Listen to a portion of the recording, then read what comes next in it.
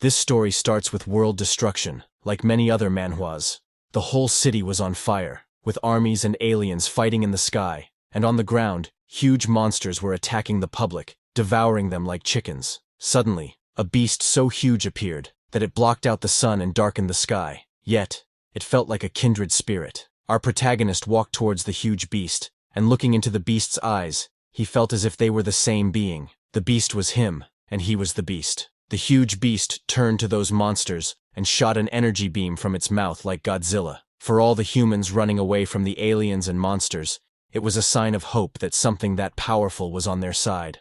Our protagonist looked down on the world, knowing that the world would honor him as if he were a god. Now, he is the hope of humanity, who can control that huge beast. This all started a few months ago. It was reported on the news that on June 2nd, 2224, the zoo of Ning City was attacked by a snake more than 100 meters long. Experts have not been able to determine the species of the snake. Several citizens were able to film the appearance of a giant whale-like beast in the sky north of the city, which caused quite a stir. Lately, internationally wanted criminals have been on the loose in Ning City. The news was live on the television in a room where our protagonist was lying on a table covered in his blood. He was able to see himself lying unconscious. He was very confused because the body in front of his eyes was his own body. He didn't understand what was going on, and turned around to look in a mirror. He was shocked to see himself in the mirror because he had just turned into a sea iguana.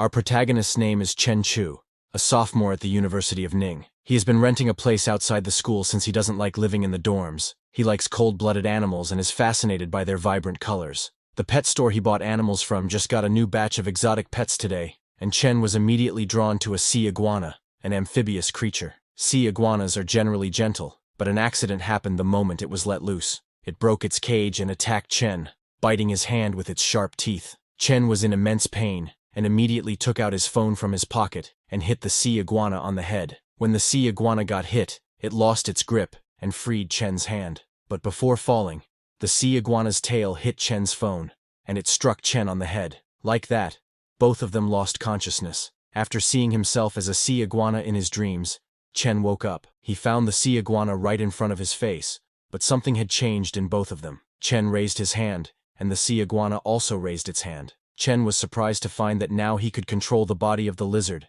as if controlling his own arms. He smiled looking at the sea iguana, wondering if this was his so-called golden finger, and this was finally the time for his hero's journey to begin. But there was a problem. Chen didn't know what his iguana buddy could do. He wondered whether he should go on a live stream to show off how smart his lizard was, or sell freshly dug up abalone or sea cucumbers. Thinking about all that, Chen got disappointed. He guessed he wasn't meant to be a main character after all. When other people received cheats, they either became powerful villains ordained by fate, or transformed into a tree that grew into the god of the universe. And here he was, stuck with a little lizard. While he was thinking all this, both his and the iguana's stomachs growled together. Chen was very hungry, as he hadn't realized he had passed out for the entire day. Looking at the iguana, he wondered what sea iguanas eat. His sea iguana was very curious, and started climbing on Chen's hand. Seeing that, Chen thought since it's a lizard, it should be fine with meat. He took out a packed steak from his refrigerator, and, with his amazing cooking skills, made a delicious medium-rare steak. When the sea iguana saw Chen's cooked steak, its eyes lit up immediately. It started eating the steak happily. Seeing it eat like that, Chen smiled and said, "I knew it. Sea iguanas and lizards can both eat meat." Just as the sea iguana started eating the steak, suddenly a system notification popped up in front of Chen's eyes saying, "After eating, your clone received 5 evolution points, and your constitution has increased by 0.5. Chen was shocked by what this was, and before he could understand anything, suddenly the whole system status window popped up. It was Chen's status window. It showed that Chen was level 0. His constitution was 8.5, and his spirit was 12. He had the mind control talent, and he possessed external aura and chi perception traits, both at the beginner level with 0 out of 1000 experience. His skills were extremities boxing, beginner level with 48 points, stepping cloud jump, also beginner with 66 points, and springing leg, also beginner with 39 points. His first clone was the sea iguana. Its evolution had not started. It had 5 points, and needed 200 points for the first evolution. Chen was too shocked to see that status window. He wondered if this was what his actual cheat was. In the status window, what caught Chen's eyes were his skills. Looking at those skills, Chen remembered his past. In his childhood, His father used to teach him martial arts. He used to tell Chen that if he only practiced the form without understanding the foundation, he might have learned nothing. The root of his force is at his feet. It should start from his thighs and control his abdomen. These lessons lasted 10 to 12 hours a day, making Chen's little body very exhausting. But whenever Chen asked his father if he could take a break, his father immediately told him no, saying it was cowardly to give up halfway. From the beginning, Chen didn't want to be a coward, so he started practicing again, running as fast as he could, even when he tripped and fell on the ground or got injured. His father didn't help him, only telling him that no one else would help him when he grew up. Then, one day when Chen was 10 years old, his father handed him a box, telling Chen that it contained all their savings. He told Chen that he needed to take a very long trip, and that Chen would have to walk the rest of the journey himself. Chen was very sad that day. For the first time, Chen's father patted Chen's head and told him to remember that he could not neglect practicing martial arts, and when he was strong enough, he would be able to see the other side of the world. Chen was very sad and asked his dad how he was supposed to find him again. His father told Chen that when he became a grandmaster, but his father stopped before completing his sentence and told Chen that he might not be here anymore by then. Just like that, Chen's father left the house and closed the main door. Since then, his father has not returned. Chen got very emotional remembering his past. He looked at a picture of his father and mother, and was very sad because a decade had passed before he knew it. While Chen was lost in his thoughts, the sea iguana completely cleared his plate. Chen was amazed to see how fast this little guy eats. After the iguana finished, its body started shining in red. Chen looked closely at the iguana, and was confused if this was just him, or if the sea iguana had just grown longer. Chen immediately looked in his status window and saw that the sea iguana's evolution points had increased to 15. Chen was a little surprised to see that the sea iguana had 15 points now after a meal. While he was understanding how his system works, something caught his eye. Chen saw himself in the mirror placed in his room. His body seemed very different from before. He immediately checked his body and was very shocked to see his 8-pack abs. Chen's body wasn't this built before. He realized that the points the iguana received could even reflect on him. Chen looked at his iguana, wondering that since it could evolve for the first time if it got more points, perhaps it could even grow into the behemoth from his dreams. Chen got very happy thinking that with the help of this system, he could become a real martial arts grandmaster. The next day at the marketplace, Chen bought 10 pounds of prime beef, no bones, and 20 pounds of pork, lean meat, also no bones, and asked the shopkeeper to pack all of it. He then used his phone to pay with the QR code. He put everything in the back of his car, thinking this should be enough to last for a few days. He then drove off from the marketplace. Without wasting any time, he directly returned to his apartment. Using his master chef skill, he made all kinds of dishes for the sea iguana to eat because, with that, he would be closer to becoming a martial arts master. Seeing those dishes, the sea iguana's mouth watered. In just a few seconds, the sea iguana finished all of the plates. Chen connected his mind with the sea iguana and found out that in the sea iguana's palate, pork didn't taste as good as beef. He then disconnected the control and woke up. With just a few minutes of connection, he felt tired. While stretching, he said, "The beef could use a bit more cumin. I'll make sure to add more next time." After the meal, the sea iguana took a nap while wearing sunglasses. On the other hand, Chen went to the martial arts room to train. With all his force, he punched the punching bag. His punch was so strong that it completely changed the punching bag's shape. A system notification came telling Chen that after his hard work training, his extremities boxing experience had increased by 5 points. Chen was happy because not only had his constitution improved, but his training progress was faster than before. 2 days passed like this. Chen was still training, having destroyed 2 punching bags in these 2 days, and the current one he was using didn't look that great. After training for that long, he was a little exhausted. This feeling of getting stronger just by working hard at training is amazing. Before ending this section, Chen again jumped to the punching bag. He kicked the punching bag with all his power, and his kick was so strong that the chains holding the punching bag broke, sending it flying. After just 3 days of training, Chen's attributes had increased significantly. His extremities boxing skill upgraded to an intermediate level, and his stepping cloud jump and springing leg skills also increased in power. Not only that, the sea iguana's evolution points also increased to 195. It now only needed 5 points to evolve for the first time. Looking at his status window, Chen said,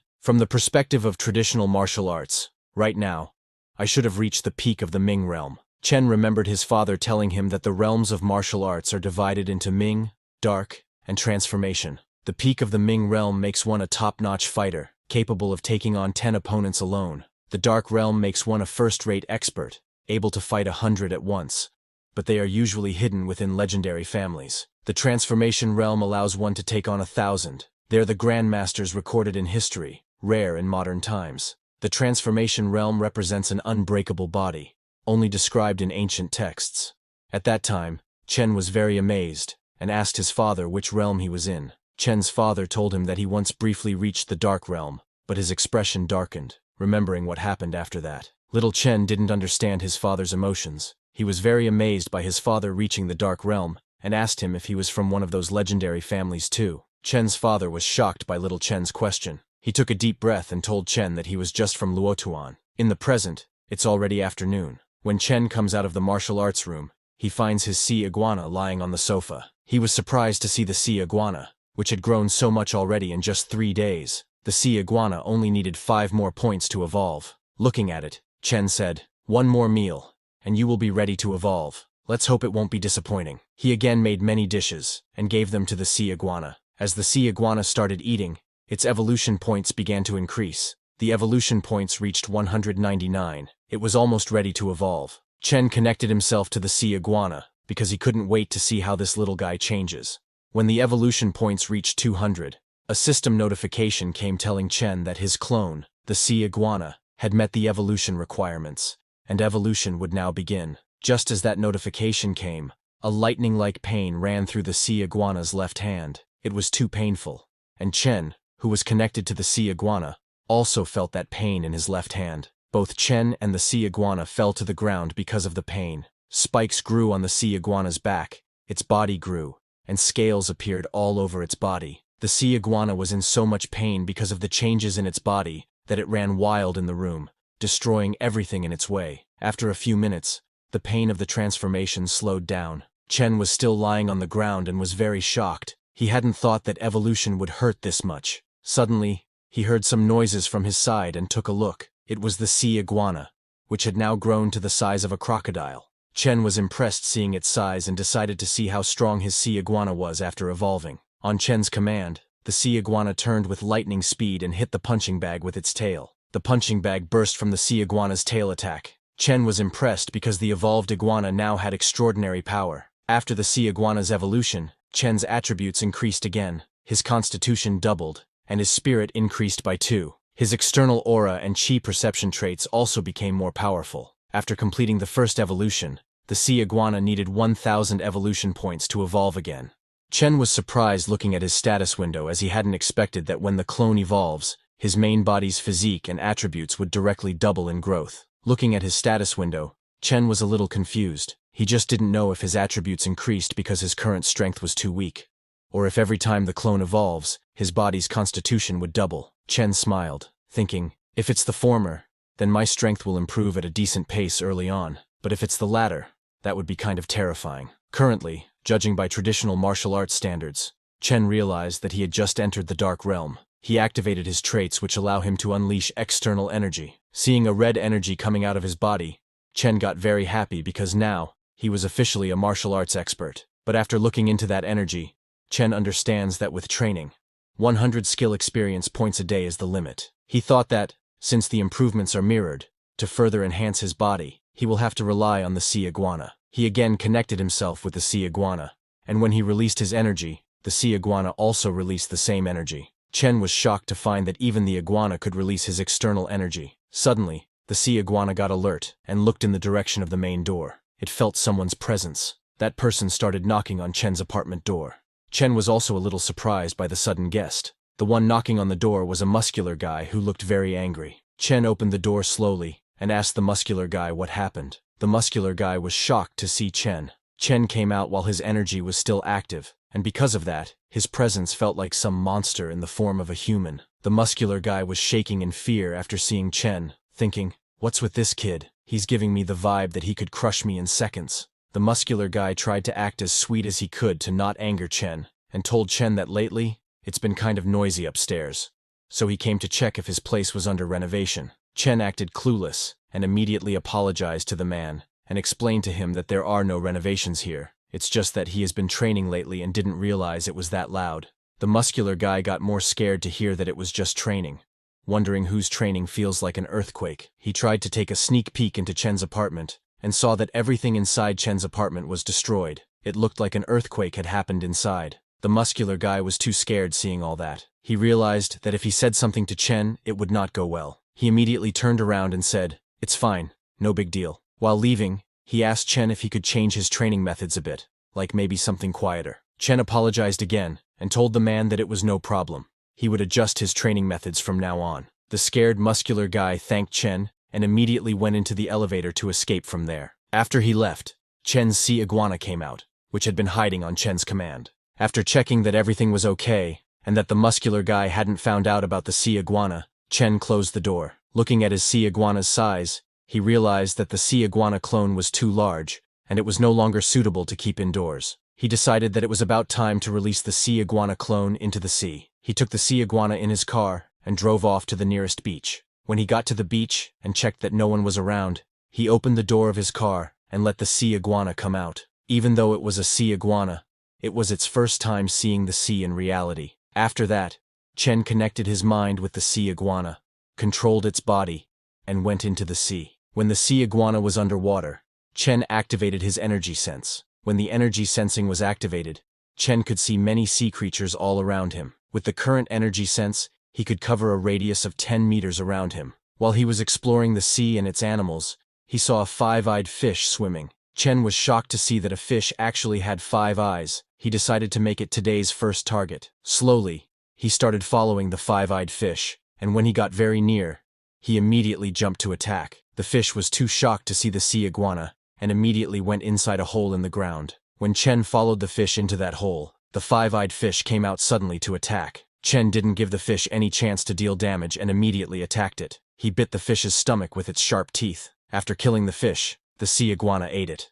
A system notification came telling Chen that after eating the mutated fish, his clone gained 10 evolution points. Chen's physique also increased by 1. Chen was surprised to see 10 evolution points because after evolving, eating normal food only provides 1 evolution point per meal, but mutated fish can actually give 10 points. Chen thought that with these kinds of mutated creatures appearing in the ocean, and considering the recent news, it seems like the world is far from peaceful. While roaming around, Chen noticed a mutated fish with 10 eyes and hunted it down. He killed that fish with its sharp teeth and devoured it, gaining more evolution points. After a few hours, Chen got a system notice that his clone had already reached the daily cap of 100 evolution points, and he could not gain more today. Chen was amazed to see that to human eyes, the ocean at night is cold and pitch black. But through the sea iguana clone's eyes, Chen saw that the underwater world is colorful and vibrant. As an amphibian, the sea iguana can stay underwater for a long time,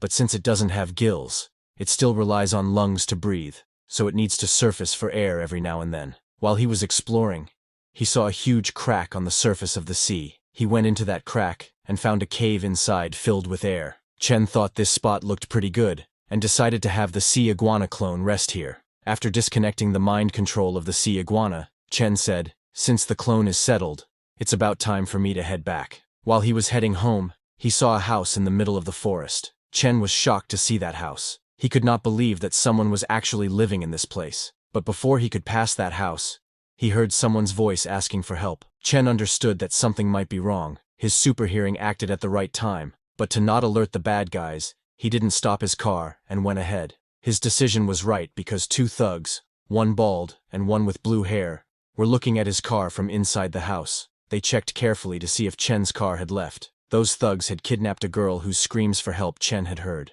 2 thugs were checking outside, and one black-haired thug was preventing the girl from screaming. The bald thug kicked the black-haired guy, shouting, "How are you this careless? Didn't I tell you to watch her? You didn't even notice the cloth fell out of her mouth." The black-haired thug explained to his boss that it was so dark out here. How could he have seen it when they dragged her in? The bald thug understood that it wasn't his fault. He took a cloth and covered the girl's mouth, telling her to shut up and behave, or he would let the guys have their fun tonight. The girl was very scared and helpless.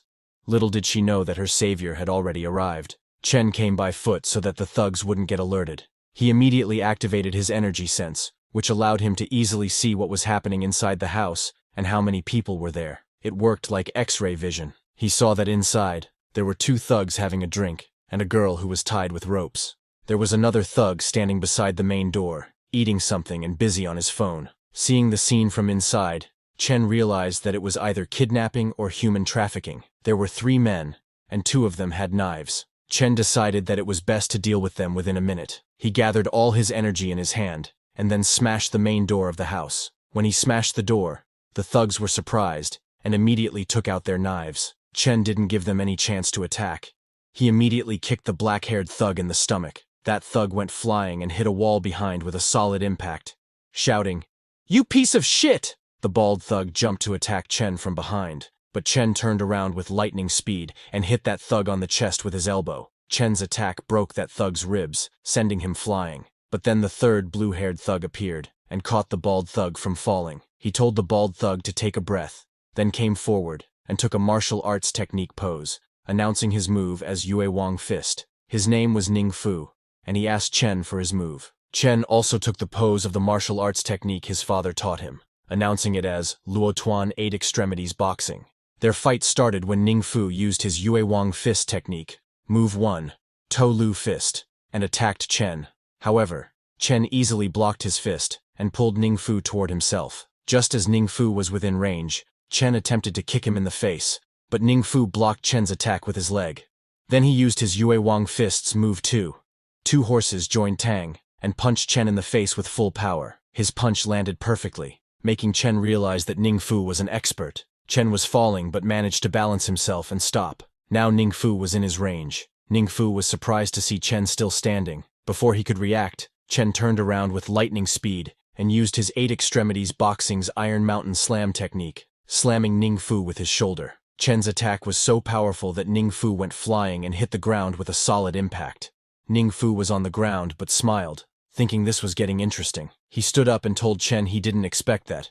After coming down the mountain, he would meet a real disciple of Luo Tuan 8 Extremities. Ning Fu admitted that the Iron Mountain Slam, an ultimate move of 8 extremities, deserved its reputation. But Chen told him it was a shame though. Confused, Ning Fu asked him what he meant by a shame. Chen walked towards Ning Fu and told him that he didn't expect to see a thug being halfway decent with Yue Wang Fist. What a shame that the disciple of Yue Wang Fist has gone on a crooked path, Chen said. Hearing that, Ning Fu started smiling. While standing, he said, "What are you so high and mighty for? You're just a student who doesn't know any better. I only understood after I left the mountain." He suddenly jumped to attack Chen, shouting, "In this world, if you want to get ahead, you have to do whatever it takes." Ning Fu abandoned his martial arts techniques and used his fingers to attack Chen's eyes. Chen was surprised but reacted in time and kicked Ning Fu in the face, sending him flying. Ning Fu went flying and fell on his face. After the battlefield, Chen's adrenaline went down, and he fell to the ground.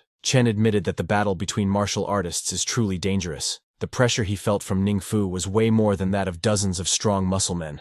Looking at his fist, Chen thought, "Too bad that my control over my strength is still inadequate. Things don't bode well for these 3 people. They all got serious injuries." Chen decided to practice mastering control over his strength somehow. After seeing all the kidnappers defeated, the girl started making sounds to call Chen. Chen went and freed her from the ropes. The girl was so scared she immediately hugged Chen. Chen comforted her, saying, "It's all right now. Don't be scared." The girl, while crying, thanked Chen for his help. After the girl calmed down a little, Chen gave her a phone and told her that she could call the police after he left. Chen told her if the police asked her about him, she could tell them she didn't get a good look at him and didn't know who he was. The girl he saved was very pretty. She nodded and told Chen that she wouldn't tell the police. Then, 10 minutes later, the police arrived at the scene. They surrounded the whole place, and officers entered inside, telling the thugs to not move and put their hands in the air. But those officers were shocked to see inside. They saw that all the thugs were already lying on the ground, and only the girl was standing there. The scene then shifts to police headquarters. Security agency police officer Guan Qing comes to her deputy chief's office with the information he requested. She told the deputy chief that they were able to see clear footprints on the broken door. Based on the depth and the way the door axle broke off, someone kicked the door open from the front, sending the door flying about 3 meters away. So the force used was at least 1,000 kilograms. She took out all the photos from the scene and told the deputy chief that among the kidnappers, 2 of them died instantly, and the one left has entered a vegetative state after suffering a major concussion. According to the kidnapped girl, Lin Rongya, the person who helped her was wearing a mask in the night, and she couldn't tell what they looked like. The deputy chief of the security agency looked at those photos and got confused, asking how this could be. The most force the king of boxing was able to exert was 800 kilograms on a machine in boxing. In real life, it's unheard of for this amount of force to be reached. Officer Guanqing agreed, saying, "It's true that this guy's strength is inhuman, although stranger things have been happening lately." While they were talking, suddenly thunder struck above the city. Looking outside his window, the deputy chief said a storm is coming. He was not talking about the weather. He was talking about evil things which could disturb the city's public. On the other hand, after saving that girl, Chen went to a lakeside with his car. There was a boat in the lake, and Chen's attention was not on the boat. He was looking at that boat from his car. From that boat, 3 men came out. 2 men were shirtless and looked like thugs, but the third man with black hair looked like a businessman. One of the thugs called the black-haired man boss and asked him why he had just made some money and already spent 1 million on a woman from Bald Tiger, questioning if that wasn't too wasteful. The other thug agreed with the first, telling his boss that it took them so long to dig up a sunken ship and they only made a little more than 2 million. Hearing them, the black-haired guy called them short-sighted and asked them if they even knew who that woman is, stating that money will not be an issue if they have her. Hearing that, both of the thugs got happy. The black-haired boss then asked one thug if he had finished the business with the company. That thug told him not to worry, saying he had already arranged a shipping company. They rented a high-end office building for the offices according to his request. Another thug told the black-haired boss that he also got the headhunting company to find them the prettiest girls for the secretary and the front desk positions, and he would not be disappointed. Hearing that, the black-haired boss smiled and said, with the underwater breathing ability he had awakened, as long as they find the position of a sunken ship, they can get all the treasures on shore. They will have as much money as they want. He laughed and asked those thugs to follow him closely, and he would not let them starve. While they were talking, suddenly something jumped on a tree behind them, alerting those 3. The black-haired boss immediately turned around and asked, "Who's there?" It was Chen who was behind the tree. He came out and told the black-haired guy that he had seen a lot of perverts, but some were especially notable. Seeing Chen emerge from behind the tree, the black-haired guy took out his knife and immediately jumped to attack Chen, shouting, "You've got a lot of nerve, but people like you don't live long." He was fully intent on killing Chen, not knowing that Chen was a martial artist. Chen gathered all his energy into his leg, and then kicked the ground with full force, his attack so powerful that it made the ground explode, causing the black-haired man to bounce into the air. Just as he fell, Chen hit his hand, making him lose his knife. Chen didn't give the black-haired guy any chance to fight back and kicked him in the stomach, sending him flying into a tree. The other 2 thugs were scared seeing their boss defeated. One thug said, "It's impossible. The boss has become way stronger and faster after he got his superpower. He can defeat 5 guys easily." The second thug said it's not good and suggested they run away, but before they could escape, Chen hit the back of their heads, making them lose consciousness and fall to the ground. After taking down those 2 thugs, Chen turned to the black-haired guy and asked him to look at him. The black-haired guy was scared and asked Chen what he was doing. Chen was going to test out his mind control power. He activated the mind control skill and asked the black-haired guy for his name and occupation. Looking into Chen's eyes, the black-haired guy's mind was controlled by Chen and turned purple. He came to Chen and told him that his name was Zhang Changshu. He owned a ship, smuggled for a living, and a month ago, he acquired the superpower to breathe underwater. Hearing the black-haired guy spill everything about himself, Chen was pleased because his mind control was very effective. The black-haired guy was now essentially a puppet under his control. He continued and told Chen that he raided sunken ships in the depths and exchanged any treasure he found for money with rich folks. After the black-haired guy had told him everything, Chen canceled the mind control. Just as the mind control ended, the black-haired guy's broken hand started hurting like crazy, and he fell to the ground. He called Chen boss and asked him what happened to his hand. Chen was confused and told him that he must have broken it himself accidentally. Hearing this, the black-haired guy again called Chen boss and said he understood. Realizing that his mind control had also affected the black-haired guy's judgment, Chen told him to rest a bit on the boat first and said he would be there in a sec after he woke up the other 2. The black-haired guy followed his order. Chen knew that to raise his lizard, he needed a huge amount of food, and Zhang Changshu, who had a ship and often worked with rich people, could be a source of funds. Chen thought perhaps he could use his company to raise his lizard. He again used the mind control skill and controlled the other 2 thugs. The effect of Chen's mind control was amazing. There was some resistance when he tried to control Zhang Changshu, but it was very easy with the normal thugs. It was extra effective towards weak-minded people. A few minutes later, Chen went to the ship the black-haired guy had mentioned. A man wearing glasses, who also worked on the boat, asked the black-haired guy who Chen was. The black-haired guy told him that Chen was his boss, and they had to be respectful to him. Hearing this, all the men on the ship greeted Chen respectfully. Then the black-haired guy asked the glasses-wearing man to prepare the contract for transfer, stating, "This is my boss's ship now." Within a few minutes, the man with glasses prepared the transfer contract and handed it to Chen. Chen took the document and told the man with glasses to wait for him at the office the next day. He then told the black-haired guy that since he was injured, he should follow Chen to the hospital. The next day, early in the morning at sea, Chen continued his hunt with his sea iguana. The sea was a haven of limitless food, and the sea iguana hunted and ate many fish. Meanwhile, in the gym, Chen practiced his boxing techniques. As the sea iguana continued to hunt in the sea and gain evolution points, Chen also gained constitution points. However, Chen knew that he couldn't rely solely on his iguana clone to increase his power. He needed to train more as well. After 2 battles, Chen felt that his control over strength had improved. After the hunt, the sea iguana went into a mountain cave to also practice attacking. System messages informed Chen that absorbed energy had been digested during training, and he had gained 6 evolution points. That afternoon, Chen went to the office where the black-haired guy had transferred the ship to him. Chen was pleased because the transfer process was complete. He hadn't gone outside for a day, and had managed to gain more than 90 evolution points, and his sea iguana's body had also grown 20 centimeters. Chen decided that the next day, he would take his lizard to the deep sea. He was in a hurry because he now knew he wasn't the only person with superpowers in the world, and he needed to become stronger, especially now that there were unknown creatures in the depths of the ocean. The following day, the ship Chen acquired was fishing in the deep ocean. The 2 thugs who had been working with the black-haired man, Zhang, were on the ship. One guy checked the net and noted that there had been much fewer fish lately. They were basically catching nothing. The other guy suggested that perhaps there was a school of big fish down there, maybe sharks, as sharks move in groups and even killer whales have to be wary of them. So the smaller fish flee from the area. They were right, because right beneath their ship was a group of great white sharks roaming around. Chen's sea iguana, which was also following the ship to the deep sea, encountered these sharks. As soon as the sharks saw the sea iguana, they immediately attacked it. A great white shark took the sea iguana into its mouth and tried to bite it.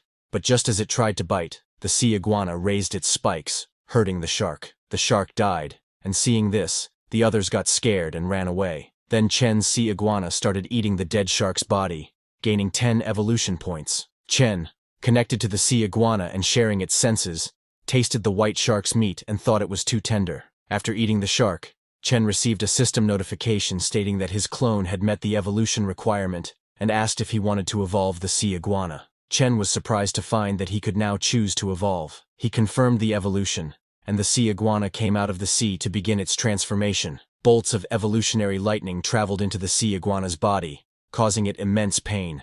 Simultaneously, in the gym, Chen also felt the same pain and fell to the ground. He looked at his status window and saw that he had leveled up to level 1. His constitution was 130, and his spirit was 38. His beginner traits, external aura and chi perception, now had 280 experience points. His skills had also enhanced. They were all now intermediate. His 8 extremities. Boxing skill had 370 experience points.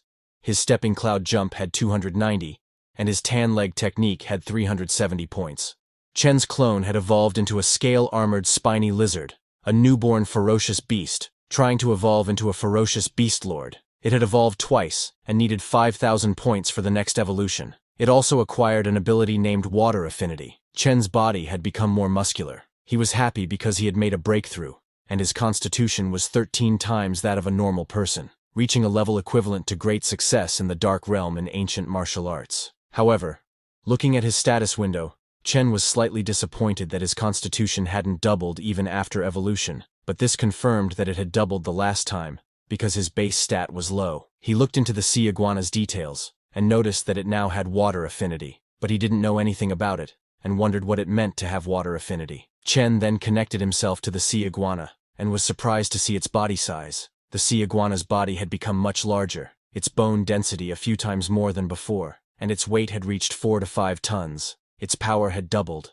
and the claws were akin to steel, making it much more explosive than before. Following the ship, Chen noticed that the sea iguana could now swim up to 70 kilometers per hour, even faster than a large ship. The sea iguana made less noise and felt less resistance while swimming, which Chen thought must be because of the water affinity. The next day, Chen called the glasses-wearing man and asked him if anyone had been asking for treasures lately. The man told him that no one was asking right now. Hearing this, Chen said they would find the treasure themselves. He asked the glasses-wearing man how the research was going. The man told Chen that they had found a few locations with sunken ships, but without Boss Zhang, who could breathe underwater, they couldn't do anything. Chen told him not to worry about it. He could handle it. Chen looked into the database and found that the shallow water areas of routes used by Z country in the past and the major commercial waterways used by H and R countries had been mostly explored, but there were still a lot of priceless ships in the deep area. Chen took his sea iguana to a location 25 kilometers offshore in the Yellow Sea area.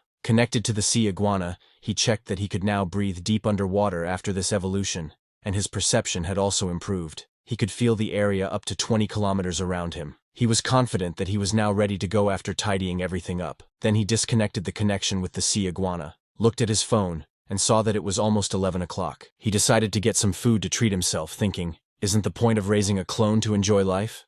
To eat something, Chen went to Pedestrian Street, which was near his house. The meal was nice, but Chen was surprised to find that just one meal cost over 3,000. His savings were only 20,000.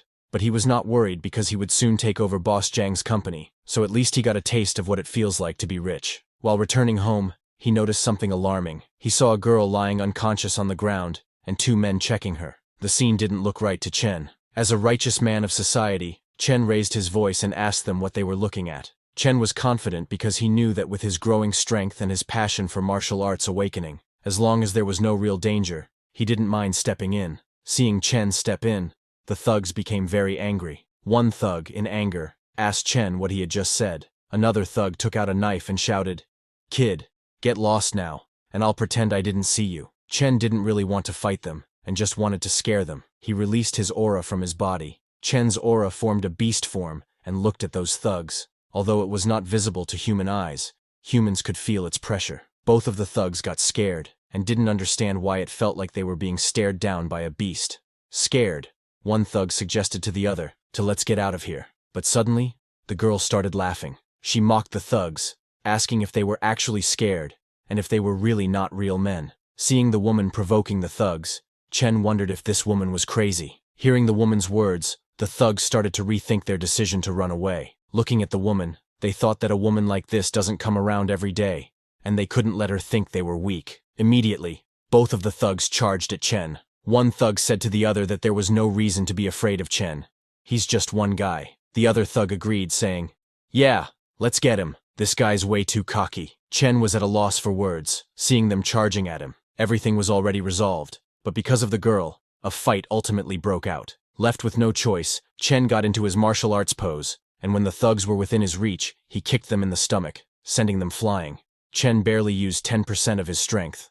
Otherwise, that kick could have reduced them to mush. He decided to let them off this time. They'd done wrong, but not enough to deserve death. Both of the thugs were very scared, and while running away, they called Chen a demon who came straight out of hell. After the thugs ran away, the girl stood up, laughing like a drunk person, and praised Chen, saying he was amazing and strong. Seeing her acting like this, Chen wondered if she was drugged. He immediately took out his smartphone and called the cops, informing them that there was a woman who seemed drunk outside Shengtang Bar. He told the cops that she looked a bit compromised. While Chen was on the call, the woman came near him and started teasing him in a lovely voice, asking Chen why he'd called the cops, if she wasn't pretty, and if he didn't want to take her home. Chen didn't reply to her, and waited for the cops. A few minutes later, a group of cops showed up at the scene. One cop took the girl into their car, and another took Chen's statement. Chen told the cops that he was the one who called the police. He had come out for a midnight snack and saw her in that situation. He explained everything to the cops. After taking the statement, the cops left with the girl. Finally, after dealing with that, it was time for Chen to control the giant lizard and look for the sunken ship. Chen controlled the giant lizard and took it to check out the location that Glasses Guy had sent him. The information was accurate, and there really was a sunken ship there. Chen activated his energy sensing ability, but right now, his energy sense could only reach about 20 meters. Even with just that, after a few minutes of searching, he found a jackpot.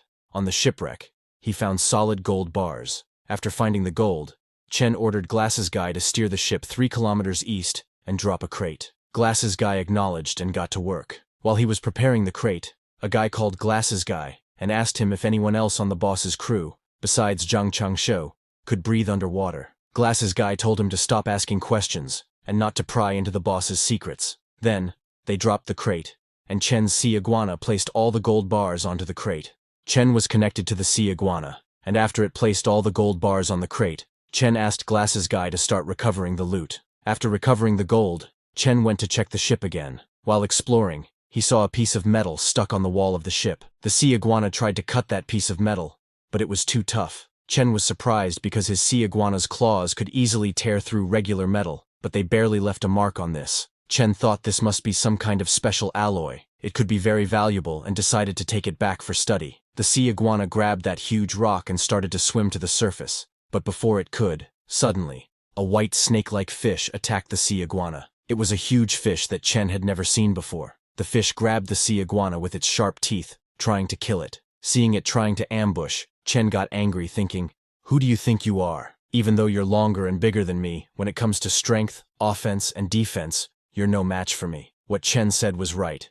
In front of his sea iguana, that white fish was nothing. It killed the white fish and ate it like sashimi. A few hours later, Chen went to a beach. Looking at a huge rock, Chen thought, the reefs have been eroded by seawater for years, making them incredibly hard. The deserted beach at night is the perfect spot to test my strength. Thinking that, he punched the rock and saw that the force works both ways. But Chen's bone density is nearly 20 times that of an average human. Plus, with his external shield absorbing most of the impact, his hand only feels a bit sore, and that slight soreness, his body's recovery ability gets rid of it almost instantly. Chen continued to practice his boxing on that huge rock because, after this evolution, his physique had surpassed 200. Chen hadn't tested it yet, but knew that his punches should weigh at least 3,000 pounds, or 1.5 tons. With his outer energy boost and 8 extremities boxing technique, he could punch straight through a person with ease. To test his power, Chen punched that huge rock with full force, and with just one punch, he destroyed that rock. After training for so long, Chen was very exhausted and fell on the ground. He was training here because his punching bag at home isn't durable enough, and he can't train at the park either. With modern technology, if someone recorded him and uploaded it online, it'd be a huge problem if people found out he is extraordinary. It would only bring trouble, and so only on this empty beach can he train freely. Chen looked at his hands, and they were already healed. He could hardly believe how insane his recovery ability is. He stopped for less than a minute, and the scrapes on his hands were already healed. While he was busy checking his healing ability, the sea iguana returned to him with that piece of metal. Chen checked the metal, and saw that this irregular black ore shines with a metallic luster, but doesn't seem particularly special at first glance. When he tried to pick the metal up, he was surprised because the metal chunk weighs close to 200 pounds. It's heavy and extremely tough.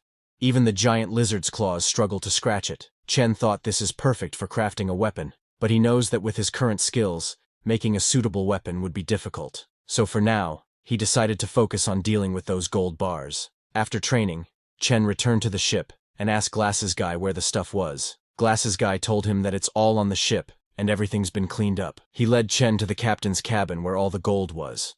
While Chen was checking the gold, Glasses Guy asked him how much money it is worth. He was amazed to see all that gold, saying he had never seen so many gold bars in his life. Chen told Glasses Guy that the gold bars don't have any markings, so they must have been privately minted, which means they can't sell them as antiques. The next day, after doing some research, Chen found that there is a shop in bustling downtown where he can sell the gold on the black market. Just as he entered, the receptionist welcomed him. Chen immediately asked her if they buy gold here. The receptionist told him they do, and asked him if he was selling rings or necklaces. Chen showed her the gold bars from his bag, and told her that he wanted to sell these. The receptionist was quite surprised, saying it was quite a lot of gold. She asked Chen to please come upstairs, and she would take him to meet their manager. When Chen went upstairs, he met the manager of the shop. He greeted, and asked Chen for his name, and how much gold he was selling.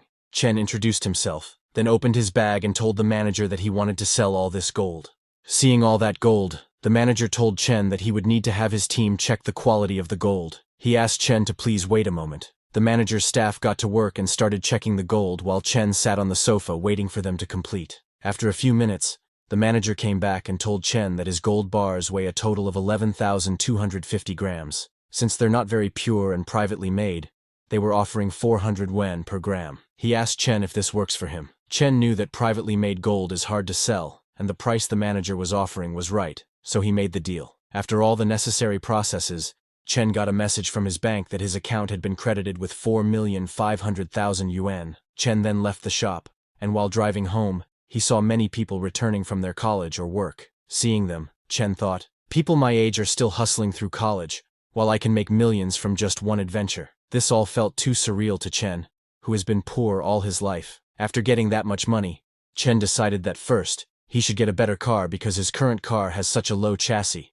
making it terrible on the bumpy coastal roads. He went directly to a luxury auto showroom. Glasses Guy also went with him, and both of them started looking for the perfect car that Chen could use daily. While they were checking cars, some new customers entered the showroom, a black-haired guy and his red-haired girlfriend. When Chen saw the girl, he immediately recognized her because she was his ex. Back then, Chen had spent a fortune trying to win her over.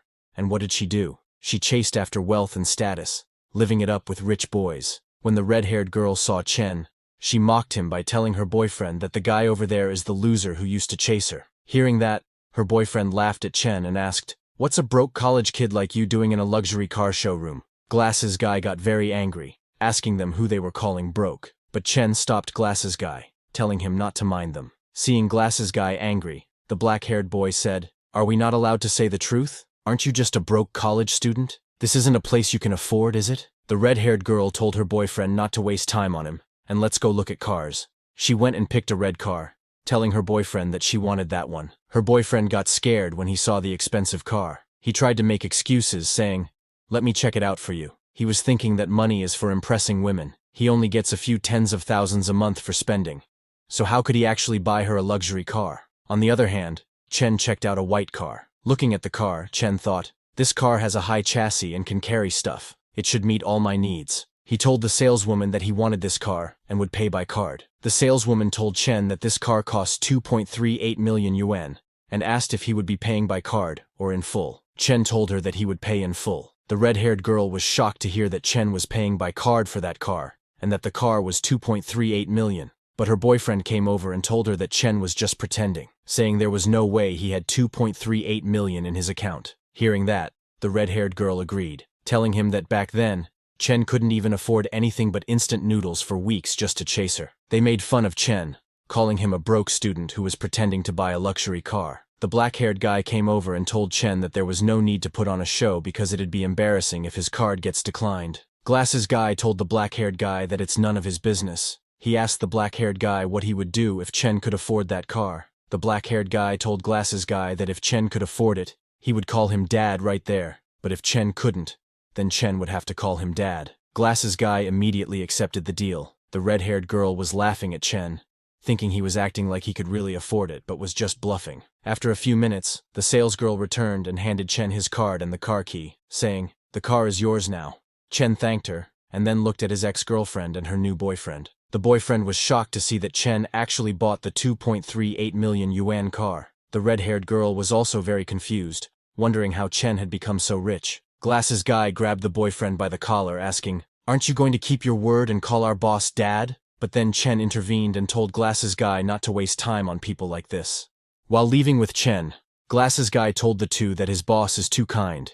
If it were up to him, they wouldn't leave here today without saying Dad. The black-haired guy was very embarrassed, and the red-haired girl was speechless. When Chen drove off in his new luxury car, she chased after him, asking him to just hear her out, but Chen didn't stop. Seeing her chasing Chen's car, a saleswoman commented, she thought she found a rich guy but missed out on someone with real potential. Another saleswoman standing beside agreed, saying, "That's just how people are. They regret only after losing something." After leaving the showroom, Chen went to Cloud's Edge restaurant, the top spot for fine dining and service in N City. When he entered with his luxury car, all the waitresses greeted him with respect. He went to a private room where a waitress showed him the menu and asked what he would like to order. Chen looked at the menu and ordered a 5,888 yuan Boston lobster and a 7,888 yuan king crab, among many other items. When the food arrived, two girls came to personally feed Chen with their hands. All the food tasted more delicious when girls personally fed him. Chen was happy and said, "It's pricey, but worth it." Chen was thinking that after cooking so many meals for his lizard, it was time to enjoy the life of luxury himself. While he was enjoying his meal, he suddenly got a message on his phone. It was from his college advisor, informing the students that classes start in a week and they have to report to school on time. When Chen saw the message from the advisor, he remembered that he is still a sophomore. Chen then opened his status window. Now his constitution has reached 327, and his spirit is 49. He still has only one talent: mind control. His traits, external aura and chi perceptions experience points have also increased. His skills, 8 extremities, boxing, stepping cloud jump, and tan leg techniques power has increased too. His companion, armored spiked lizard's evolution points have reached 2,160, which needed 5,000 points to evolve a third time. Looking at the status window, Chen understands that once classes start, he will have less time, so he needs to earn more money fast to help his little lizard break through to the Shadow Realm.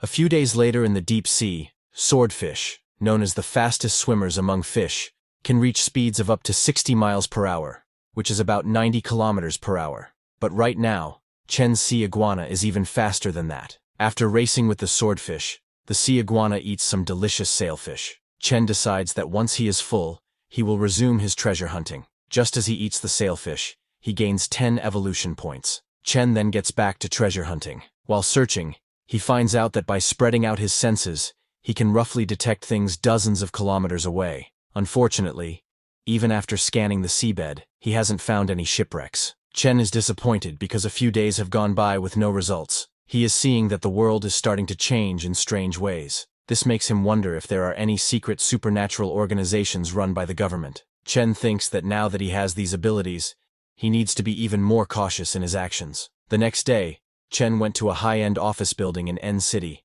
after Zhang Changshu transferred the company. He hadn't visited it even once. Chen was impressed because this building is in the busiest area of N City. Zhang Changshu really went all out to make the company look good. Chen's new office name is Tianlin Marine Industries. Chen entered the building with a guy wearing glasses. The receptionist Nixin greeted the glasses guy as she didn't recognize Chen. The glasses guy asked Xiaoning to call everyone to the boss's office. Then, a few minutes later, all the girls working gathered in Chen's office.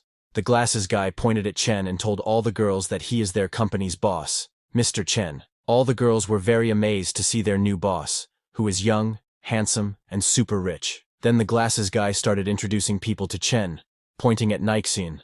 The glasses guy told Chen that she is their receptionist. Nixin greets Chen while blushing. As the introductions continued, a very attractive girl comes and gives Chen his coffee. The glasses guy introduced that girl as Chen's personal secretary, Su Lengyu. But Chen was busy reading documents, and told Su Lengyu to leave the coffee on the table. Chen was surprised to see that even though it's just a shell company, it's surprisingly well equipped, and it costs hundreds of thousands to maintain this company every month. Chen understands that he will need to search for more shipwreck treasures. Chen called the glasses guy, and told him to end the introductory meeting here, and have everyone get back to work. He ordered the glasses guy to head back to the ship, and keep an eye on things for now. The glasses guy said, "Okay," and left. Chen knows that the mind control effect is stable for now, but subconscious hypnosis isn't foolproof. He understands that he needs to make sure they don't interact too much with the outside world. Chen then took the coffee, and was enjoying it while looking out the window. But suddenly he got a system notification that he had gained 0.7 constitution points.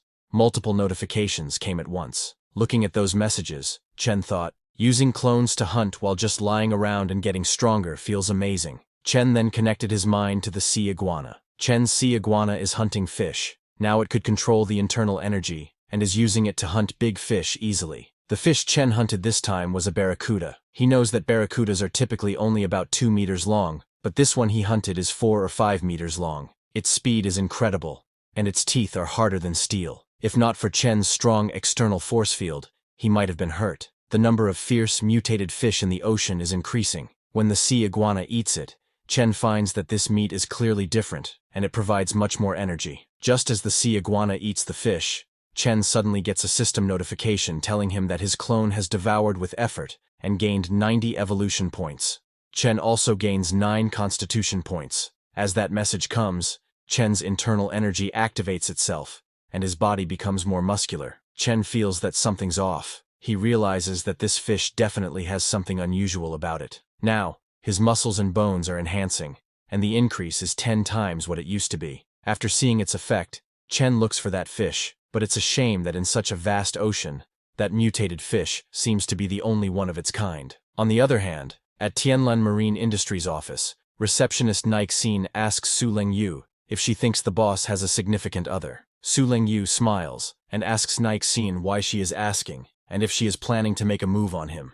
Another girl jokingly asks Nixine if she has become a fangirl again. Hearing that, Nixine starts blushing in embarrassment. While they were talking, someone asks them why they are not off work yet. It was Chen, who was leaving for home. Su Lingyu greets Chen with a smile, and tells him that they still have a few things to finish up. Well, with Chen's hearing, he could already pick up on their chatter while he was in the elevator. But to avoid awkwardness, he decides to just pretend he didn't hear anything.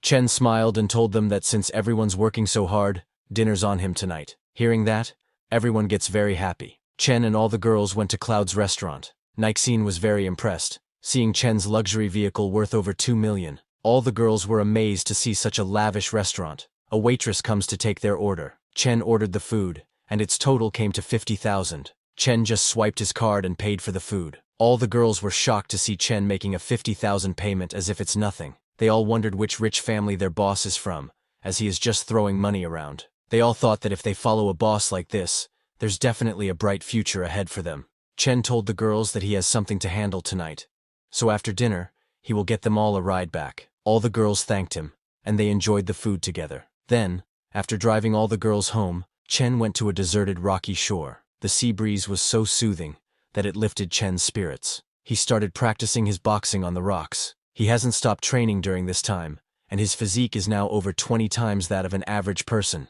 Now, Chen's punch strength exceeds 2 tons, and with the external force field, his strength doubles, making his punches close to 5 tons. But the stronger he gets, the harder it is to control. Chen's footing wasn't steady, and he lost control again and again. This makes him realize that he needs to keep training to get used to his strength. While he was training, he suddenly noticed a boat. He was surprised to see there are people in such a remote place so late at night. There were some thugs on the seacoast waiting to receive the boat.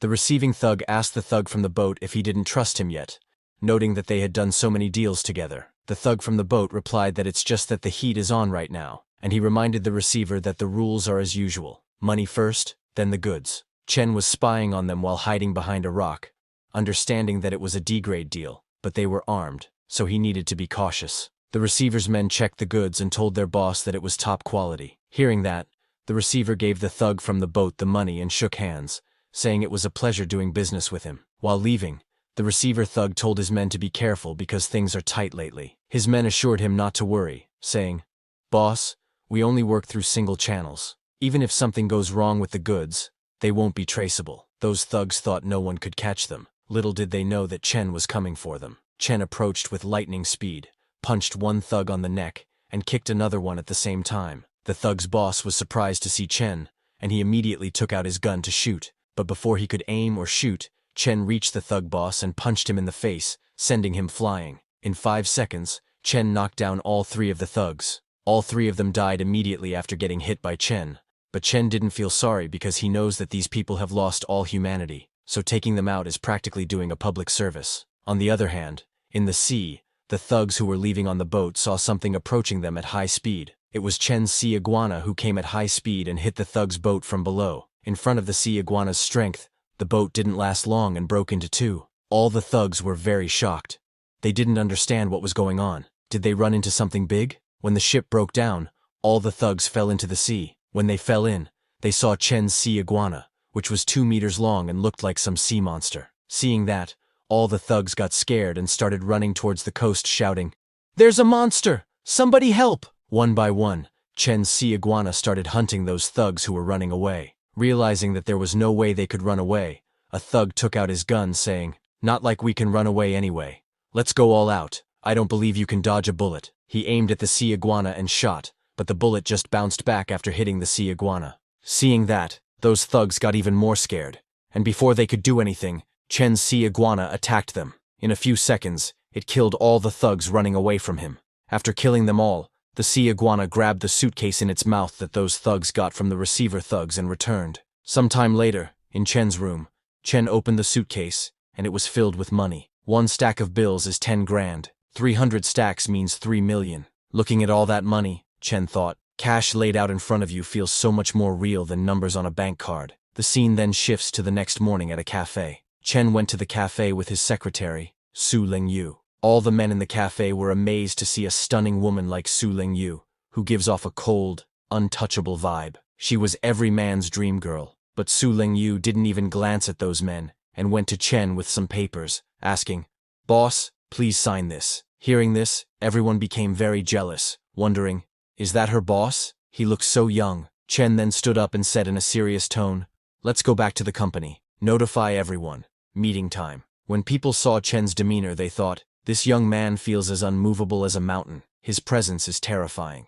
Later, at the meeting room, Chen pointed at a graph and told his workers to handle every little detail well, and they would be the company's heroes. As long as the company's performance keeps going up, by year's end, everyone gets a big bonus, he stated. While Chen was talking, he suddenly received a voicemail from his school telling him that today was the last day to register for school, and he was the only one left in his class. Hearing the voicemail, Chen sent a sorry message to his teacher saying he would head over right now. Chen turned to leave while telling everyone that he needed to go register at school, and since there wasn't much to do today, everyone could leave work early. He also instructed that while he was not there, Su Lingyu would handle all company matters. Niaxin asked in shock, "The boss is still a student?" Another girl standing beside said, "Boss seems so composed. I thought he was some rich heir raised with perfect manners." The scene then shifts to N University campus. When Chen arrived there in his new luxury car, everyone was shocked, wondering if Chen was actually a rich kid. A guy recognized Chen's car and told other students that his car was worth over 2 million. Suddenly, this news started circulating on N University's campus forum. A video of Chen was posted on the forum saying, "On the last day of new student registration, a tall, rich, handsome guy shows up in a car worth over 2 million. Many people commented on the post. A student from Chen's class recognized him and commented, "Isn't that Chen Chu? He got so handsome over the summer." Another guy commented saying, "Who cares about how handsome he is? Driving a car worth 2 million? His family must be billionaires." A yellow-haired girl in very revealing clothes was looking at the university's campus forum, and when she saw Chen's photo she thought, "He looks so familiar, especially his eyes. Black and white like stars, radiating a sharp brilliance." While reading the comments on Chen's post, she saw a comment saying, "He's not a freshman. He's a sophomore in the finance department. He's starting his junior year now. His name's Chen Chu." The yellow-haired girl was surprised to hear that Chen is in the finance department, and is in the same year as her. After completing his registration, Chen was heading home, thinking that his body and strength were improving quickly, but he only knew 8 extremities, cloud steps, and tan leg technique. He realized that he needed to learn new skills to better control and use his current power. While walking, he saw some students practicing martial arts. Seeing them, Chen thought, "Someone like that, I could squash them with a single slap." Chen understands that those fancy moves are not for him. If he wants control, he just has to keep training himself. So, after leaving the school, Chen didn't go home, but went to Longteng Steel Company. He told the receptionist there that he wanted to custom order some steel, about 100 tons or more. Hearing that, the receptionist asked him to please follow her to the VIP lounge, and she would get in touch with their sales manager. Chen went to the VIP lounge, and after waiting for a few minutes, the manager came. The manager greeted Chen and asked him what kind of steel he would like to order. Chen told the manager that he wanted a steel pillar, 2 meters in diameter and 5 meters tall, and a few steel blocks, weighing 1, 5, 10, and 20 tons each. Hearing that, the manager calculated and told Chen that based on his requirements, the total weight was about 200 tons, and the estimated cost was around 700,000, but the final price would depend on the finished product. Chen told the manager that it was fine, and asked him to proceed with signing the contract. The scene then shifts to the next morning, at Zhang Changshuo's makeshift dock. The glasses guy showed Chen a large building, and told him that this whole area was Chen's warehouse. Seeing that, Chen praised the glasses guy, and told him to head back, as he wanted to look around by himself. Glasses guy said yes, and left. Then, while Chen was looking around, he suddenly got a notification saying his clone had gained 8 evolution points through diligent eating, resulting in 0.8 constitution points. Seeing those messages, Chen thought that there are stages like Ming, Dark, Transformation, and Beyond Transformation, and he hadn't even reached the transformation stage yet. He still had a long way to go. He looked in the warehouse and thought that once the steel pillar was set up in the warehouse, it would be his training ground. The maximum evolution points per day are 100, so Chen needed at least 1 more day to evolve his sea iguana. Thinking that, Chen said, "Compared to the giant lizard's progress, my body is still way too slow." On the other hand, police arrived at the scene where Chen killed those thugs last night. A policeman recognized the receiver thug as Luo Hao, known as Big Boss Luo in the underworld, who owns a bar and commands over a dozen lackeys. His right hand was almost severed by a blunt weapon wielded with incredible force, barely hanging by a thread of skin. Lying beside Luo Hao was Iron Lao Chi,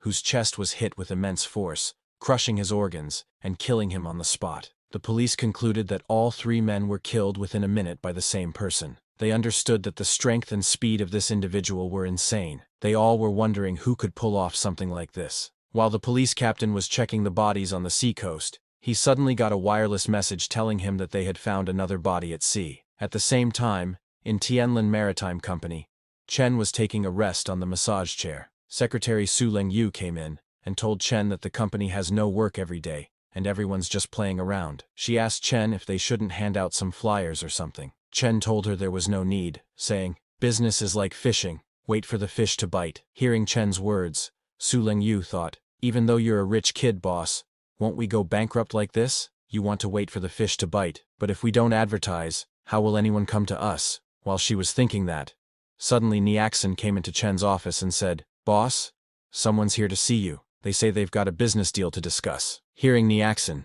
Su Lingyu was shocked. She could not believe that someone really did come to deliver money after all.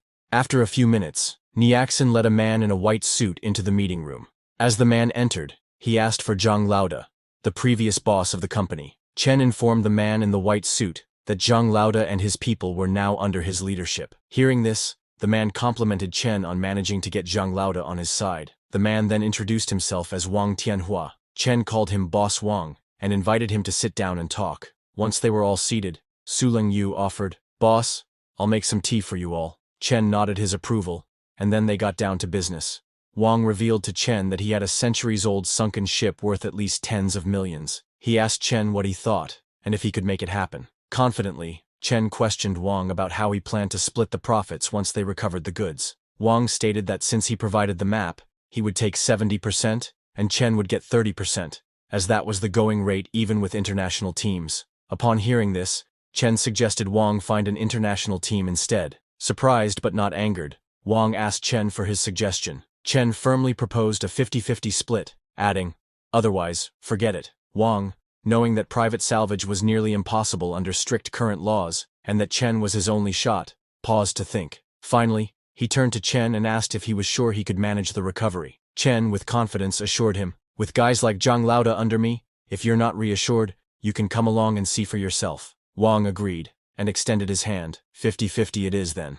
Pleasure working with you." Chen shook his hand and responded, "The pleasure is mine." Meanwhile, at police headquarters, the police captain was investigating bodies found in the sea and its coastal area. He was shocked to see such exaggerated claw marks on the corpses, and couldn't fathom what kind of creature could have claws that big. He logged into the confidential internal dialogue system, having already reported the multiple deaths suspected to be caused by a beast attack to his superiors. He also attached a confidential file, and finally received a reply saying professionals would investigate the case. Back at Chen's company, the huge iron pillar Chen had ordered arrived. Su Lingyu, surprised by the size of the pillar, asked Chen what it was for. Chen explained that it was a sea-calming pillar, buried at the pier to stabilize the waters and hold back the sea dragon kings. Su Lingyu was amazed at her boss's knowledge. After paying for the iron pillar, Chen checked his account balance, which was only 321,800. Seeing his balance, Chen thought to himself, "Money just flies away. Now I'm down to this little." Sometime later, Chen went to Bixi Garden Complex, where his secretary, Su Lingyu, lived. She came out of the car and said, "Boss, sorry to trouble you again. Why don't you come upstairs for some water?" It was a signal from her, but Chen declined, mentioning he had something else to do soon, and then he left. When Chen left, Su Lingyu felt very embarrassed, thinking about how bold her invitation had been. She became even more embarrassed when she suddenly remembered that her underwear was still lying around on the sofa. Meanwhile, the reason Chen declined Su Lingyu's invitation was that at dinner earlier, he had accidentally snapped his chopsticks. This incident made him realize that he still needed to practice controlling his strength. So, after leaving Su Lingyu, Chen didn't directly return to his home but went to the seacoast instead. There, he practiced his boxing by punching rocks again. While practicing on the rocks, Chen realized that he needed to achieve perfect mastery to fully utilize his powers. He then released his internal energy, and saw that his aura shield could now cover up to 30 meters. He could sense every movement of the wind and grass around him. 3 days later, in the deep sea, Chen was connected to his sea iguana, which was eating a red-eyed fish. The red-eyed fish are mutated, and when the sea iguana ate it, it gained 210 evolution points and 21 constitution points. After it finished eating, it followed Wang Tianhua's ship. When Chen noticed that Wang's ship was slowing down, he understood that they must be close. When the ship stopped completely, Chen called out, "Boss Wang, my other crew has already arrived. When do we start?" Wang, impressed by Chen's quick work, asked Chen to let him prepare, saying they would begin tonight. Chen agreed and returned to his training. After hard work, he gained 15 aura control experience, and with aura enhancement, his strength multiplied. At night, Wang called Chen, saying he didn't see Chen's other crew yet. Chen told Wang that they were already underwater and asked him to just give the location. Wang was surprised and said, "That's impressive," then told Chen that the location was 200 meters to the left of his ship, about 700 to 800 meters deep. After hearing the location, Chen connected himself with the sea iguana and went to that location. But in that depth, even with the sea iguana's constitution, the water pressure made Chen uncomfortable. Upon arrival at the location, he saw that there was nothing there. Chen called Wang and told him, 800 meters deep, within a 200-meter radius, and there's nothing. Wang was surprised to hear that Chen had already searched the area, as it was just too fast. Wang could not understand how it was possible that Chen scanned 700 to 800 meters deep in just 20 minutes. Wang's secretary checked on his laptop and told Wang that after hundreds of years, the location had likely shifted. He told his boss to try moving about a kilometer east. Wang apologized and asked Chen if he could check about a kilometer east. Upon hearing that, Chen led his sea iguana to the new location. When he reached the new location, Chen activated his external energy and scanned the whole area. This new location was correct. There really was a centuries-old sunken ship. Chen smiled, seeing the ship because he was going to get rich. He loaded the loot from that ship onto the ladder, and Wang's men pulled it out. Wang's secretary checked and told Wang that 8 pieces were broken and 3 were intact, estimating the value at about 30 million, but if sold privately, they could get another 20 million. Wang, who was on the call with Chen, smiled hearing that and said, "Did you hear that, buddy? That's about the situation." Chen told Wang that the rest was up to him. He just needed to collect the money. Then, a few days later, Wang returned with the money. He told Chen that the loot totaled over 23 million. They each got 11.5 million. He asked Chen to count it if he would like. Chen told him there was no need. He trusted him. Hearing that, Wang laughed, calling Chen a straightforward guy. He told Chen that they would contact him next time they had info on a sunken ship. Looking at all that money, Chen thought, now my money problem is solved, but my strength is still too weak. I need to train to the point where sniper bullets and grenades won't affect me before I can try riskier moves. The next day at Tianlan Marine Industries, when Chen arrived at the office, Niaxin told him that someone had submitted a resume yesterday. They claimed they could bring 200 fishing enthusiasts every month for a 50,000 monthly salary. Chen asked to see it, and Niaxin handed him the resume highlights. Chen saw that the new guy was a member of the Fishing Association and knew many insiders in the field. When Chen saw that, he immediately realized it was a scam and told Niaxin to reject it because he was a scammer. Niaxin then asked him why he hadn't been to the office these past few days. Chen told her that he had a big project and made a few million casually. Hearing that, Niaxin was amazed and said, "Boss, you're amazing." Chen smiled and reminded Niaxin that he had said he would treat all of them after this project, so tonight, he would take her to Yunshang Tianwai to relax. Hearing that, Niaxin jumped in happiness. Another girl standing behind thought, "Working here is awesome. Easy work, good pay, and the boss always treats us. Not like my friend's company, where the manager even tried to hit on her." She wondered if she would agree or not if the boss tried to hit on her. That night, Chen took all of them to Yunshang Tianwai restaurant. While eating, Niaxin told Chen she didn't know sea fishing was so profitable. Just a few days of fishing trips, and it's millions. Chen told her that he got lucky and caught a bluefin tuna, one fish worth hundreds of thousands. While Chen was relaxing with the girls, a man approached him and asked if he was Mr. Chen, the owner of Tianlan Marine Industries. The man greeted Chen and introduced himself as Li Tianrui, the deputy general manager of Tianhong Group, and also a friend of Wang Tianhua. Chen was a little surprised by his sudden approach. Manager Li said that he wanted to go fishing in the sea, and asked Chen if he was interested in cooperating. Chen told Manager Li that as long as it's profitable, he is interested. He asked Manager Li to come to his company tomorrow, and they would talk there. Su Lingyu gave Manager Li a card, saying, "This is our boss's business card." Manager Li took the card and told Chen that he would see them tomorrow.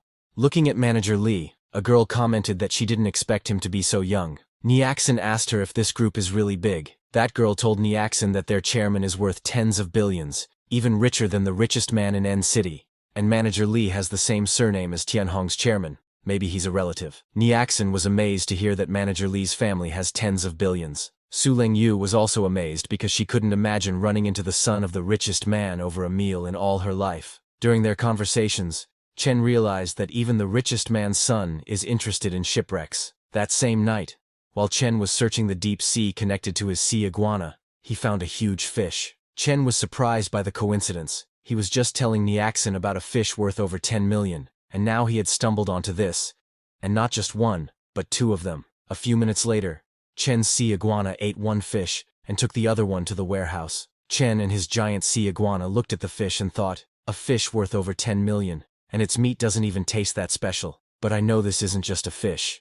It's practically money swimming in water. Now I just need to find a buyer and sell it off. The next day, while Chen was training his boxing while holding the 2-ton dumbbells, he suddenly got a call from Su Lingyu. She told Chen that young Master Li had been waiting for him at the office for quite a while. Chen said all right and told her that he would head over now. A few minutes later, Chen arrived at Tianlan Marine Company. When the meeting started, Manager Li told Chen he had got the exact location of a shipwreck. Chen asked Manager Li that with the wealth of Tianhong Group, is young Master Li also interested in shipwrecks? Manager Li told Chen that no one ever thinks they have too much money. Then, after discussing the location and loot price, Chen told Manager Li they would split it 50-50 after the goods arrive. Manager Li agreed, saying it's no problem. From the look on Manager Li's face and how easily he agreed, Chen immediately realized that he's not just after the treasure on board, but decided not to say anything. Chen changed the topic and asked Manager Li if he knew anyone who runs high-end seafood restaurants because he had got a 4-meter bluefin tuna. Hearing that, Manager Li was impressed that even bluefin tuna was within Chen's reach. Manager Li took out his phone and told Chen that actually, he did know someone who owns a seafood restaurant. He asked Chen to let's grab lunch from there, and he will also introduce them. Then, after meeting with the seafood restaurant owner, Chen went to his warehouse. The restaurant owner came out of the car and ran into the warehouse to check the fish. Chen smiled and asked him not to rush, saying, "The fish is right there. It's not going anywhere." A worker checks the fish and told the restaurant owner that the fish's quality is perfect. Every aspect meets A-grade standards. Looking at the fish, the restaurant owner said, "Mr. Chen, this fish of yours is truly top-notch. We're all friends here, so how about a flat price of 7 million? What do you think?" Chen made the deal because he thinks the price is right. Chen's secretary, Su Lingyu, was amazed to see that a single fish sold for a whopping 7 million. It was quite unbelievable for her. Then, after getting the money, Chen went to Marriott International. He went there with Su Lingyu, telling her that since they had a great haul today, it's time to splurge a little. Su Lingyu was amazed to see the Marriott International shopping mall because it's a gathering place for the world's top luxury brands. Chen bought many items from that mall. Seeing him, Su Lingyu thought, this is the epitome of indulgence. The boss's money comes way too easily. But the mall staff were very happy, seeing Chen thinking a big spender has arrived. After shopping, Chen went to his dock warehouse. Chen moved all the items he bought into the warehouse. Su Lingyu was amazed seeing how much he has spent. Chen's watch alone is worth 2 million, and he bought her so many luxury goods, probably over 2 million as well. When they went inside, Chen told Su Lingyu that he wanted to buy a villa. It needs to be big and spacious. It's fine if it's in a quieter location because he prefers peace and quiet, and for the price, something around 30 million should do. He asked her to keep an eye out for him. Su Lingyu said okay, and returned home. After she returned, Chen connected himself to the sea iguana, and just as he connected, he saw 2 massive submarines passing by. Upon seeing those submarines, Chen turned around in disappointment, thinking, I'm not strong enough. Otherwise, I would tear those 2 submarines apart. While roaming around, Chen saw a sea cave in the deep sea, and also noticed some huge claw marks at the entrance of the cave. Chen immediately realized that there was something dangerous down below, and decided to leave it untouched, thinking there was no need to take unnecessary risks. The creature inside the sea cave, a giant crab, noticed Chen's sea iguana, and came out of the cave and attacked it. Seeing it attacking, Chen moved with speed to dodge, telling it not to think he was easy to mess with. Chen dodged the sea crab's attack, but after seeing its attack power, he realized it was much stronger than the mutated ribbonfish. The crab started attacking the sea iguana with all its claws, but the sea iguana moved very fast and dodged every attack. The force that the monster unleashed was over 10 tons. Now it was Chen's turn to attack. He dodged all the crab's claws, and while using his internal energy with full force, hit the crab's main body. The crab died immediately after getting hit. Looking at its huge body, Chen thought, "This big guy can't be finished in one go, and I have to absorb it slowly." The sea iguana started eating the giant crab, so Chen disconnected the connection and started looking for reports on unusual marine phenomena in recent years. He was concerned after seeing giant ribbonfish, giant triggerfish, and now a giant crab. He was certain that the world might really be changing. While searching, he found a post saying that an M-country nuclear submarine, which had vanished at a depth of 600 meters in the Pacific, was reported to be attacked by an unknown giant sea creature. When he searched more, he found another similar case where a nuclear submarine in the Arctic collided with an underwater iceberg, killing all 127 crew members. Looking at those cases, Chen found out that all of this had happened within the past 2 years, and it seems the deeper they go, the stronger these unknown creatures become. While Chen was looking into the changing world information, his sea iguana continued eating the giant crab. A system notification came telling him that he had gained 290 evolution points and 29 base body stats. After eating, Chen noticed that his sea iguana's body had now grown to 18 meters. Not only that, Chen's physical stats had also increased by over 100 points. His bone structure, muscle strength, and everything had reached an entirely new level. Now, when he practiced his boxing on the iron pillar, he found that even punching an iron pole didn't hurt anymore. Looking at his newfound power and strong body, Chen realized that now not even a handgun could do more than scratch his skin, and with his natural armor and reaction speed, ordinary bullets wouldn't even leave a dent on him. The next day, Chen went to the Manhwa bookstore to get some books. He thought that since the world isn't as simple as he had thought, learning and reading are always the right choices. While Chen was reading books, a girl noticed him and asked her friend to look at how handsome he is. Her friend suggested she go ask for his contact info, but she was shy and didn't dare approach Chen. Later, Chen returned home and took out 2 martial arts books that his father had given him, telling him that only through continuous learning could he keep improving. He went to his warehouse and started practicing those techniques.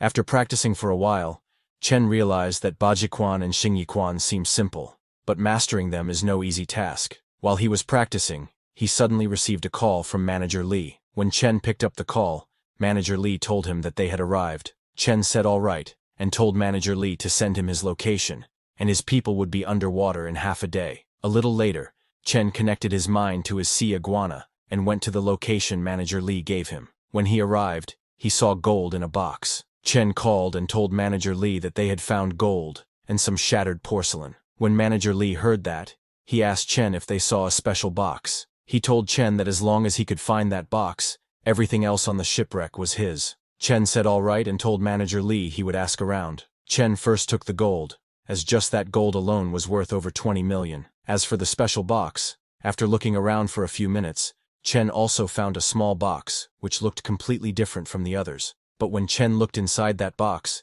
there was just a pile of black mud. Chen had no idea what Manager Li wanted with it, but he handed it over to Manager Li. With full excitement, Manager Li opened the box, but only mud was inside it. Seeing that, Manager Li's jaw dropped, and he started crying over his elixirs, which were supposed to be inside that box. On the other hand, the police had found some more dead bodies near the sea coast. After checking the dead bodies, a policeman told the deputy chief that just like the people who died earlier, all their blood was gone, their muscles dried up like jerky, but the time of death was only about 10 hours ago. The deputy chief decided to wait for the higher-ups to come down and investigate. He was slightly suspicious because all the victims were thugs, with no family ties, but physically strong. The deputy chief ordered the policeman to write up a report later and shut down all entertainment venues in the city. But even after doing all that, later that night, some men died, and all their blood was sucked dry like all the other victims. The deputy chief was shocked to find that some more people had died. He could not understand how 4 more people died when everything was clearly shut down.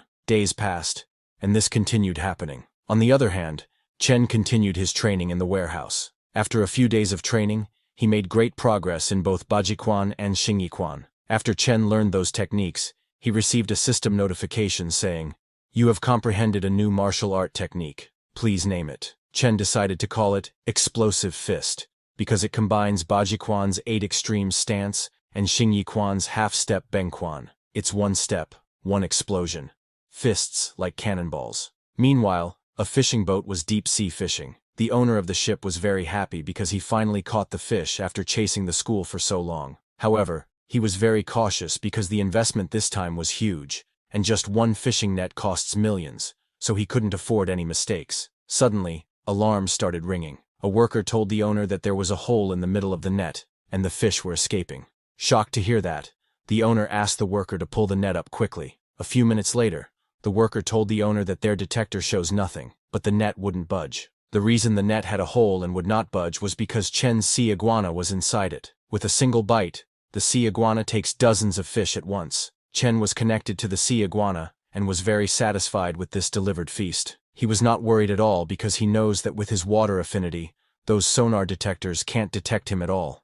After eating hundreds of fishes, Chen said, "It's time to head home now that I'm full." The sea iguana left, and the owner retrieved the fishing net, but was shocked to see a huge hole in his fishing net. He started crying, wondering why all his fishing nets are broken and his fish are gone. He could not understand what kind of monster or divine being could be behind this. That same evening, while Chen was resting on the dockside, he got a message call from Manager Lee. When Chen picked up the call, Manager Lee told Chen that he is heading back to N City, and to show his gratitude, he will take Chen to a great place tonight. Chen laughs and said, "If young Master Lee invites me, I've got to check it out." Then at night, Chen went to Mengluo Elegant Pavilion with Manager Lee. A very beautiful girl in traditional Chinese clothes welcomed them to the Mengluo Elegant Pavilion. Manager Lee enters and asks the girl if anyone booked the Yunxiao Hall. The girl smiles and told Manager Lee that it's always reserved for him. The Yunxiao Hall he was speaking about was a very luxurious hall where many beauties were present to serve Chen and Manager Lee. Some were dancing for them,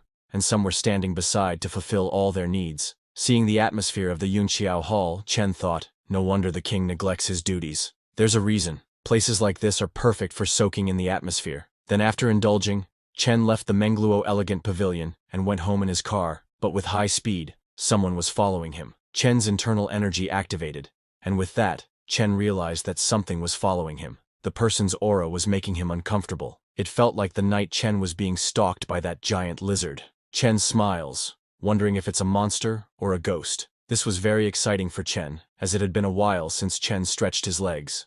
But while Chen was driving, suddenly a couple driving in their luxury car called and asked Chen if he wanted to spar. Seeing them, Chen got annoyed because if there were many people, maybe the one following Chen might stop. So, to leave them behind, Chen sped up his car and then made a scary turn towards the seacoast. Seeing Chen's insane turn, the couple stopped their car, wondering if he was trying to kill himself. Meanwhile, after leaving that couple behind, Chen still didn't slow down and continued towards the seacoast. At Chen's speed, even the fastest car couldn't keep up, but Chen was surprised to see that the one following him was still sticking close. This made him realize that it's no weakling. When Chen reached a secluded part of the seaside, he stopped the car. Exiting the car, Chen called out to the person following him saying, "I'm not a bad guy. You can come out." Hearing this, a girl hiding behind a tree stepped out. She was the same girl who had welcomed Chen and Manager Lee into the hotel. She smiled and said, "What a funny way to talk, big brother. I was just bathing by the sea, and someone took my clothes. Could you grab me something to wear?" Hearing that, Chen responded, "You want clothes? I'll get some for you right now." Saying that, he charged towards the girl, and using his full power he punched her in the face. But what Chen saw behind the tree shocked him. The girl turned into fog, and when the fog cleared, a very scary-looking female monster appeared. After seeing Chen's strong and rich life force, she immediately attacked him, saying, "I really want to eat you." Surprised by the sudden attack, Chen backed off and asked the monster what she was. The monster told Chen that it was human too, but just a more perfect version. She laughed and told Chen that eating him was like eating hundreds of healthy, energetic people, enough to help her complete the first stage of evolution. This monster could also use internal energy like Chen and attacked him with it, but Chen jumped and dodged all her attacks. He then moved very fast and got behind the monster saying, "You want to eat me? Let's see if you've got what it takes." The monster was surprised by Chen's speed, but had no idea what was coming next.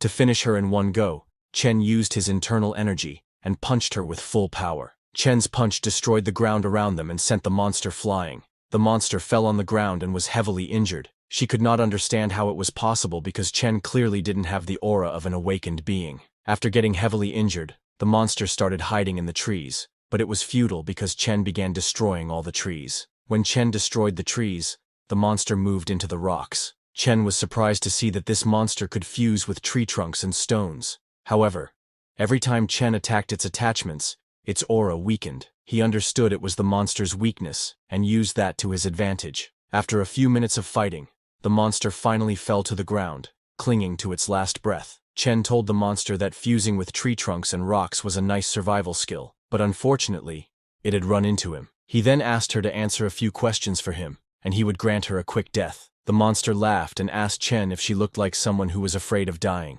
She looked at the sky and said, "What beautiful moonlight.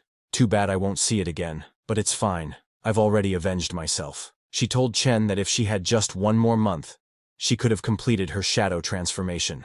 By then, not even a war god would scare her, but instead, she ran into someone like him in a plain old city. After saying all this, the monster's body started to turn into dust and disappeared. Just as she died, Chen received a system notification telling him that he had killed a corruptor and gained 10 attribute points. Chen was confused to see the notification and wondered what this corruptor was and why he was given attribute points.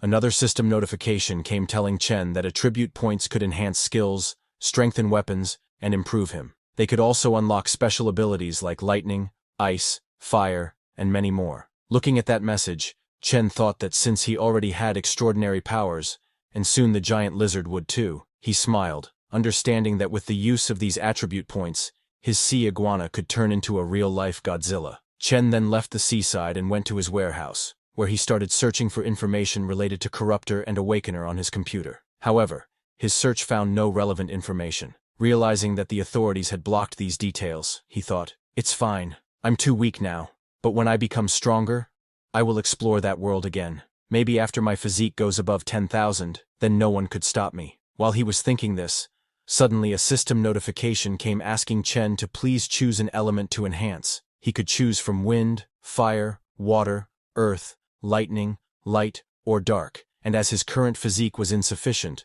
only a basic element could be strengthened. Seeing that notification, Chen immediately chose lightning to enhance as he had decided beforehand. When Chen used attribute points to enhance his extraordinary abilities, he acquired lightning mastery and 1 mental stat. After acquiring the lightning mastery, Chen immediately checked it, but could only create small thunder between his fingers. It was a beginner version of lightning powers, but even with that, Chen was happy and took it. Chen immediately checked his status window. Currently, he is level 1 with 465 physique and 57 mental control points.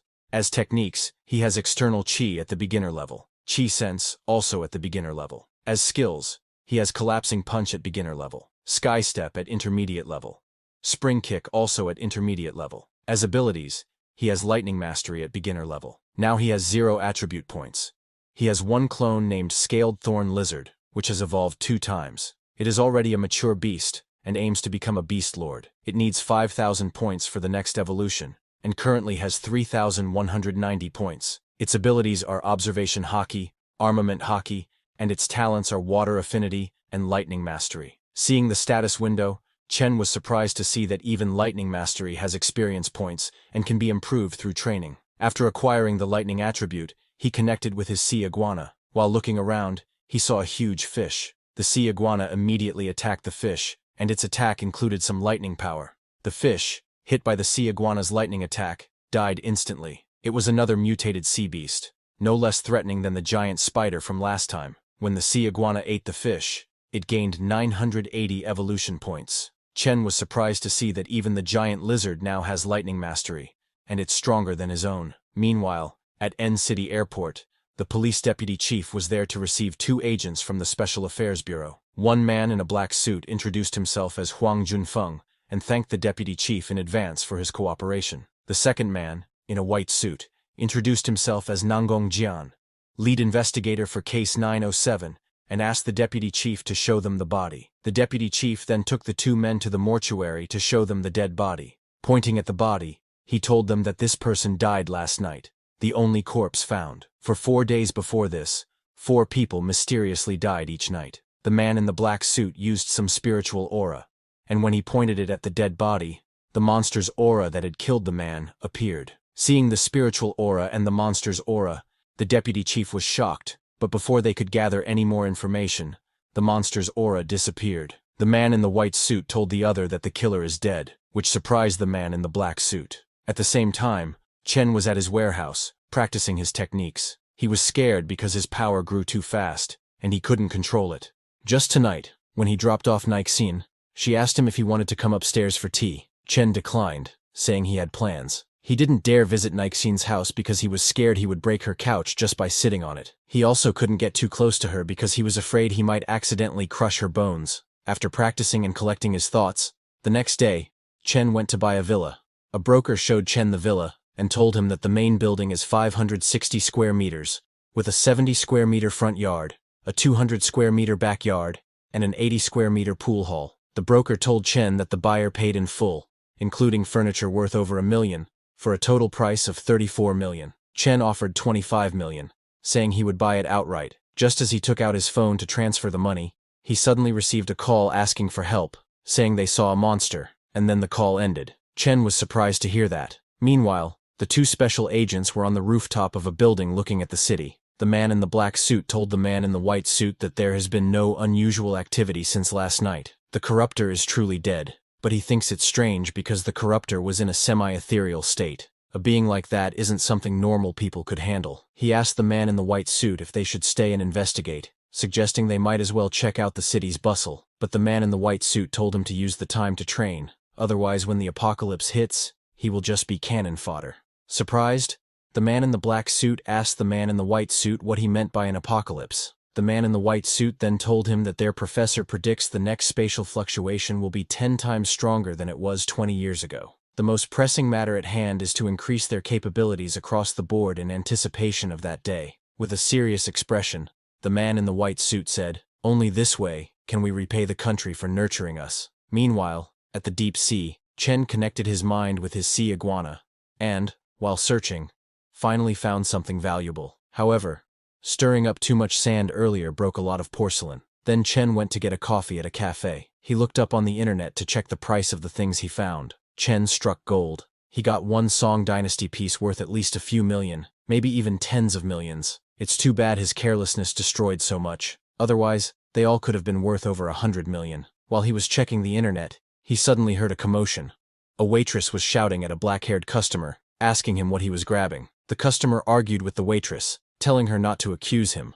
But then he started smiling and said, "Miss, since you said I grabbed something, should I grab for real now?" Another customer sitting nearby asked the black-haired man how he could be so shameless, as he saw it clearly. The black-haired customer argued with him too, saying, "So what if you did? If you're upset, try hitting me." The waitress got scared and tried to run away from there. Chen shot up from his seat and told the black-haired man that he had never met someone as arrogant as him. The black-haired man laughed and said, "Now you've met me today. If not happy, then try hitting me." The black-haired man challenged Chen, shouting, "Do you dare to come and hit me?" He laughed, calling Chen another hot-blooded youngster who only knows how to talk. This made Chen very angry. While walking towards the man, he asked the waitress if their store had surveillance cameras. Hearing Chen, the waitress understood what he meant and immediately disconnected the surveillance camera's power. After that, she told Chen that the cameras were broken. Chen smiled because now there would be no evidence. Seeing the waitress pull out the camera's power plug, the black-haired man got scared, realizing that he had messed up. Chen moved towards the black-haired man and slapped him so hard that with just one slap, the man fell to the ground and lost consciousness. After slapping the man, Chen smirked, saying, "In this day and age, someone actually wants to get beaten up.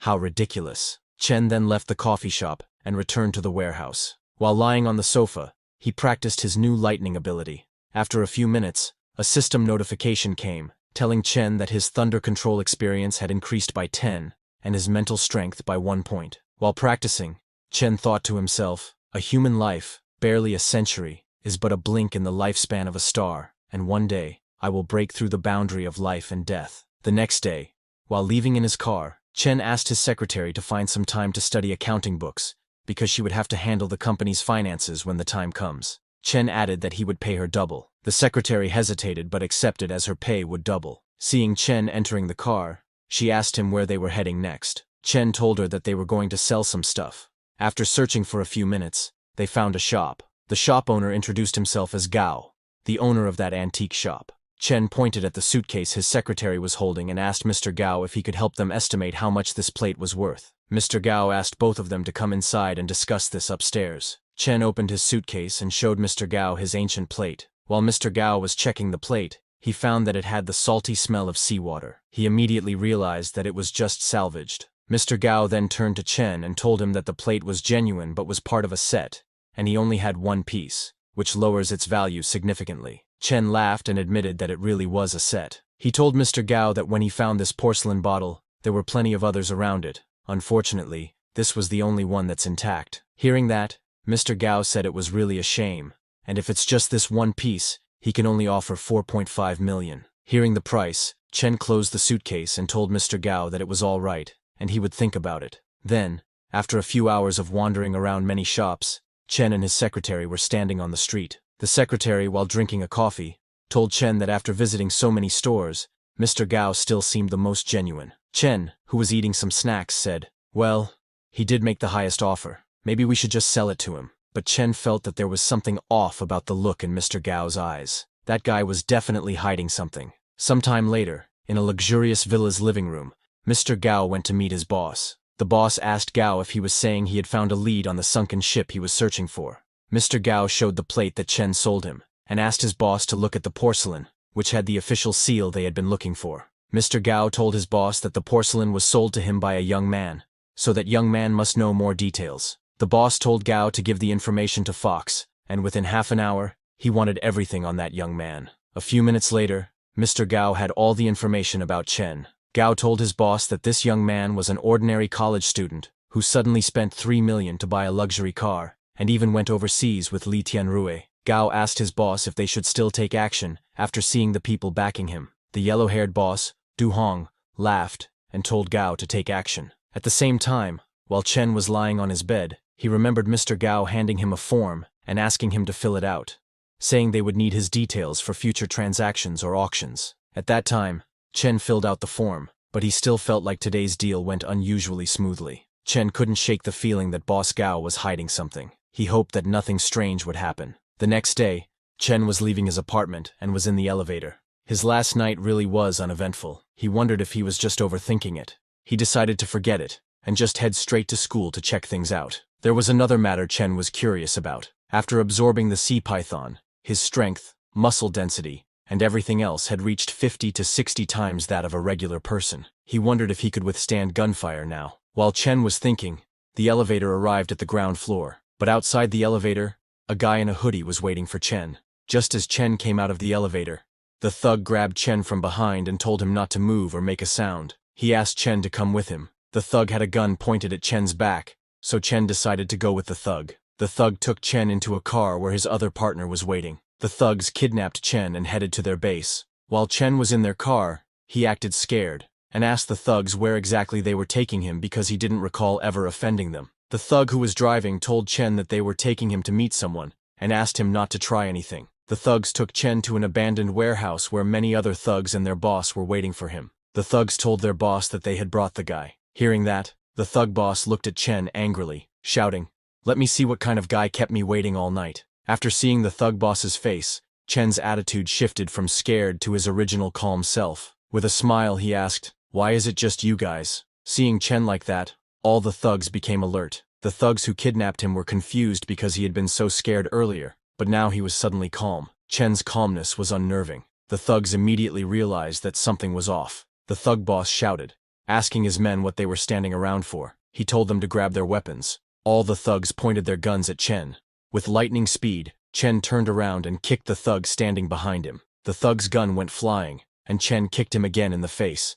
Chen quickly grabbed the gun, and the thug fell to the ground and died in just one move. Seeing that, the thug boss gripped his gun tightly and asked Chen to put the gun down. The other thugs did the same and put some distance between themselves and Chen. Nervously, the thug boss said, "You've got one gun, but I've got two. And by the way, your gun only has one bullet. You're surrounded by us." Hearing that, Chen smiled and asked the thugs if they hadn't figured it out yet. It was actually them who were surrounded by him. Chen looked down on the thugs and asked, "Now tell me, who's behind you? If you're honest, I'll make it quick for you." The thugs didn't agree with Chen and tried to get closer.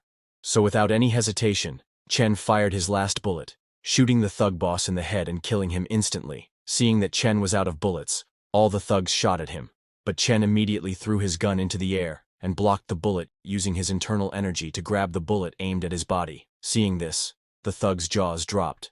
They were all shocked and scared, thinking he was a monster. After catching the bullet, Chen himself was amazed at how powerful he had become. After that, Chen began a one-sided beating of the thugs, leaving only one alive to get information. He asked the surviving thug who had sent them after him. The dying thug told Chen that it was the director of Longhua Group, Chang Du-hong, who also owned the shop on Guan Street and lived at Guanshan Villa, number 3. Just as the thug disclosed this, the thug boss's phone started ringing. Chen picked up the thug boss's phone and answered the call, saying, "You're Du-hong, right? I'm Chen Chu. See you tonight." Hearing Chen's warning, Mr. Gao got a little scared and told his boss Du-hong that Chen was dangerous. Boss Du-hong told Gao to get ready, saying, "Let's see if this kid dares to come here." Meanwhile, Chen, having Du-hong's address, ran all the way to Du-hong's house. Chen was so fast that even a car traveling at 120 meters per second could not match his speed. Meanwhile, security at Du-hong's villa increased, with many bodyguards with guns patrolling and guarding the entire villa,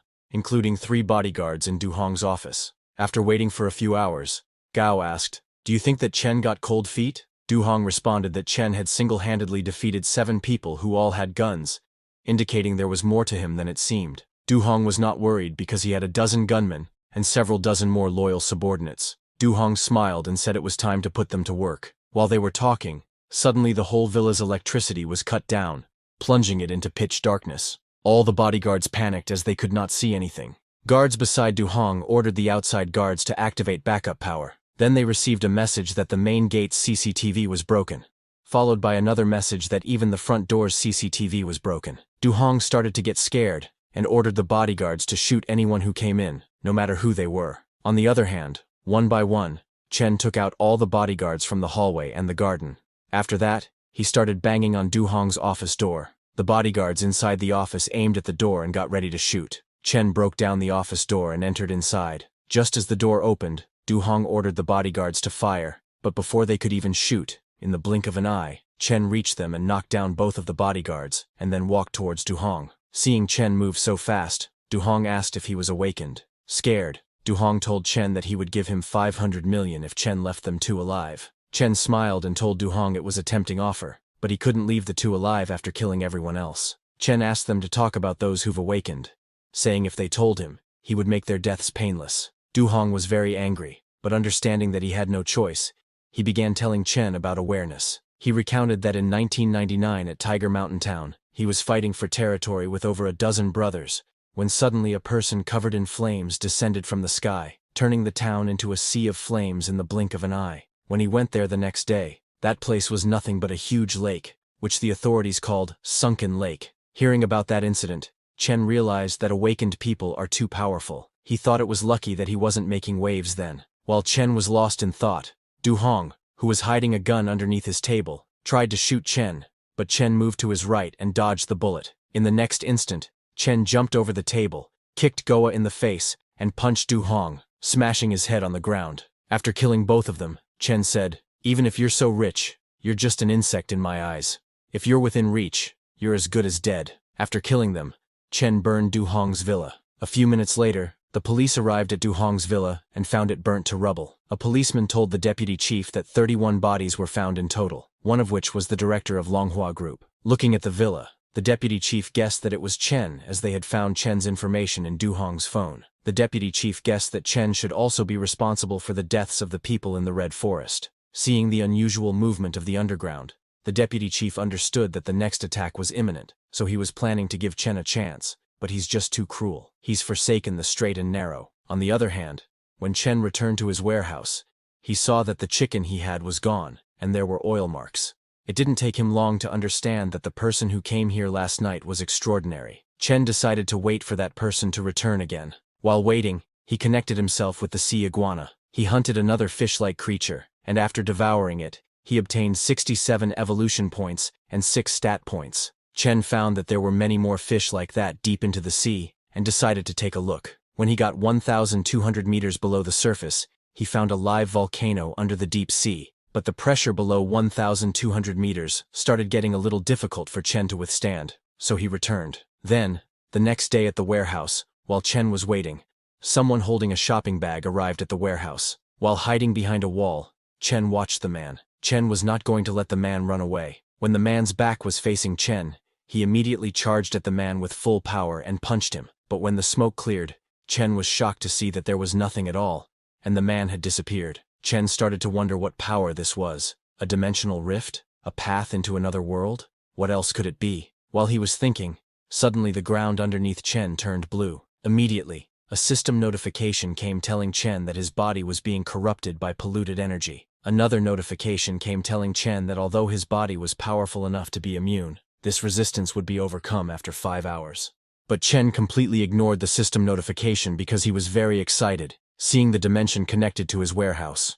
Just as he entered this other dimension, he saw a door and something standing outside. Before Chen could understand what was happening, the thing standing outside jumped to attack him. It was a green-colored humanoid monster, whose head looked like a squid. Seeing that, even Chen got confused, wondering if it was a zombie or some other monster. Just as the monster tried to attack, Chen punched him in the face, blasting his head into pieces. A system notification came, telling Chen that he had killed a defective demon corpse and had gained 2 stat points. After killing that monster, Chen turned to the door. There was a signboard above the door saying, "Tiger Mountain Town welcomes you." Chen entered the door and found a whole town behind it. Seeing Tiger Mountain Town, Chen immediately remembered that it was the town that Du Hong told him had been flattened into a lake overnight. It didn't take long for Chen to understand that this town wasn't destroyed by humans. It was pulled into another world. Chen decided to return for now because it was dangerous here. While he was going back to the door from which he came, an orange-haired little girl was observing him while standing on a huge tree. That little girl had the chicken that was stolen from Chen's warehouse.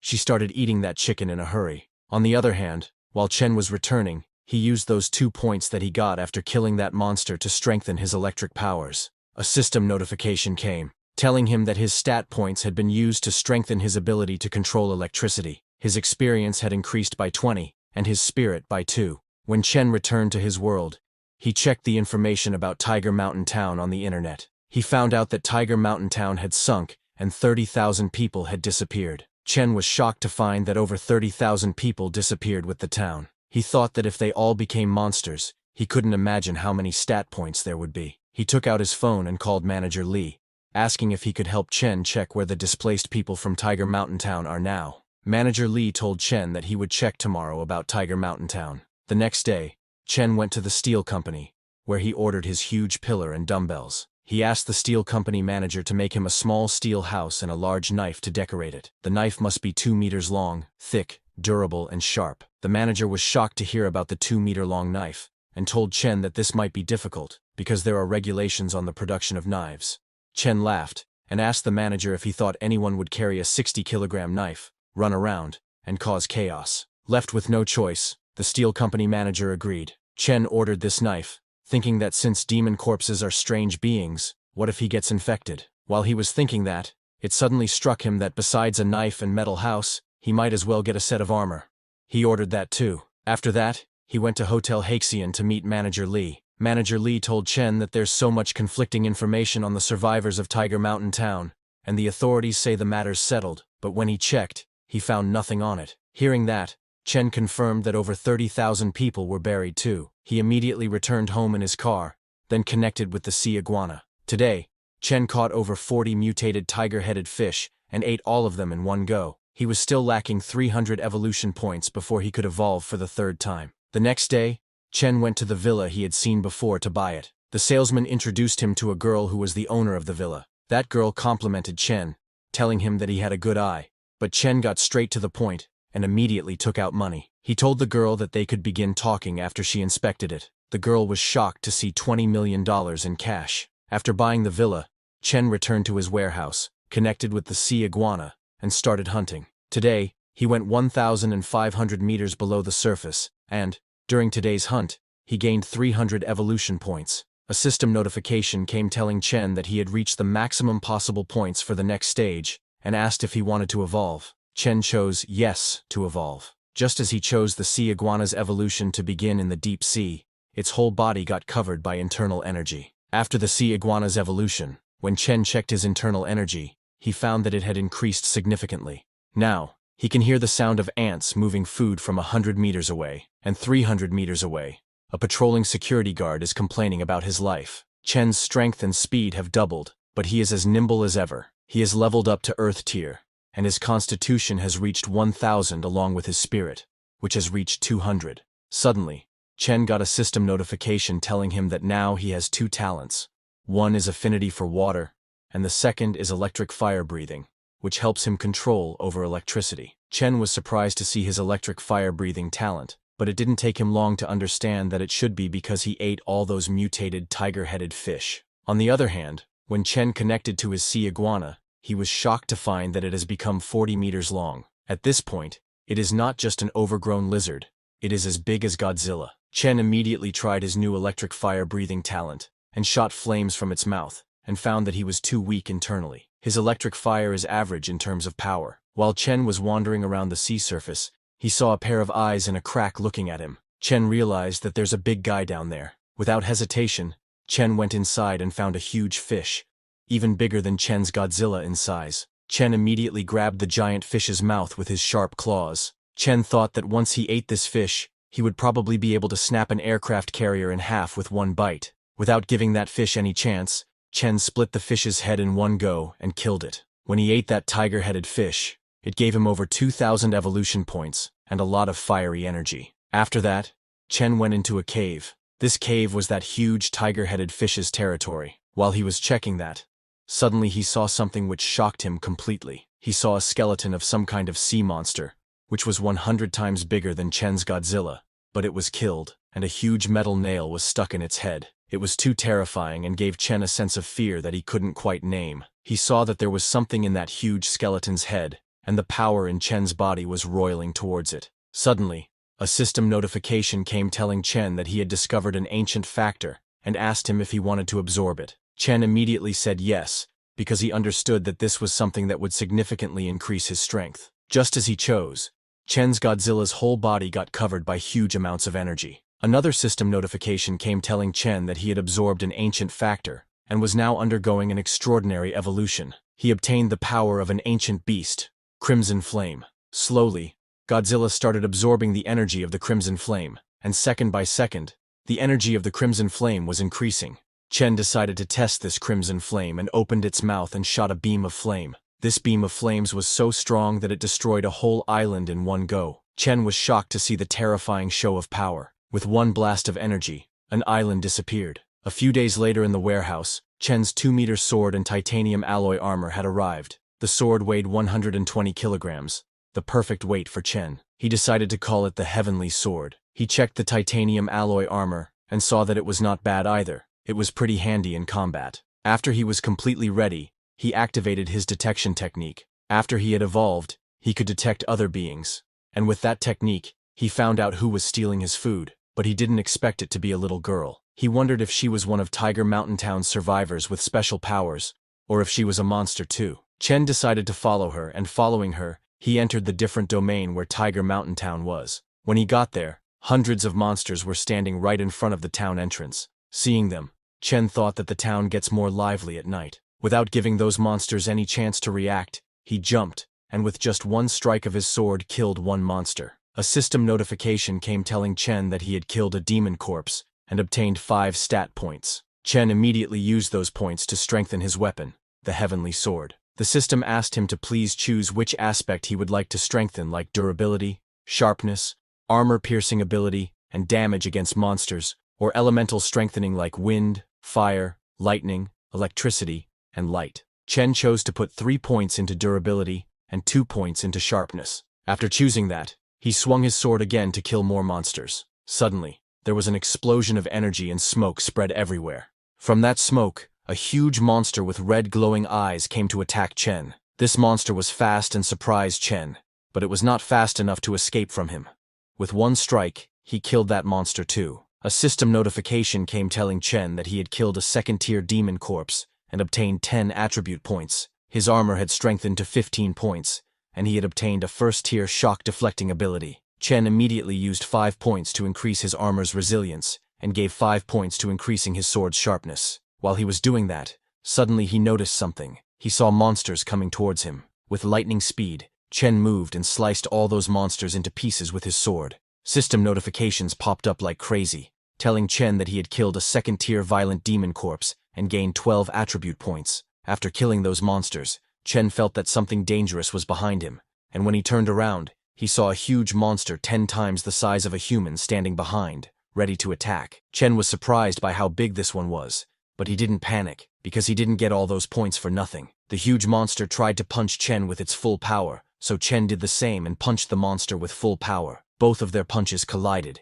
creating a powerful explosion, and both Chen and the monster were pushed back. Chen realized that this monster was basically as strong as him, but it was too slow, so it was no fun for Chen. He jumped high, and with 2 strikes killed the giant monster. A system notification came telling Chen that he had killed a 5th-tier armored demon corpse and gained 100 attribute points. He also discovered the demonic armor element and could now use 10 attribute points to absorb it. Seeing the notification, Chen thought, no wonder this monster was so strong. It was actually a 5th tier. It makes sense that I would need to hit it over 10 times to kill it. I am still lacking a one-hit knockout move. While Chen was fighting, he suddenly heard a child's voice telling others to run away. When Chen got there to see who it was, he found that orange-haired girl hiding under a table. Chen immediately recognized that she was the girl who stole his chicken, but also reminded him to run. She didn't seem to have any ill intent. When Chen got closer, he saw Shi written on the girl's clothes. He gently petted the little girl and said, "You're Shi, right? I'm Chen Chu. You're my little sister now, so I'll take care of you. Let's go, Shi. I'll bring you to the city and get you a new set of pretty clothes." Chen took the little girl and left that dimension. While going in the car, Chen pointed at the lake, which was created after the disappearance of Tiger Mountain Town, and asked Shi if she knew what that dark lake in the flooded area was. Shi, not knowing how to talk properly, somehow told Chen that it's the Black Tide. She didn't know what's there, but it's dangerous. Hearing that it's dangerous, Chen did not dig deeper. He went to a shopping mall and bought many beautiful clothes for Shi. He then returned to his villa and gave Shi food to eat. Seeing the food, Shi became very happy and immediately ran to eat it. Chen then checked his status window. He was still level with 1000 physique and 200 mental control. His acquired techniques were external QI at beginner level and QI sense also at beginner level. His acquired skills were collapsing punch at beginner level, sky step at intermediate level, and spring kick also at intermediate level. His acquired abilities were lightning mastery at beginner level and crimson flame at beginner level. He currently had 80 attribute points. He had 1 clone, a scaled thorn lizard which had evolved 3 times. It's a beast lord that has ancient origins. It has 2,400 evolution value and needs 10,000 points to evolve. Looking at his status window, Chen thought that when he was fighting, he was completely covered, which suppressed his internal energy. But even then, he was able to show an explosion of strength, which could be a guaranteed kill. So with the 80 attribute points left, he decided to use them to strengthen his armor. Now that Chen had removed his armor, he tried using his internal energy and was shocked to find that he had broken past the intermediate level. He is now at least 3 times stronger than before. At the same time at Ning University, some students were gathered for a meeting. A guy with glasses told the others that the place where they are training sounds like it's at least lieutenant level. Another guy corrected him and told him that it's a 2nd lieutenant. A girl asked the glasses guy if he meant they had caught the eye of some secret department. Suddenly, another guy entered and told the girl that she was right. A special department had been established in the city.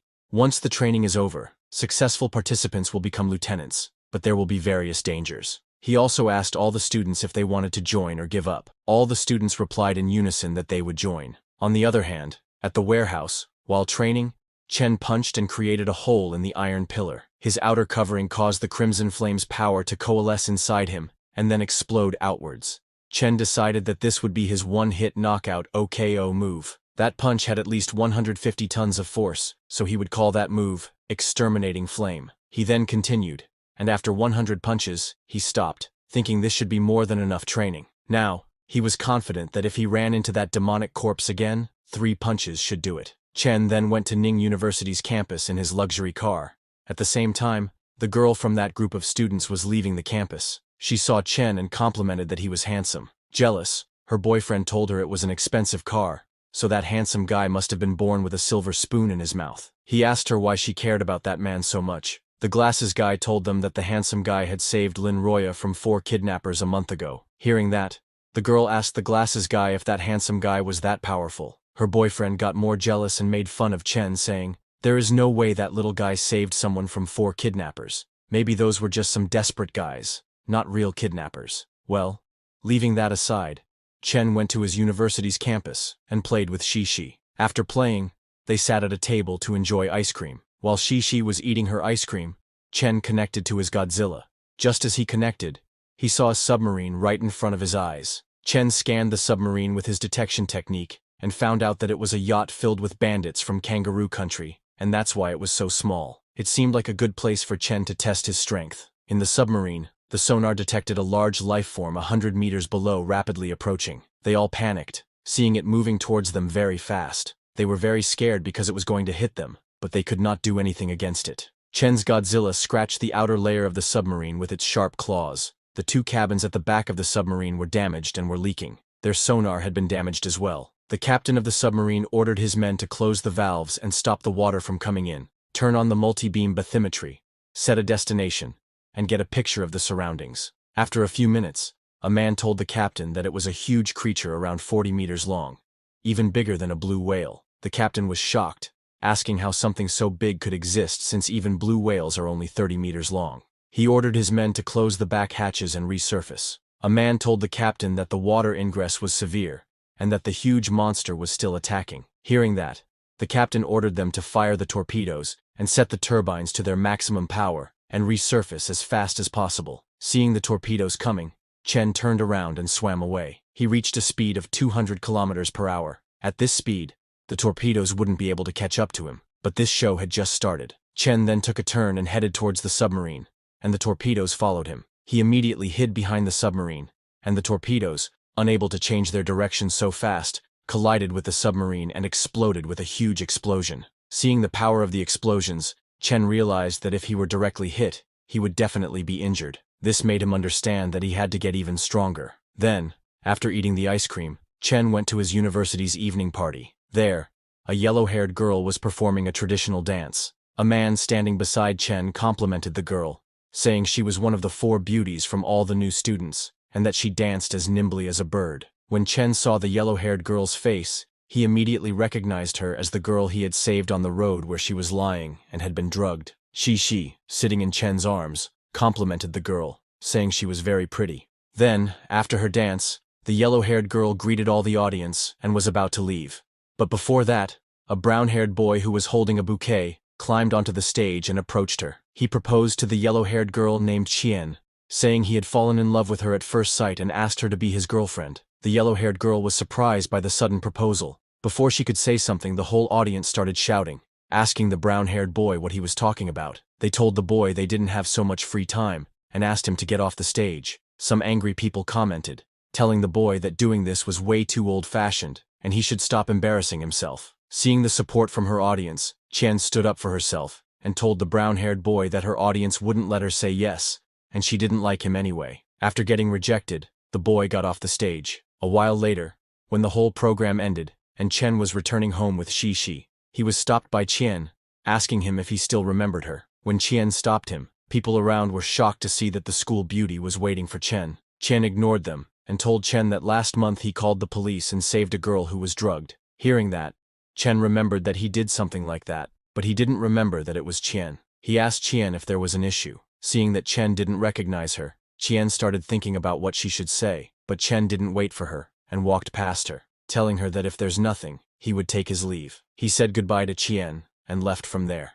Seeing Chen leaving in his luxury car, Qian was surprised. She knew that car cost at least 2 million, and Chen was wearing new Gucci shoes which were at least 30,000. She understood that he was the spitting image of someone born with a silver spoon in their mouth, unlike the brown-haired boy. Later, after Chen returned to his warehouse and then entered a different dimension, he looked at a deep cave. Chen remembered that according to what Shi said, the dark tide is coming, and he had to find a cave because everything on this earth will disappear. The cave in front of Chen was 30 meters deep and 4 or 5 meters tall, so he thought that this would work. After that, Chen got back to his work and started killing the monsters. He killed 2 monsters. One was a second-tier mutated bone spear demon corpse.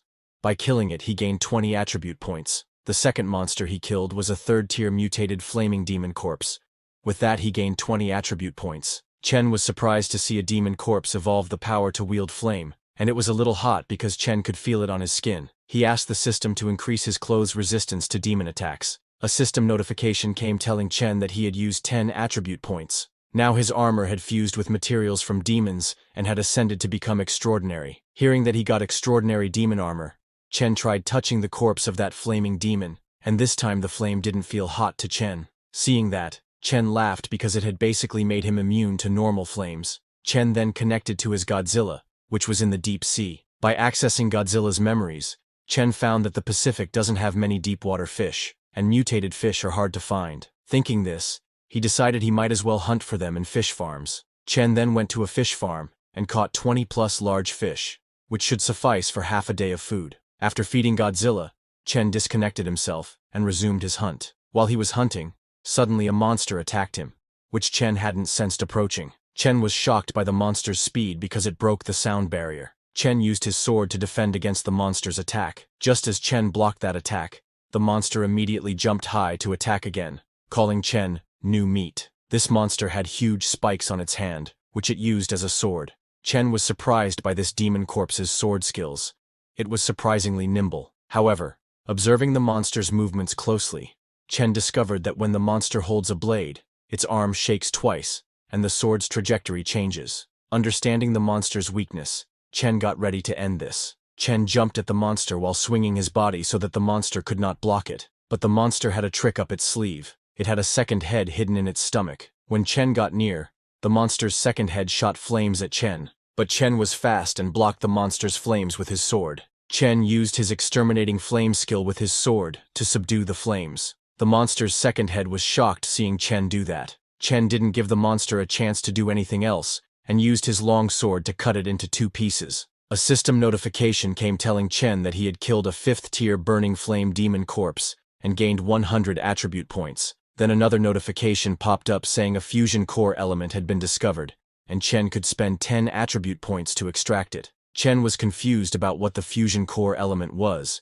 but he decided to extract it. Immediately, a head-like parasite appeared on Chen's sword. The system told Chen that his weapon, Heavenly Sword, had melded with demonic materials and had ascended to become extraordinary. After obtaining this fusion core element, Chen immediately tested it. His sword engorged with flames, and when Chen swung it, it sent a very powerful fire strike combined with lightning. Seeing this, Chen was very happy, because now he could combine the power of flame and lightning to make a blast of energy from his sword. Sometime later, while exploring on the other side of town, Chen saw a huge monster with 8 legs roaming around. Amazed, Chen observed a demon corpse that had mutated to look like a spider. However, Chen didn't attack the monster because the forest was so quiet, it became uncanny. Chen decided to return first. When Chen returned to his warehouse through his dimension portal, he was welcomed by little Shi. She greeted Chen and said, "Big brother Chen, I will close the door for you." Chen was surprised to hear that Shi could close a formless door, meaning she has power over space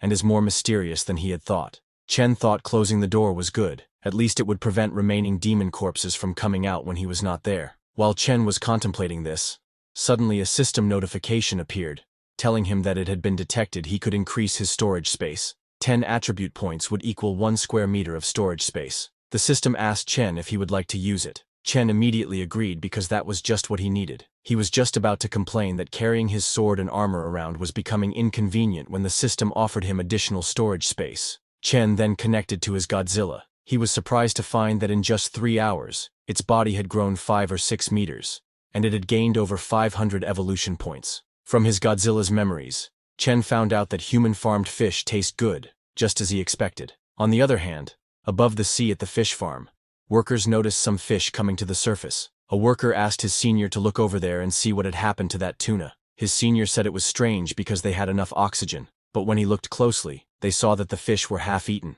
Realizing something had happened to the tuna, the fish farm workers were shocked. Before they could do or check anything, Chen's Godzilla hit their ship with its huge tail and destroyed it. Later at the villa, Chen reviewed his stats and found that he had over 100 attribute points left. He decided to level up everything. He used 40 attribute points and strengthened his chi sense, gaining 400 experience and breaking through to the intermediate tier. He then used 60 attribute points and strengthened his spring kick, gaining 600 experience and breaking through to Moonstep. After that, Chen jumped high to test his new power. His chi sense had increased from 100 meters to 500 meters, and Moonstep allowed him to stay in the air for a while. A few days later, while Chen was cutting Shi's hair, it was reported on the news that a surprising black fog had appeared in the city, covering 100 kilometers and causing the disappearance of over 50 people. When Chen heard about the black fog, he immediately remembered that it was similar to Tiger Mountain Town's black tide. It seemed to Chen that the world's peace wouldn't last much longer.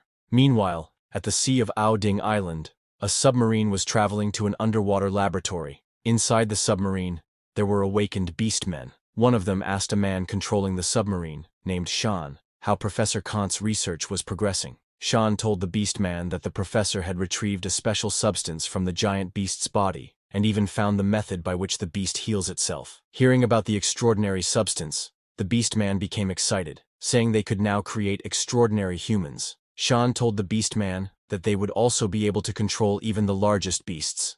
The submarine arrived at an underwater cave system filled with huge crystals. Shan informed Professor Kant that the miniature nuclear plant had been brought here, and it had almost reached its destination. Professor Kant and Shan went to the laboratory, where there was a huge beast, almost the size of Chen's Godzilla, placed in a huge tube with a huge sword piercing its stomach. Some men then took the miniature nuclear plant and connected it to the beast's test tube. After the installation was complete, they connected the core's power supply. After that, when the professor looked at the test tube, he smiled because the core's power had entered the beast's body, and the beast had recovered.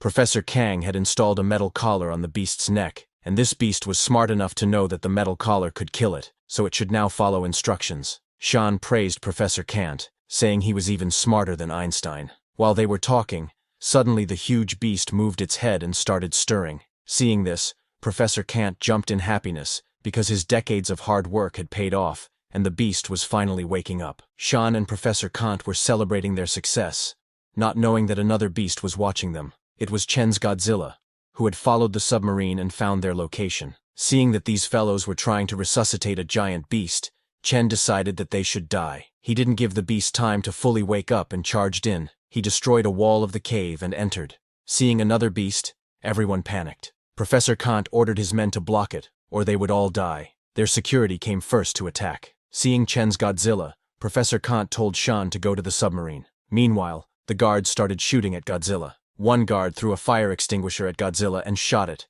making it explode right in front of Godzilla's face. They continued targeting Godzilla's face and shot it with explosives. While Godzilla was distracted, Shan and Professor Kant ran away from there. After throwing a fire extinguisher at Godzilla, the guards stopped to check on Godzilla.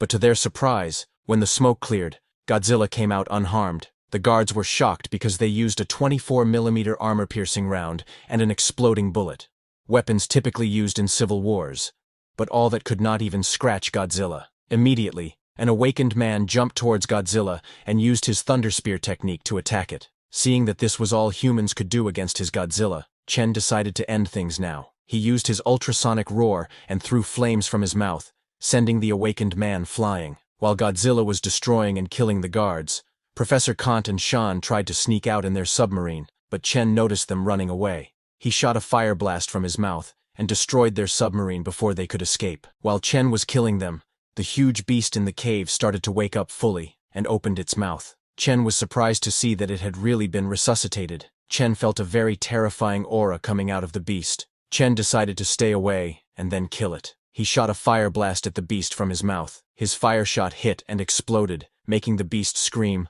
"I've just woken up. I'm not strong enough. Don't kill me." But before the beast could complete its words, its body exploded, and it died. A system notification came telling Chen that he had discovered a damaged ancient relic. The system asked if he wanted to absorb it. Chen was confused about what the system meant by damaged, but looking at the beast's body pieces, he didn't think much of it, and decided to absorb it. After that, Chen disconnected from Godzilla and went to a restaurant to eat with Shi. While they were eating, Chen got a system notification telling him that his clone had rested and gained 5 evolution points and 0.5 physique. These notifications came again and again. Chen was surprised to find that he could get stronger just from resting after absorbing the damaged relic. While Chen was busy, Shi was cleaning her plates because the food was too yummy. During this, Chen's phone received a message. When Chen checked his phone, he saw a message from Chen asking, "Senior Chen, are you free tomorrow? Let's have lunch together." Chen replied to her saying, "Sure, I will pick you up at 11. Then, after the meal, Chen again went to the other dimension through the teleportation door. There, he fought a flying insect-like monster that was striking Chen with its strong wings. Chen dodged the monster's attack, but was amazed to see that the monster's wings were so sharp that they could probably rip even a tank to shreds. Chen then jumped high and cut the monster into 2 with his sword. The system notified Chen that he had killed a 4th-tier demonic creature and gained 50 attribute points. Chen was slightly surprised to see that notification because he thought this monster should be 5th tier at least. After that, Chen moved to a different location. While going, he activated his super sense and sensed something ahead. When he arrived there, he encountered a worm-like monster with many spikes in its mouth. That monster slammed into Chen, pushing him back quite a bit. Chen used his sword to defend, but the monster's attack damaged Chen's extraordinary tier armor. Chen added 50 attribute points for strengthening his armor, and then charged at that monster again. He jumped high, destroying the ground, and swung his sword at the monster. But when he attacked using his fire, his attack bounced back due to a protective barrier around that monster.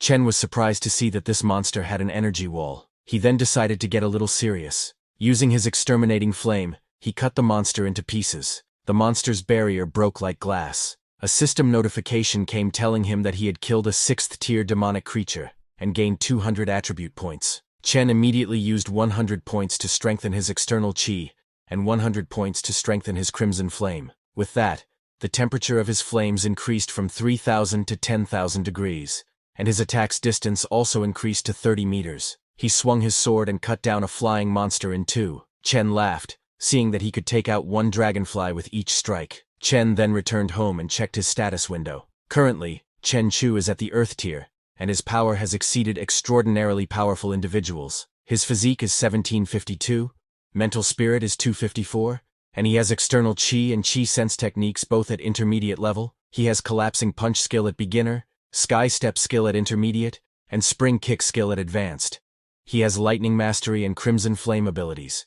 Currently, he has 280 attribute points and a 2 cubic meters inventory. In weapons, he has the Heavenly Sword and Demonic Emperor armor. His clone is Scaled Thorn Godzilla and a 3 times evolved Beast Lord that has ancient origins. It has 7,500 evolution value and needs 10,000 to evolve again. Looking at his status window, Chen said, "External Chi increases my power. I've got Exterminating Flame for my one-hit knockout move, Crimson Flame for my long-distance move, and Chi Sense for my senses and various demon-repelling demon armors and weapons. His flame control is also very good now." He then decided to train up Collapsing Punch, Sky Step, and his control over electricity and lightning. The next day in the evening, Chen went to pick up Chen. She arrived and asked Chen what they should eat, stating that it was her treat. Chen suggested having seafood. While they were talking, some classmates of Chen were watching them. One girl asked another if that wasn't the school beauty, Chen. With an annoyed expression, the other girl said, "Looks like even she couldn't resist the allure of a fancy car. When did Ning University's atmosphere become this bad?" With his super hearing, Chen heard them, but ignored them, and went to a fancy restaurant. At the restaurant, Chen checked the menu and saw that wild-caught flower dragon was 4,000, and 2 oysters from Country F were 10,000. Hearing about the prices, Chen calculated and found that it was over 70,000. She got worried because she only had 10,000 in her account, which was 3 months of her living expenses and allowance. She hesitated but told Chen that she only brought 10,000. She asked him to lend her some, saying she would pay him back. Chen told her that there was no need. He had covered the bill, so she should enjoy her food. Hearing that, Chen became very happy, and asked Chen if he owned a seafood company, because she had heard that he didn't come to school often. That must be because he was busy with his job. She praised Chen, saying businessmen have such an aura about them. Chen smiled and told her that wasn't necessarily the case. He didn't go to school because he was busy slaying monsters and leveling up. He had no time to manage a company. Hearing about killing monsters and leveling up, Chen wondered if that was a game. While they were talking, suddenly a waitress came with a huge crab for them to eat. Chen was amazed to see the huge crab, but looking at the crab, Chen got lost in thought. He pondered whether, if the apocalypse came, he would still be able to enjoy such luxuries. After dinner, Chen went to a luxury goods store to do some shopping with Chen. While Chen was busy shopping, Chen felt embarrassed looking at the prices. Chen had said he wanted to go shopping after eating, but she hadn't expected him to shop at Louis Vuitton, spending 80,000 on a meal and dropping another 20 or 30,000 on clothes afterward. She realized she couldn't even buy one of Chen's buttons with her monthly living allowance of 2,000. Chen grabbed Chen's hand, suggesting they go and get her some clothes. Chen was surprised when Chen suddenly grabbed her hand, wondering if he thought she was easy, but Chen didn't give her a chance to say anything. He bought everything Chen said she liked, purchasing tens of items and handing over his card to the cashier. When the cashier saw Chen, she immediately recognized him. Looking at Chen, the cashier thought that the girl Chen came with previously was really pretty. but he'd found someone even prettier within a month, leading her to think he was a playboy. Meanwhile, seeing that Chen had bought her $30,000 worth of clothes on their first meeting, Chen wondered if this was what it meant to spend money like water.